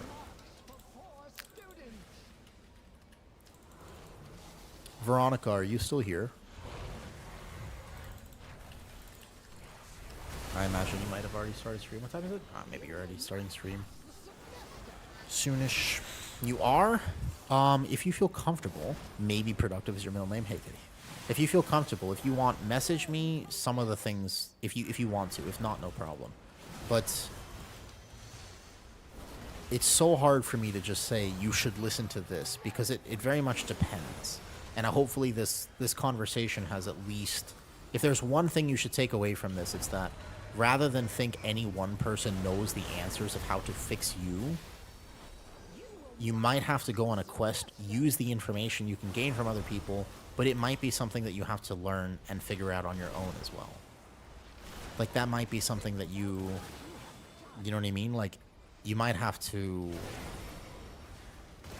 think outside the box. But I don't know. Maybe you tell me and you're like, actually, no, sorry, you're dealing with this? Oh, that's super easy. Yeah, just look at this guy. There's a great resource for this. Because I have no idea in what you're referencing. If you're like, well, you know, my shoulder hurts, I'm like, oh, fuck it, we can solve that. Like, fucking no problem. Like, all right, tell me about your shoulder pain. And you're like, well, every time I take a left breath in through my right nostril, I feel a stabbing pain in my left big toe. And I'm like, oh, fuck, never mind. We can't solve that so easily. But if you're like, nah, actually, when I just do this with my shoulder, it hurts. I'm like, yeah, we can, like, that's an easy. Here's a video. This is what you should know. That seems physical, etc. Does that make sense? So it kind of depends. But that should be the answer a lot of times. If people ask, yo, I want to learn more about health, in what capacity, in what context? Do you want to, like, when it comes to health and fitness, are you trying to be healthy so that when you have kids one day, you can get up, like, you can play with them? Or when it comes to fitness, are you trying to get it so that you can get, you know, massive biceps or a ripped six-pack? Like, what's the goal, if that makes sense? We're taught at a basic level the first ever CPT course that you ever take. And this is no matter what, no matter where you get certified, whether it's through NASM, ACE, whatever, wherever country you are. The first thing you learn is the SAID principle, the specific adaptation to imposed demands. Your body will adapt to what you train it to adapt to. That's why we're all fucked, because we watch TikTok and Instagram and we train our brains to adapt to that. And we're like, look, listen, I'm going to give this exactly 2 seconds. And if this reel does not impress me in the next 2 seconds, I'm out. And we accidentally train ourselves to get used to that. And that is problematic. But that's a whole other conversation.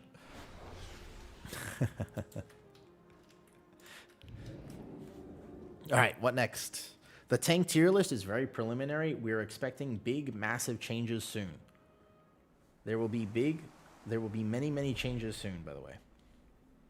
So tank tier list is kind of not final in any way, shape, or form. It's just a preliminary, what you'll expect in the next tuning for tanks when they do it. You should see, basically the first thing you'll see is number one. That's a Mythic Plus. Oh, yeah, go for it. So Blood DK probably gets nerfed. VDH maybe.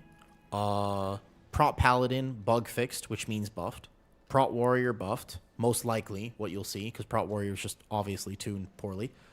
I think VDH might get nerfed, and Druid, if they bug fix it, we'll have to test it. We don't really know how Druid's going to be yet. Wait, where's the portal? Why am I lost right now? Yes. First, I'm definitely request to find out more. I've been reading a ton, watching podcasts. Some of you were speaking about earlier. Yeah, sure. Go for it. Just be careful when you do actually do this, though. You give Bear Tank Teal. Bear Tank is weirdly Brew. Brew is very hard to test because I literally posted it this morning. Their stagger counts for their damage and their HPS, so it's very hard to test Brew right now. It's pretty funny. Bear TLDR is Bear got way more complicated. Is that good? I don't know. There are some Bear people who are going to really like the min-max that happens now, and there are some people who are going to be like, I just want to macro my Iron Fur and play Loon's Chosen. But that playstyle is gone. You should not macro Iron Fur anymore. You have to use Raise, even as a Loon's Chosen. But a Loon's Chosen is bugged right now, so we can't test it. Druid of the Claw is the only Bear that anyone has been able to test, and Druid of the Claw is a lot more complicated. I think that a bunch of people will die trying to play Druid of the Claw. I think that it will be problematic.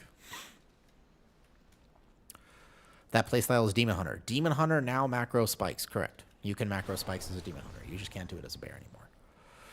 But Bear good, it's fun, new talents, cool. When they fix the new talents, even cooler. That's the TLDR. The big conversation about Bear is whether or not... Basically, the big conversation is...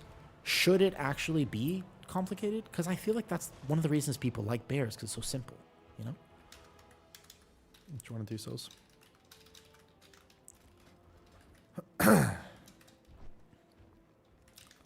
Can tank as well.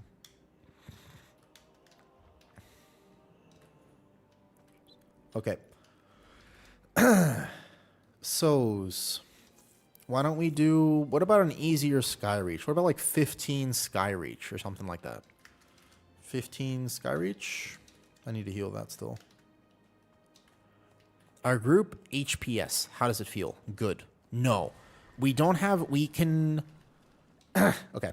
So we have good off healing now with Dream of Cenarius and After the Wildfire, but After the Wildfire is a little bit bugged.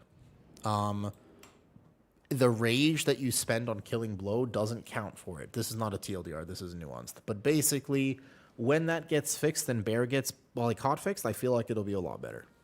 So, should be all right. It's pretty independent. It has some spikes up and down. But overall, I think Bear feels good. I'm happy with it. It's just weird that it's hard to play.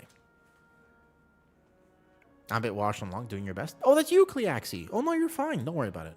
Petco's super chill. He plays so much, he does not remember anyone in keys. Don't worry about it. We are playing with Petco, by the way, but we're chilling. This is PTR. If anyone yells at you on beta, ignore them. No one should be yelling at anyone on... This is beta testing. We're literally testing the things. We're not supposed to... You're absolutely fine. You know what I mean? Like, we're hard chilling. It's all good. Dream Star said the free... Well, the free proc is bugged. So when that gets... Right now, it doesn't work at all. It's 0%. So when that actually does work, maybe... Yeah, he's a great DPS. Yeah, he does. He's good at DPS. I've played with him, I think, almost every PTR cycle. I don't know when we first met, but he's really good. Cleaxi, you good to stay for another one? Have you done Sky Reach before? He's just been doing... I think he has other people to play with all the time, so I'm not sure if he'll want to come back to this. Nope, he might have someone else to play with. That's all good, though. Mostly played AUG. Have you actually... Do you want to play AUG now? AUG is really good. AUG is like... I hate to break it to everybody, but you know AUG is like the best spec on beta right now, right? Like, I don't want to... No, you can play Lock if you want. I don't want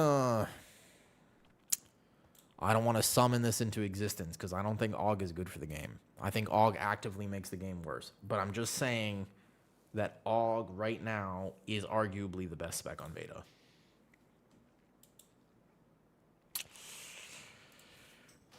That's tough. That's a tough one.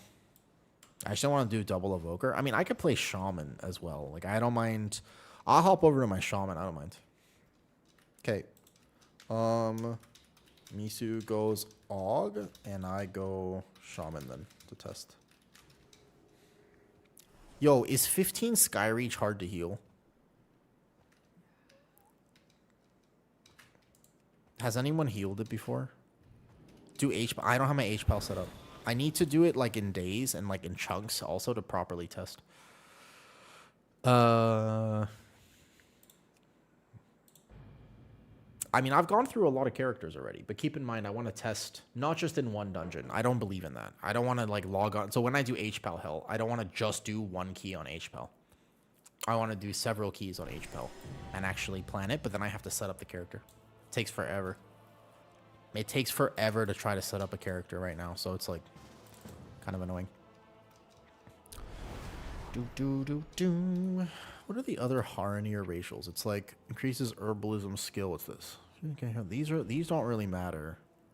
Invite Cleaxi. Got you. Oh, let me just list it maybe. Soz, can you list it?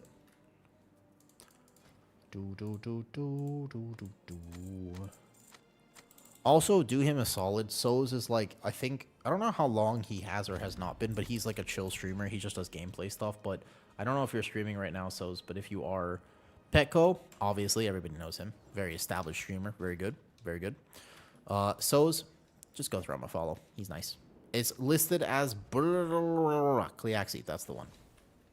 Perfect. Okay, Shaman can struggle a bit with HPS. We found that out earlier. Can it do it? Yes. But yeah, go throw him a follow. He's right there. So is GG. I don't know what your goal is for stream, but go for it. I'm curious. I feel like you might just want to play Ancestral Reach now, because I wasn't able to maintain my Riptides in the same way that I was before. Like, I don't know if this is really the play to drop this. I feel like dropping your Apex talent, honestly, borderline, these talents I would drop. Bro, I barely use this. Like, this didn't actually do almost anything for first year. Could you drop all your Apex talents? There is... Alright, any Resto Shamans want to weigh in on this? I mean, you can get 6-second duration on Riptide plus this double Ancestral Awakening and one other talent, like, I don't know, Sprouting. I don't know, that's probably not worth it. They're not that good. Like, I don't really notice this totem, to be honest. Alright, ready? Let's go. 15 Skyreach, we said. I haven't healed this key yet, so let's see how it goes. I'm not that scared. I'm a little scared. Just a bit. Wait, bot-like. Is that Luddy? Wait, is that you, Luddy?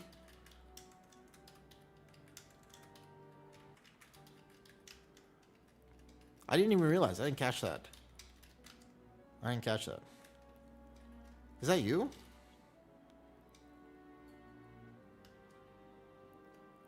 Oh, wait. Wrong person. Awkward. My bad. Alright, we're gonna ignore that. I thought that was Luddy for a second. Is it not? There's a rogue named Bot Rogue on live. I just assumed that maybe it was because his name is Bot Rogue on live, and I thought maybe Bot Mage. Like, I thought, oh, never mind. Abort, mission abort. That was the wrong person. Sometimes you gotta just put yourself out there. I'm an imposter. Have you ever Have you ever done that before? Where you accidentally, you go like, hey, I know you, right? And you don't know them? Okay, let's log this. Here we go. Do. I have a question for people. If somebody messages me on Discord and they say, hey, long time no see, are you still playing TDN? What is that scam? Because you gotta have, so the other one is like Immortal Kingdoms. Hey, are you still playing? What is this? What's the scam here? Because I don't actually understand what they're trying to sell me. It's not art, but I've had this happen a few times now where I've just gotten some random Discord messages. They say, hey, are you still playing this game? And I'm like, who are you? But I'm not familiar with what that is. Okay. Shall we?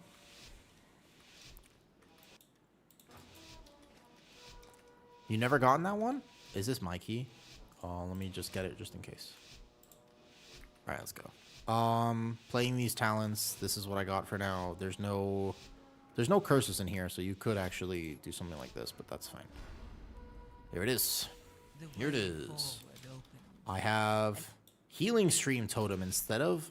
I don't have Ascendance then. Okay. That's fine. We just start getting Riptides out. Earth Shield the tank. He'll be fine here. I lusts. Boom. And onwards. Let's see how Shaman plays. I'm actually really curious about this. I want to see how Shaman plays. This is the Blade Rush. There's some damage that happens here, but I think it's just the Blade Rush, and I have no idea how much it actually hurts for. Proc this Cheat Death there, no problem. Got it. Like, Shaman can still do damage with Combat Pot Lust Pull. Like, if you get Chain Lightnings out, it does something. It doesn't do nothing, at least. So you just want to Riptide on cooldown. But the Apex talent does not seem appealing. Like, it seems very poor right now. It just doesn't do a lot. So you go like this. Spam. Ooh, my chair. Ah. Okay, I just have to trust that I'm not going to fall. If I fall, I blame all of you. Nope, sorry, that's rude. Wait, what's this? Holy fuck, what is this damage? Wait, when they die, do they explode? I wasn't sure what that was, but I definitely wasn't ready to heal that. You have been targeted by Dreadwind. Just a knockback, okay. Have an epic stream? Yo. Thanks for saying hi, Veronica. I took like an accidental 30-minute break earlier. Yo, come say hi and see Thailand later if you want. If you're around tomorrow, come see Thailand. Okay, so here, do these cleave? I'm trying to better understand. I haven't healed this before, remember? So this seems like it's going to be a difficult pull. So prep healing. Here. Whoa! I simply wish you had lasted a little longer. What time are you streaming? I guess it'll be early. It'll be like 5-6 hours before this right now. Something like 5 or 6 hours before right now. So wherever that time is for you. Early afternoon. I get this kick. I don't have cap totem. Oof.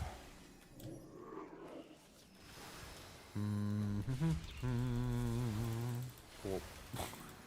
I think that's an aggressive pull. I think you could definitely do it if people were gonna get kicks. Like I have a kick too. I didn't get. Just reset. Yeah. Okay. Okay. Sounds good. Do not believe your eyes. Quick reset. No problem.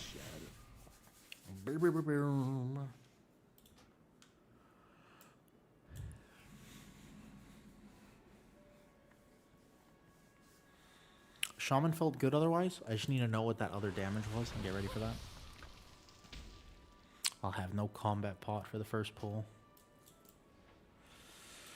Whew. Let's game. So weird. I went to the gym early this morning.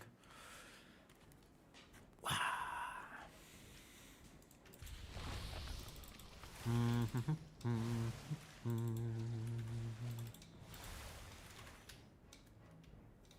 Oh, you remember how we were talking and ranting about health stuff earlier? Man, at another point, I gotta go into like just the fallacies of aesthetic pursuits. That's gonna be a whole nother conversation. I feel like I have a really interesting perspective on that because I used to actually do fitness modeling. Okay, let's go. Time to game.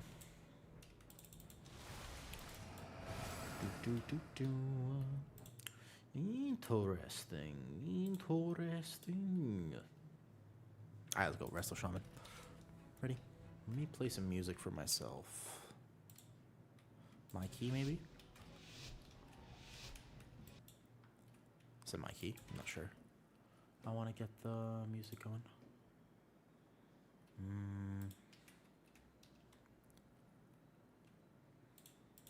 Oh, that was the key.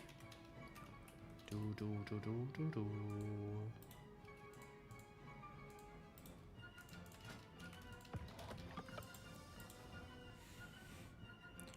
The way forward opens, and your fate Time to game. entwined I got it. with mine. All good.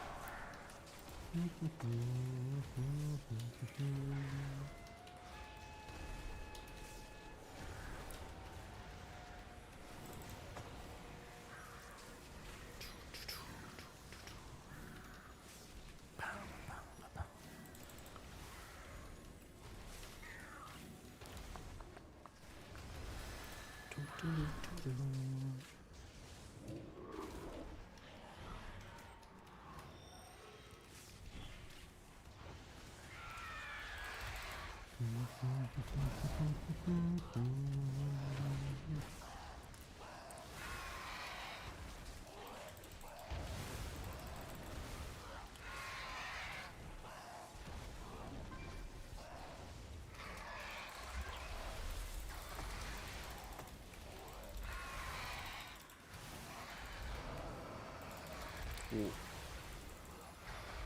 That's the screech.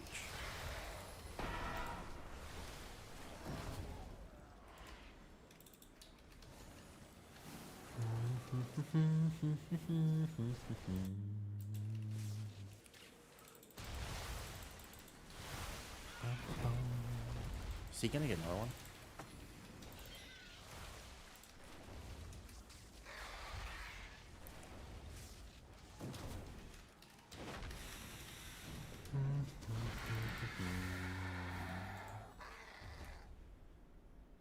Dude, does this totem even work? Why doesn't my totem even work?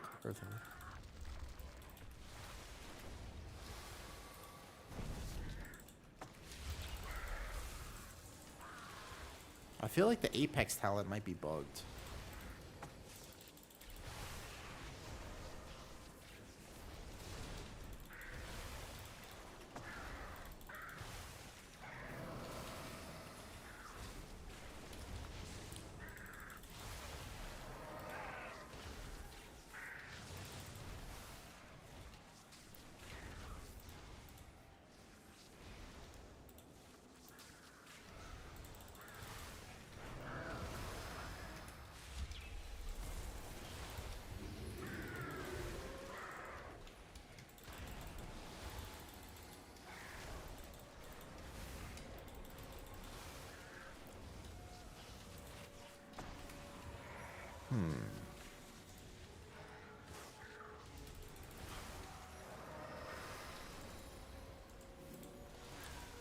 Why doesn't it? My totem doesn't appear here.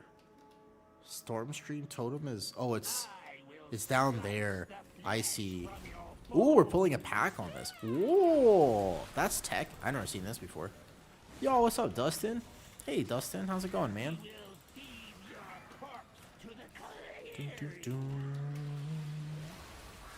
Did we mean to do this on boss?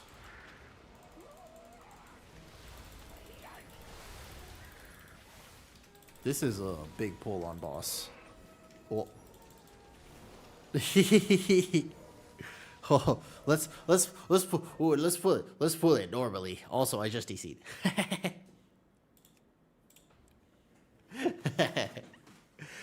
Just slumming it. Will you play beta at all? Out of curiosity, were you interested in playing beta at all? Hold on, let me restart beta. Oh, he also just went down. Oh, did beta just hold up? Is it a new build? Is it?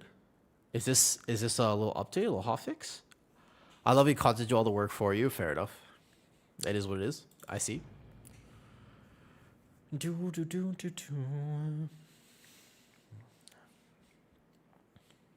Oh. Well, I'll do the work for you, no problem. Dustin, what do you want me to test? You want me to test Holy Paladin? Everyone did, yeah. Did you mean to do that, Souls? Was that an intentional pull just now? We're back.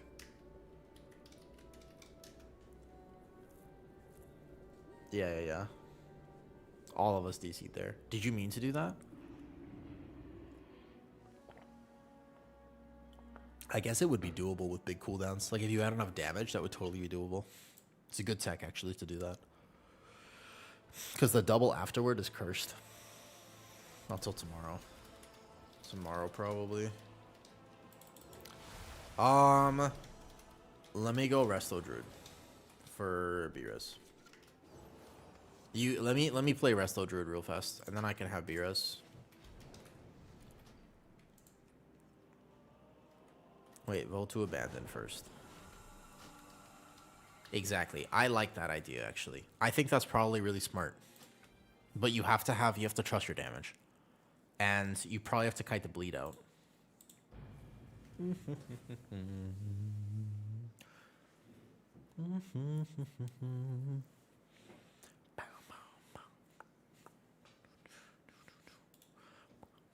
Dustin, what are you most looking forward to for midnight?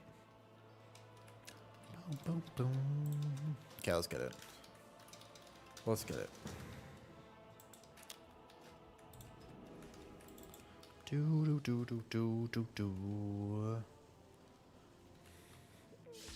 Just convert it back to party because for keys to not be dead, honestly, that's fair.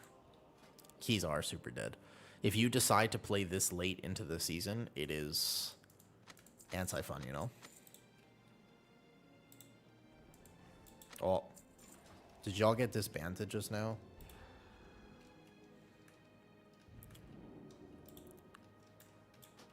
Wait. What happened? I know, I don't really like Mythic Raid myself. I'm a big 100%. I just want to do keys all the time, right? That's all I want to do. So I'm with you on that. Like, I feel you. I just don't know if they'll ever let us do that. You know what I mean? Like, you have to. Like, there's no way. I think that in season 1 they're gonna put giga special ultra rare items on raid track. I hope they put Feral Tank. I mean, you know, I had Miss Marvel in here yesterday and Kovu Feral at the same time. Oh, Guardian. Guardian's gonna be super weird now. Guardian is gonna be ultra omega giga weird, by the way. Wait, this is Guardian here.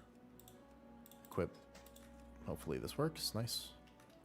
Yeah, Guardian is gonna be omega weird now, by the way. Unbelievably weird. Because it's actually complicated now. Okay, everything good here? Right click is regrowth, shift right click is here, shift left is here. Yeah, Guardian got incredible min-max. Here, Dustin, it's totally free. You go watch it. If you want at all, I put min-max stuff for Guardian on the Patreon. Not the first video, but if you scroll back a few, you'll see the differences. Like, the very first video I posted on beta was like, hey guys, and I should post a new one, honestly. Maybe tonight, I'll see if I can get around to it. I got some work tonight, but just like going over the actual Guardian Druid changes.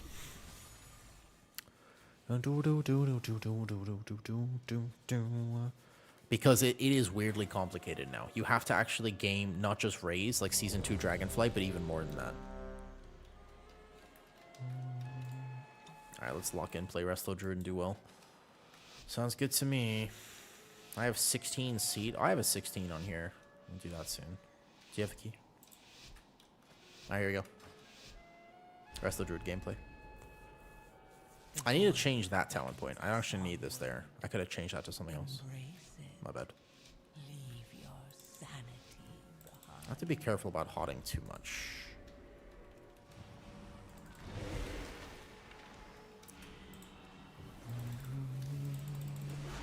I am determined to do at least a little bit of damage this key. At least a bit. At least. It doesn't have to be a lot. Just a little bit. Okay, remember my keybinds. Good. Heal here. Perfect. Wow. I forgot how easy Resto Druid is to play. I forgot how much easier Resto Druid is to play. What the hell? I've been... Man. Oh. I have click casting here. So left click is rejuve, right click is... When I say key bindings, I remember which click is which. Shift left is life bloom. Shift right is swift mend. And swift mend is important now because you actually do need to game it. Because you have the extra stuff now. So I can go into cat form for a second. We know the damage intake here though. Yeah, it works fine, honestly. It's fine. It's just not as good as Cell. Okay, so now we ramp this. I probably just Trank. Trank will be fine to carry the first one. And if needed, we just go like here. I have the Reforestation proc, and then you have Giga Omega Healing here, though. Yeah, camera's pretty rough here. You just have Giga Healing. I mean, look how much easier that is. It's like infinite HPS for no work whatsoever. As long as you have... I mean, this is... Bro, I mean... It's like, I guess I've been playing like Prez and stuff all day. Wait, why is there another one? Holy shit. Oh, there's another AoE there. That scared me. You just, as long as you don't miss a ramp and you don't greed your damage too much, it's kind of weird. Let me external my tank here. Rejuve. I'm not playing double rejuve. Okay, big healing here, so we just ramp it a little bit.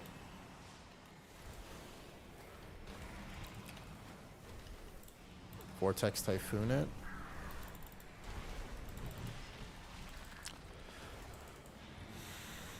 You can still bind it. There was something I did to bind it. I'm just not sure what it was. I did something that actually let me bind it, though. I do have Dispel bound to their in-game. I think it just says it in the thing, but you can still bind it. No, like, it still worked in their actual menu.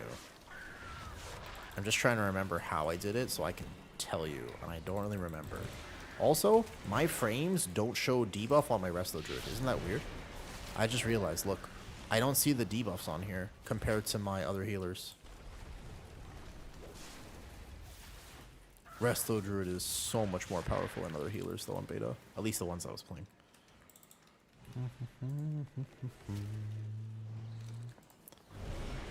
Oh, I proc this early. I need to track that so I don't waste it like I just did.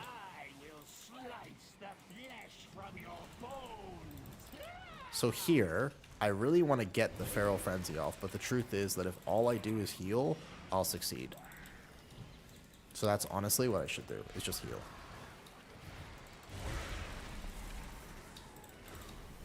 That appears.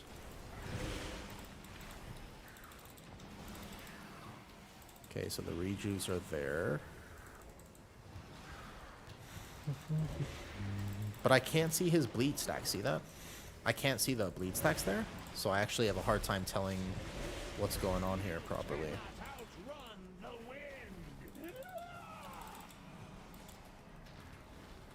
My meters are all over the place too. I think that one of my biggest gripes right now with beta is how they need to make the UI more like, hey, if I set one character up, I've set them all up. Because it's actually annoying that my characters are so different. Because I log a bunch, right? Like, I play a bunch of alts here. And it's actually so complicated to just, like, figure out, well, my Resto Druid is showing this, but my Shaman is not showing that. Or whatever it is. Well, that's the boss ability. I see. So you have to heal it. Oh, I got you. I need to be in the middle. I'm gonna die. No. I refuse. I said no to death today. Perfect proc. Nice. I don't know how I lived that. I got scared. So it's the fan of knives that I need to be aware of. Whoops. That one. So this one just took invoke, but I haven't set it up properly. Should be fine. You cannot outrun the wind.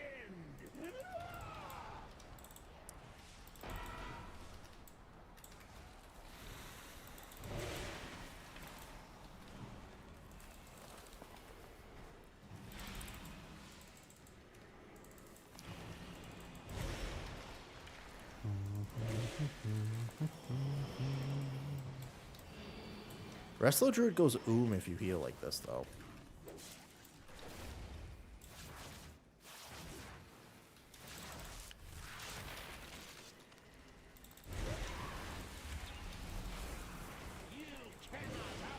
Whoa.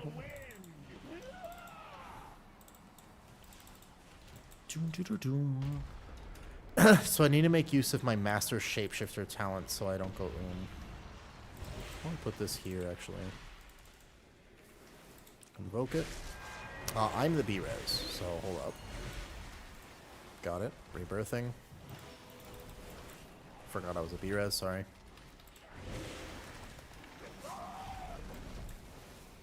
Doesn't matter. Like that bleed global right there, the truth is if I actually heal like this, it is the right thing to do. It just feels weird. It just feels super weird to heal like this, but technically it's the right thing to do. I don't know if I like that.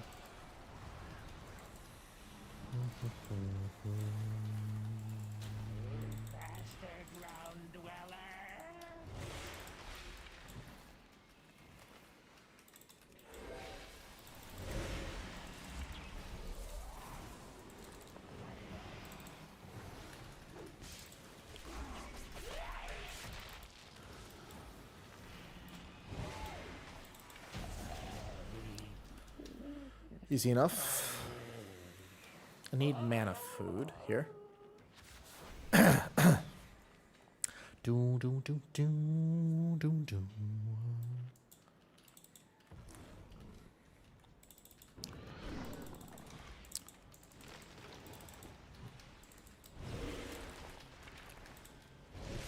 I mean, Dustin, I don't know if you're still here, but you've played WoW for a very long time. Keys are always dead, not just right now, because it feels really bad for sure, but keys are always dead at the end of an expansion. And that's where we're at right now. We're at the end of an expansion now. So it just feels, I feel like it feels extra bad compared to normal.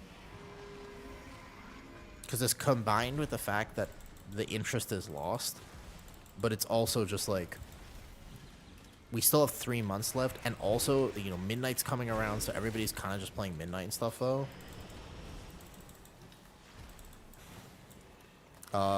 Bleed resets.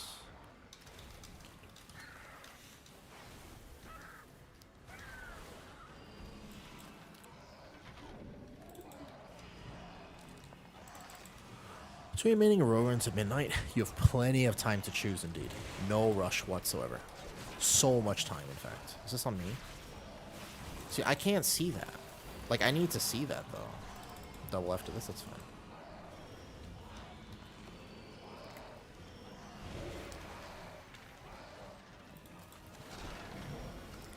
So much time. Just like an infinite time. Like, I can't see who that debuff is on just now, but I totally could on my other characters. On my other characters, it showed me. Also, I wasted my proc. For sure.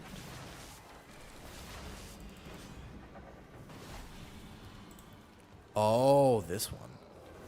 I see.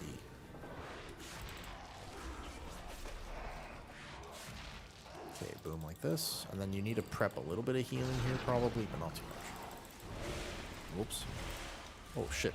External myself. Holy fuck, I died through external, because my external sucks. I forgot. Apparently they can both target the same person. I could have bear formed after the Iron Bark, but I kind of thought I'd be fine.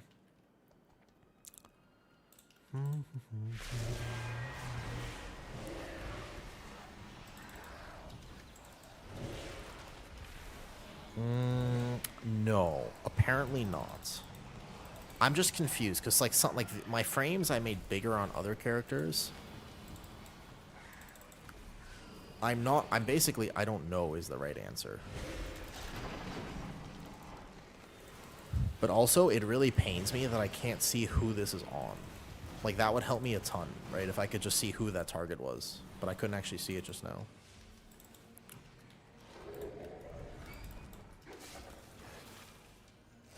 Yeah, it is. It is.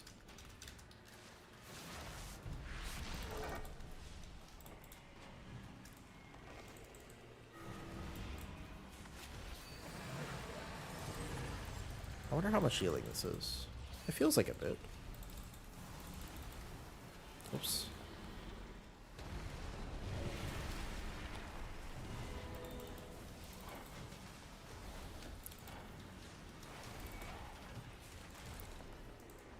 So here, probably keep that there. So you can convoke this. This doesn't do a lot of damage. Whoop. So he got Fiery Smash, but I couldn't see it. 100% that's because he only dies there if he gets Fiery Smashed. Yeah, that's definitely what happened, but I couldn't see it.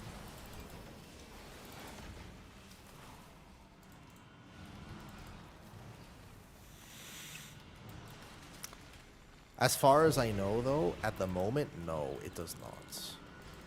It should load all of your edit builds, but I don't really understand why it doesn't.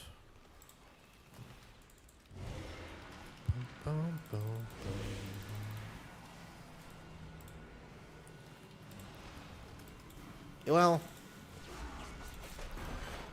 yeah, like I couldn't see his debuffs there, but I'm not sure why. Like I don't do it. Like that's not actually a setting, you know. That actually does a lot of damage. Maybe he did just get one tap by it. I don't know. It does a fair bit of damage.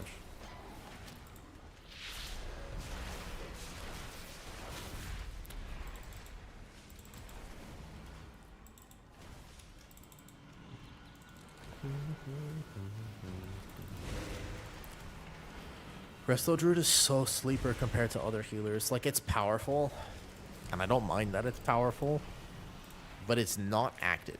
Like, I do not actively feel rewarded for playing it. Well, I'll move here if you can move the slam out of my way.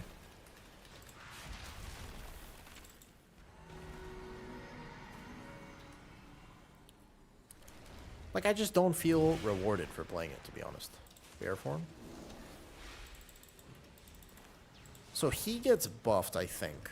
It must be something like he gets buffed based on how many stacks he has.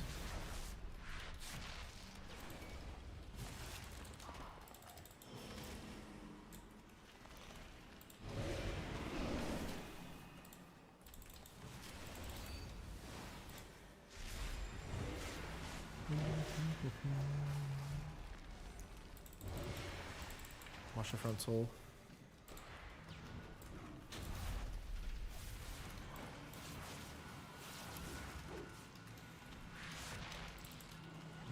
Oh shit. Full health, good. That's not bad. I couldn't play this for a whole season. There's no way. It just doesn't feel like, the bleeds don't feel good. Like, I'm like, oh, I'm like really, like, you can tell I'm struggling almost a little bit this boss because of how much I'm actually in cat form. And even though I'm greeting my cat form and like letting people drop low and healing this, not successfully, just not as good as I could be, I'm still only doing 12k. And this should be my time to shine. Like, I just feral frenzied. I did everything I could there.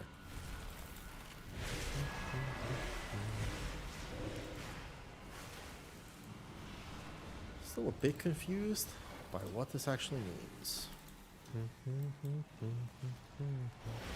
So those are the stacks. So if he does that much damage, it's because he got stacks. Understood.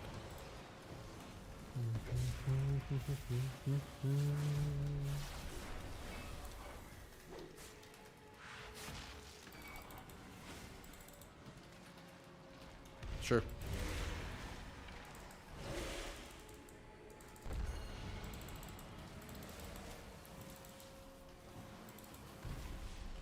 He gets increases supernova damage by 100%. 100% is a lot. He's definitely gonna get 160%. I don't think I could live that even with external. I'm pretty sure. So I can do this and bear form, and I'm pretty sure I still get one taps. Oh, no, I live. Oh, he heals too. Yeah, he does. Indeed. I simply wish you had lasted a little longer. You can live it, but he does heal, so that's no problem.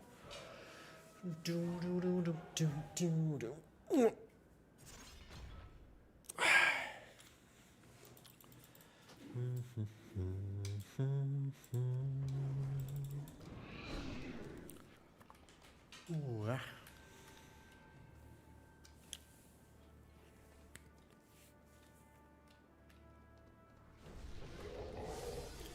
So we know that we can start this boss, Pharaoh Fancy, and then convoke with combat potion. This is the most damage that I can possibly put out. Whatever Resto Druid is capable of, it'll happen right now. I'm greeting cat form. I'm getting a second bite in. I'm not healing. I'm waiting. I'm tranking now, so I can greet more damage. And you can see I'm actually doing big damage here. I'm getting my rip out. So this one, this is like full on damage, but this is basically like I'm letting my team die right now type damage. Like I'm trusting that I'll be able to heal them before this, but it's pushing it, right? Like this is not like I'm doing no healing and now I'm doing some healing again.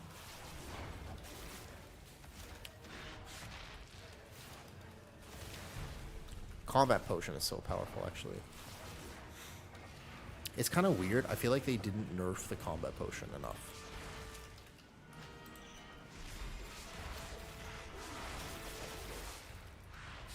Reapply this. But you can see, like, it does struggle to heal if I do it this way.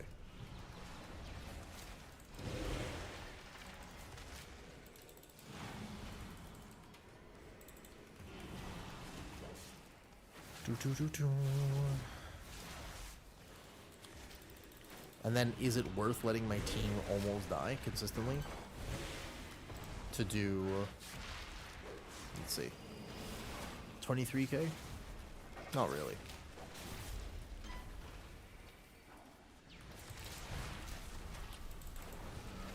Yo, what's up? I'm just a fan. Hey, Glass. He's so cute, man. That cat is actually so adorable, though. He really is. He's changed my opinion on cats. You know, like, for a long time, I was not a cat person. I've only ever had dogs in my life. So for me, having a cat is like a whole new experience. I have to learn how to deal with litter boxes and stuff. Like, it's just, it's wildly different for me to have a cat compared to what I'm used to. But my main issue with cats is like, well, you can't really cuddle them, you know. You can't love on them as much. They're not as cuddly, etc. Nah, this cat completely changes that opinion. Like last night, and he does this all the time. If we're laying on the couch watching something, he will he'll come up to us, he'll start meowing until we let him under the blanket, and then he'll nap with us. Like, he seeks out the attention. And I think that's the cutest thing, because I'm just not used to that with cats. Yeah, like, I've just never seen that behavior before with cats. So, min-maxing my damage, 21k. Like, he really, like, it's just super cute. Yeah, I mean, I'm really, like, genuinely, like, because I love having pets. Like, I think that life is better spent when you have animals in your life. I need to get closer. Oh, he went the wrong way. It's too far away. I'm out of range. I am happy with him. Well, it's control left. Oh, my key binding is also different, so it's alt left on this character to do this. So here, even if I greet a cat form convoke and I vortex them, the question is, how much damage will I really do?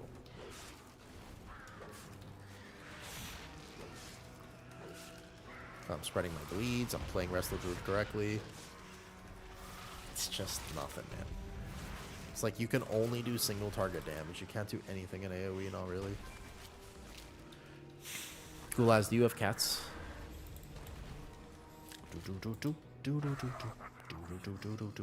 I wonder how hard this would be to heal. I haven't done Skyreach too much. I don't think I mind it. It's not like the worst, but I just don't necessarily love this dungeon either. Oh, I'm so sorry to hear that. 19. That's a wow. That's a long life for a cat. I'm very sorry to hear that though. That's tough. Man, it's the price we pay for pets being so amazing is that they go before us.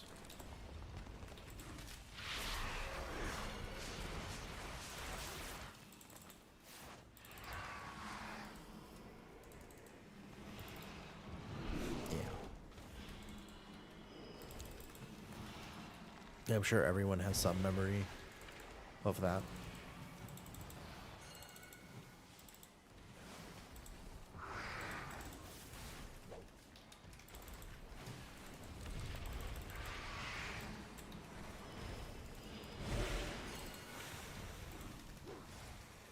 You ever watch Doctor Who before? Have you ever seen Doctor Who?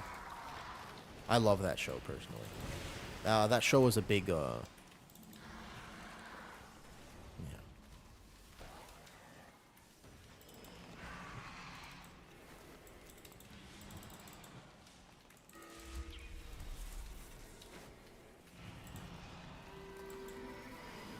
Might not.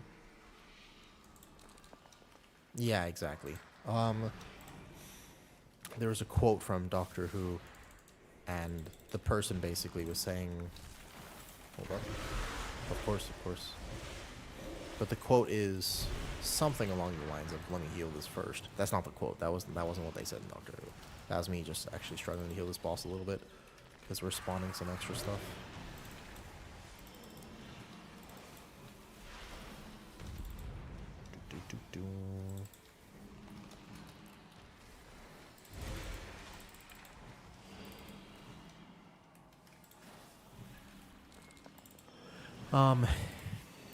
It was basically like they're in this place that's marked for destruction. And somebody asked him, they said, hey, why are you trying to make them smile? Because basically all these people are about to die. So he says, why are you trying to make them smile? And he said, because they're going to be sad later. He said, well, if they're going to be sad later, then what's the point in making them happy now? And he said, because they're going to be sad later. I didn't say that quite right, but it's the thought that counts. It's the idea is just, you know, hopefully what I'm saying makes some level of sense. I'm a little tired. Just, you have to take the downs with the up. And just because something hurts at the end doesn't mean that it wasn't great while it was there.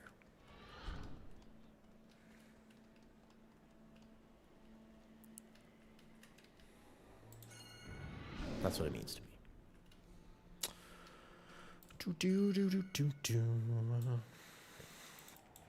This is probably my last key. I'm obviously getting tired. I think we almost still have time, as funny as that sounds. Well, I guess there's a lot of trash here. We're good. All here. Go, go, go. Alright, I'll lock in for a bit. Almost there. We got to test Resto Shaman today. I would feel comfortable playing Resto Shaman in almost any dungeon. There are just some bosses that I felt were very, very tough on the Resto Shaman. It wasn't my most eloquent speech, I will say. But sometimes it really isn't about the words, and it is just the message is there. It's easy to apply that to things that we can't. Healing checks are... Druid does, like, infinite HPS right now. Yeah. Well, the price that I, you know... Her cats are older. Her cats, by the way, the cat that I'm friends with, he's 9 years old. And her other cat is kind of a little grumpy old lady. She's 13. So it's not completely removed that I would have to deal with that as well at some point in Gulas. You know, down the line, it's still far enough away, but it'll happen at some point. Did we skip something? Is that why we're pulling extra here? Do we need to? I thought you could just go one way.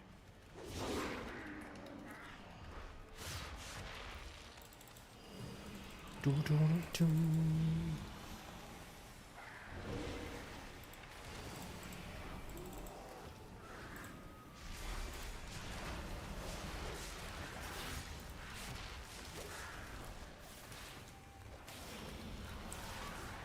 Or, you know, if you really don't want to deal with any of this, you could just get a tortoise.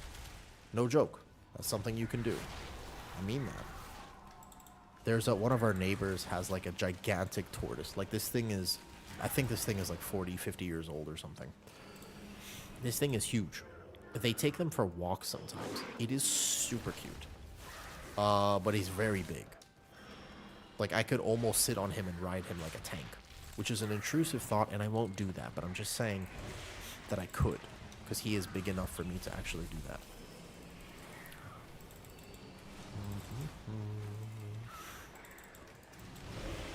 See, I can't see. I'm pretty sure you just triggered his cheat death, but I actually can't see it.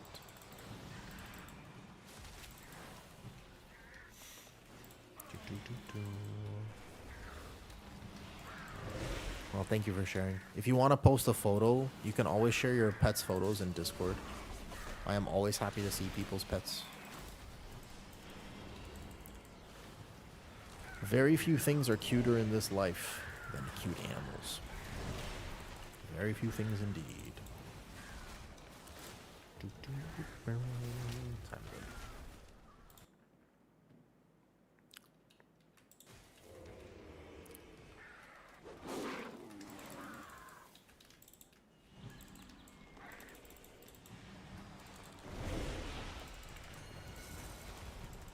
I've got you, I think.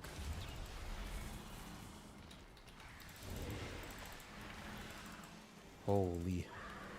You are taking a lot of damage, my friends.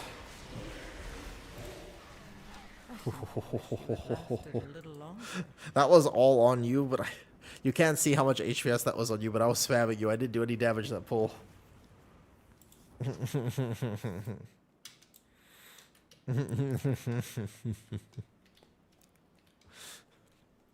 That's a tough one. I would split that in a different way in the future.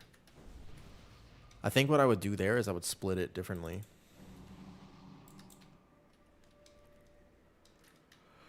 If you take the middle one and the right one, then you don't get double bleeds.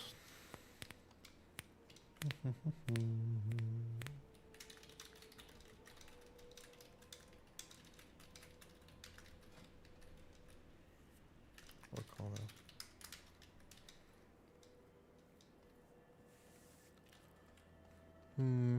Tomorrow, I will be doing the In Real Life Thailand stream. No wow.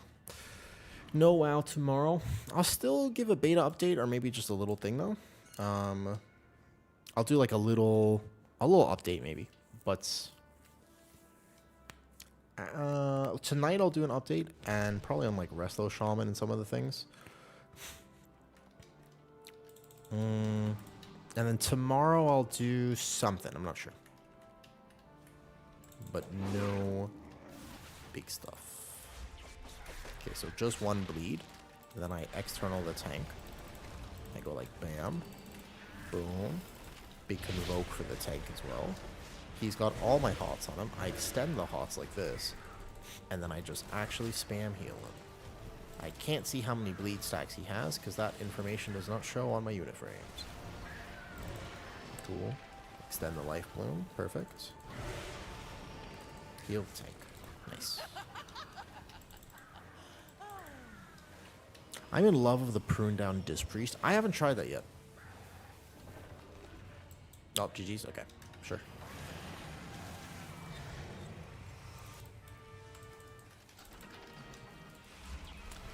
Disc Priest will be at some point, but honestly, if I test Disc Priest Gulaz, you might have to teach me how to play it. It's the one healer that I actually have no... Like, I don't know what to play. It's actually one of the only healers I've almost never played it before. It's the thing I know the least. So if I ever play Disc Priest, you have to tell me how to play it.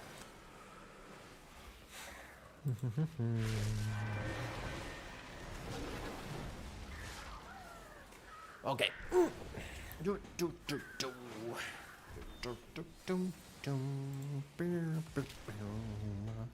Good morning, Sonny. I'm about to end. We're about to... Do we need to finish the dungeon? Not really, right? Good not to finish.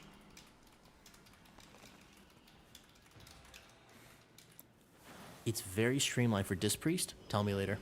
I'm tired tonight, so I'm gonna go hang out with the cats a little bit before work.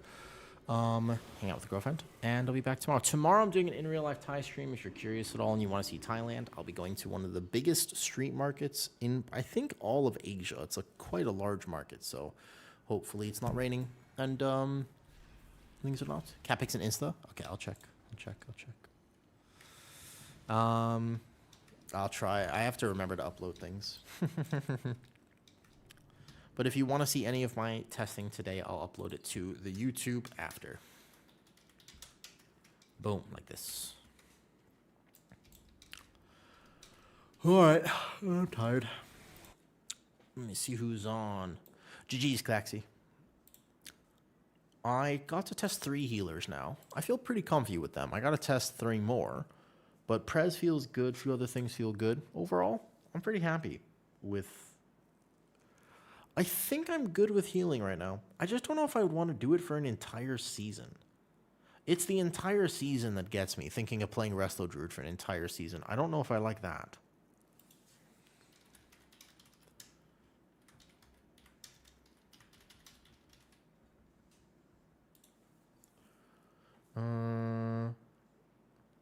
Okay. Who is playing Midnight Beta?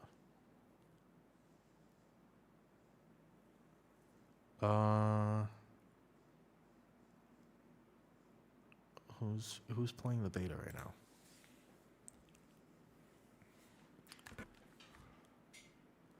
Ooh, I forgot I had Dwarven Rock on. Holy shit, that was a culture shock.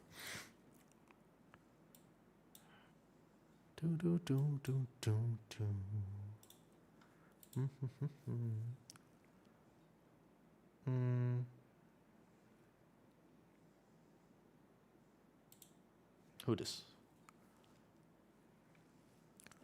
They're playing beta.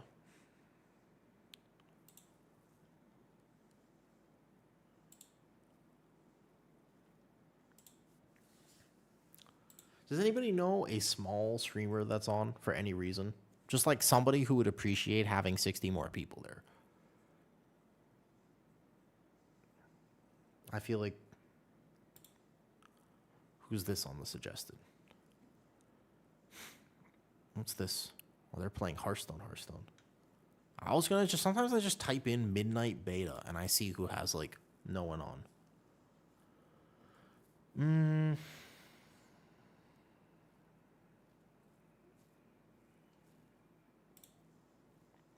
And then I check to see if they're cursing at people. That's the next thing I do.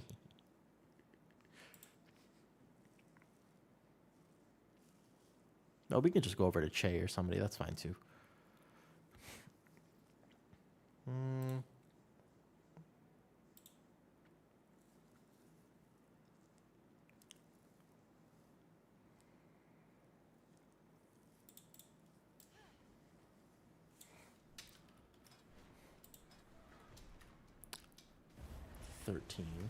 Snow's gonna be on. Yeah, let's go right, Che. All right. See you guys tomorrow.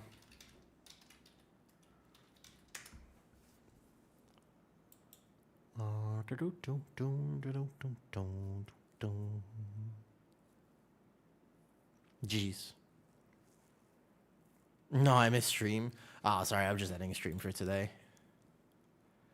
Yo, Kira. Hold up.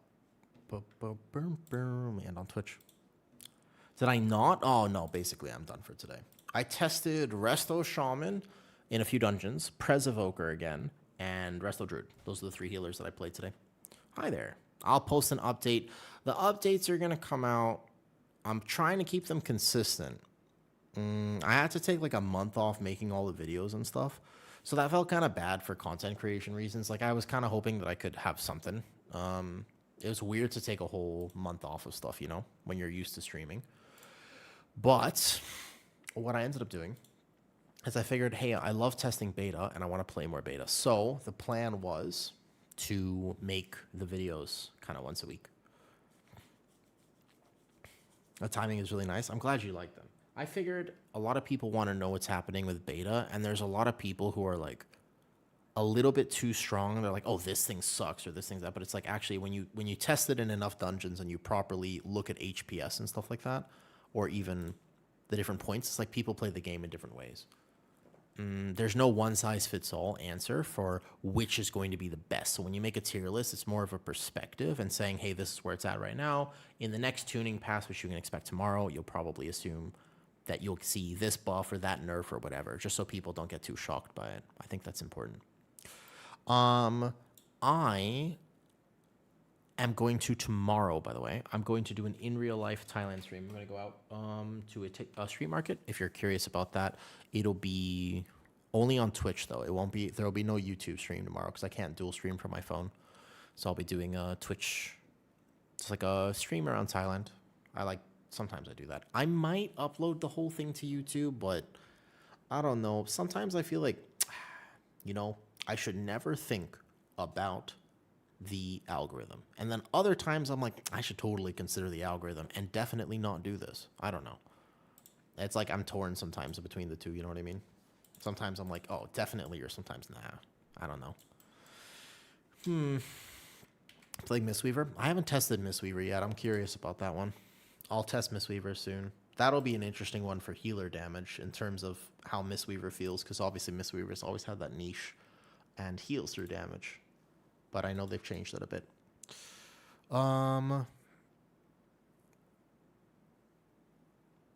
Let's see this one. All right. I am out for today. I'll see you later.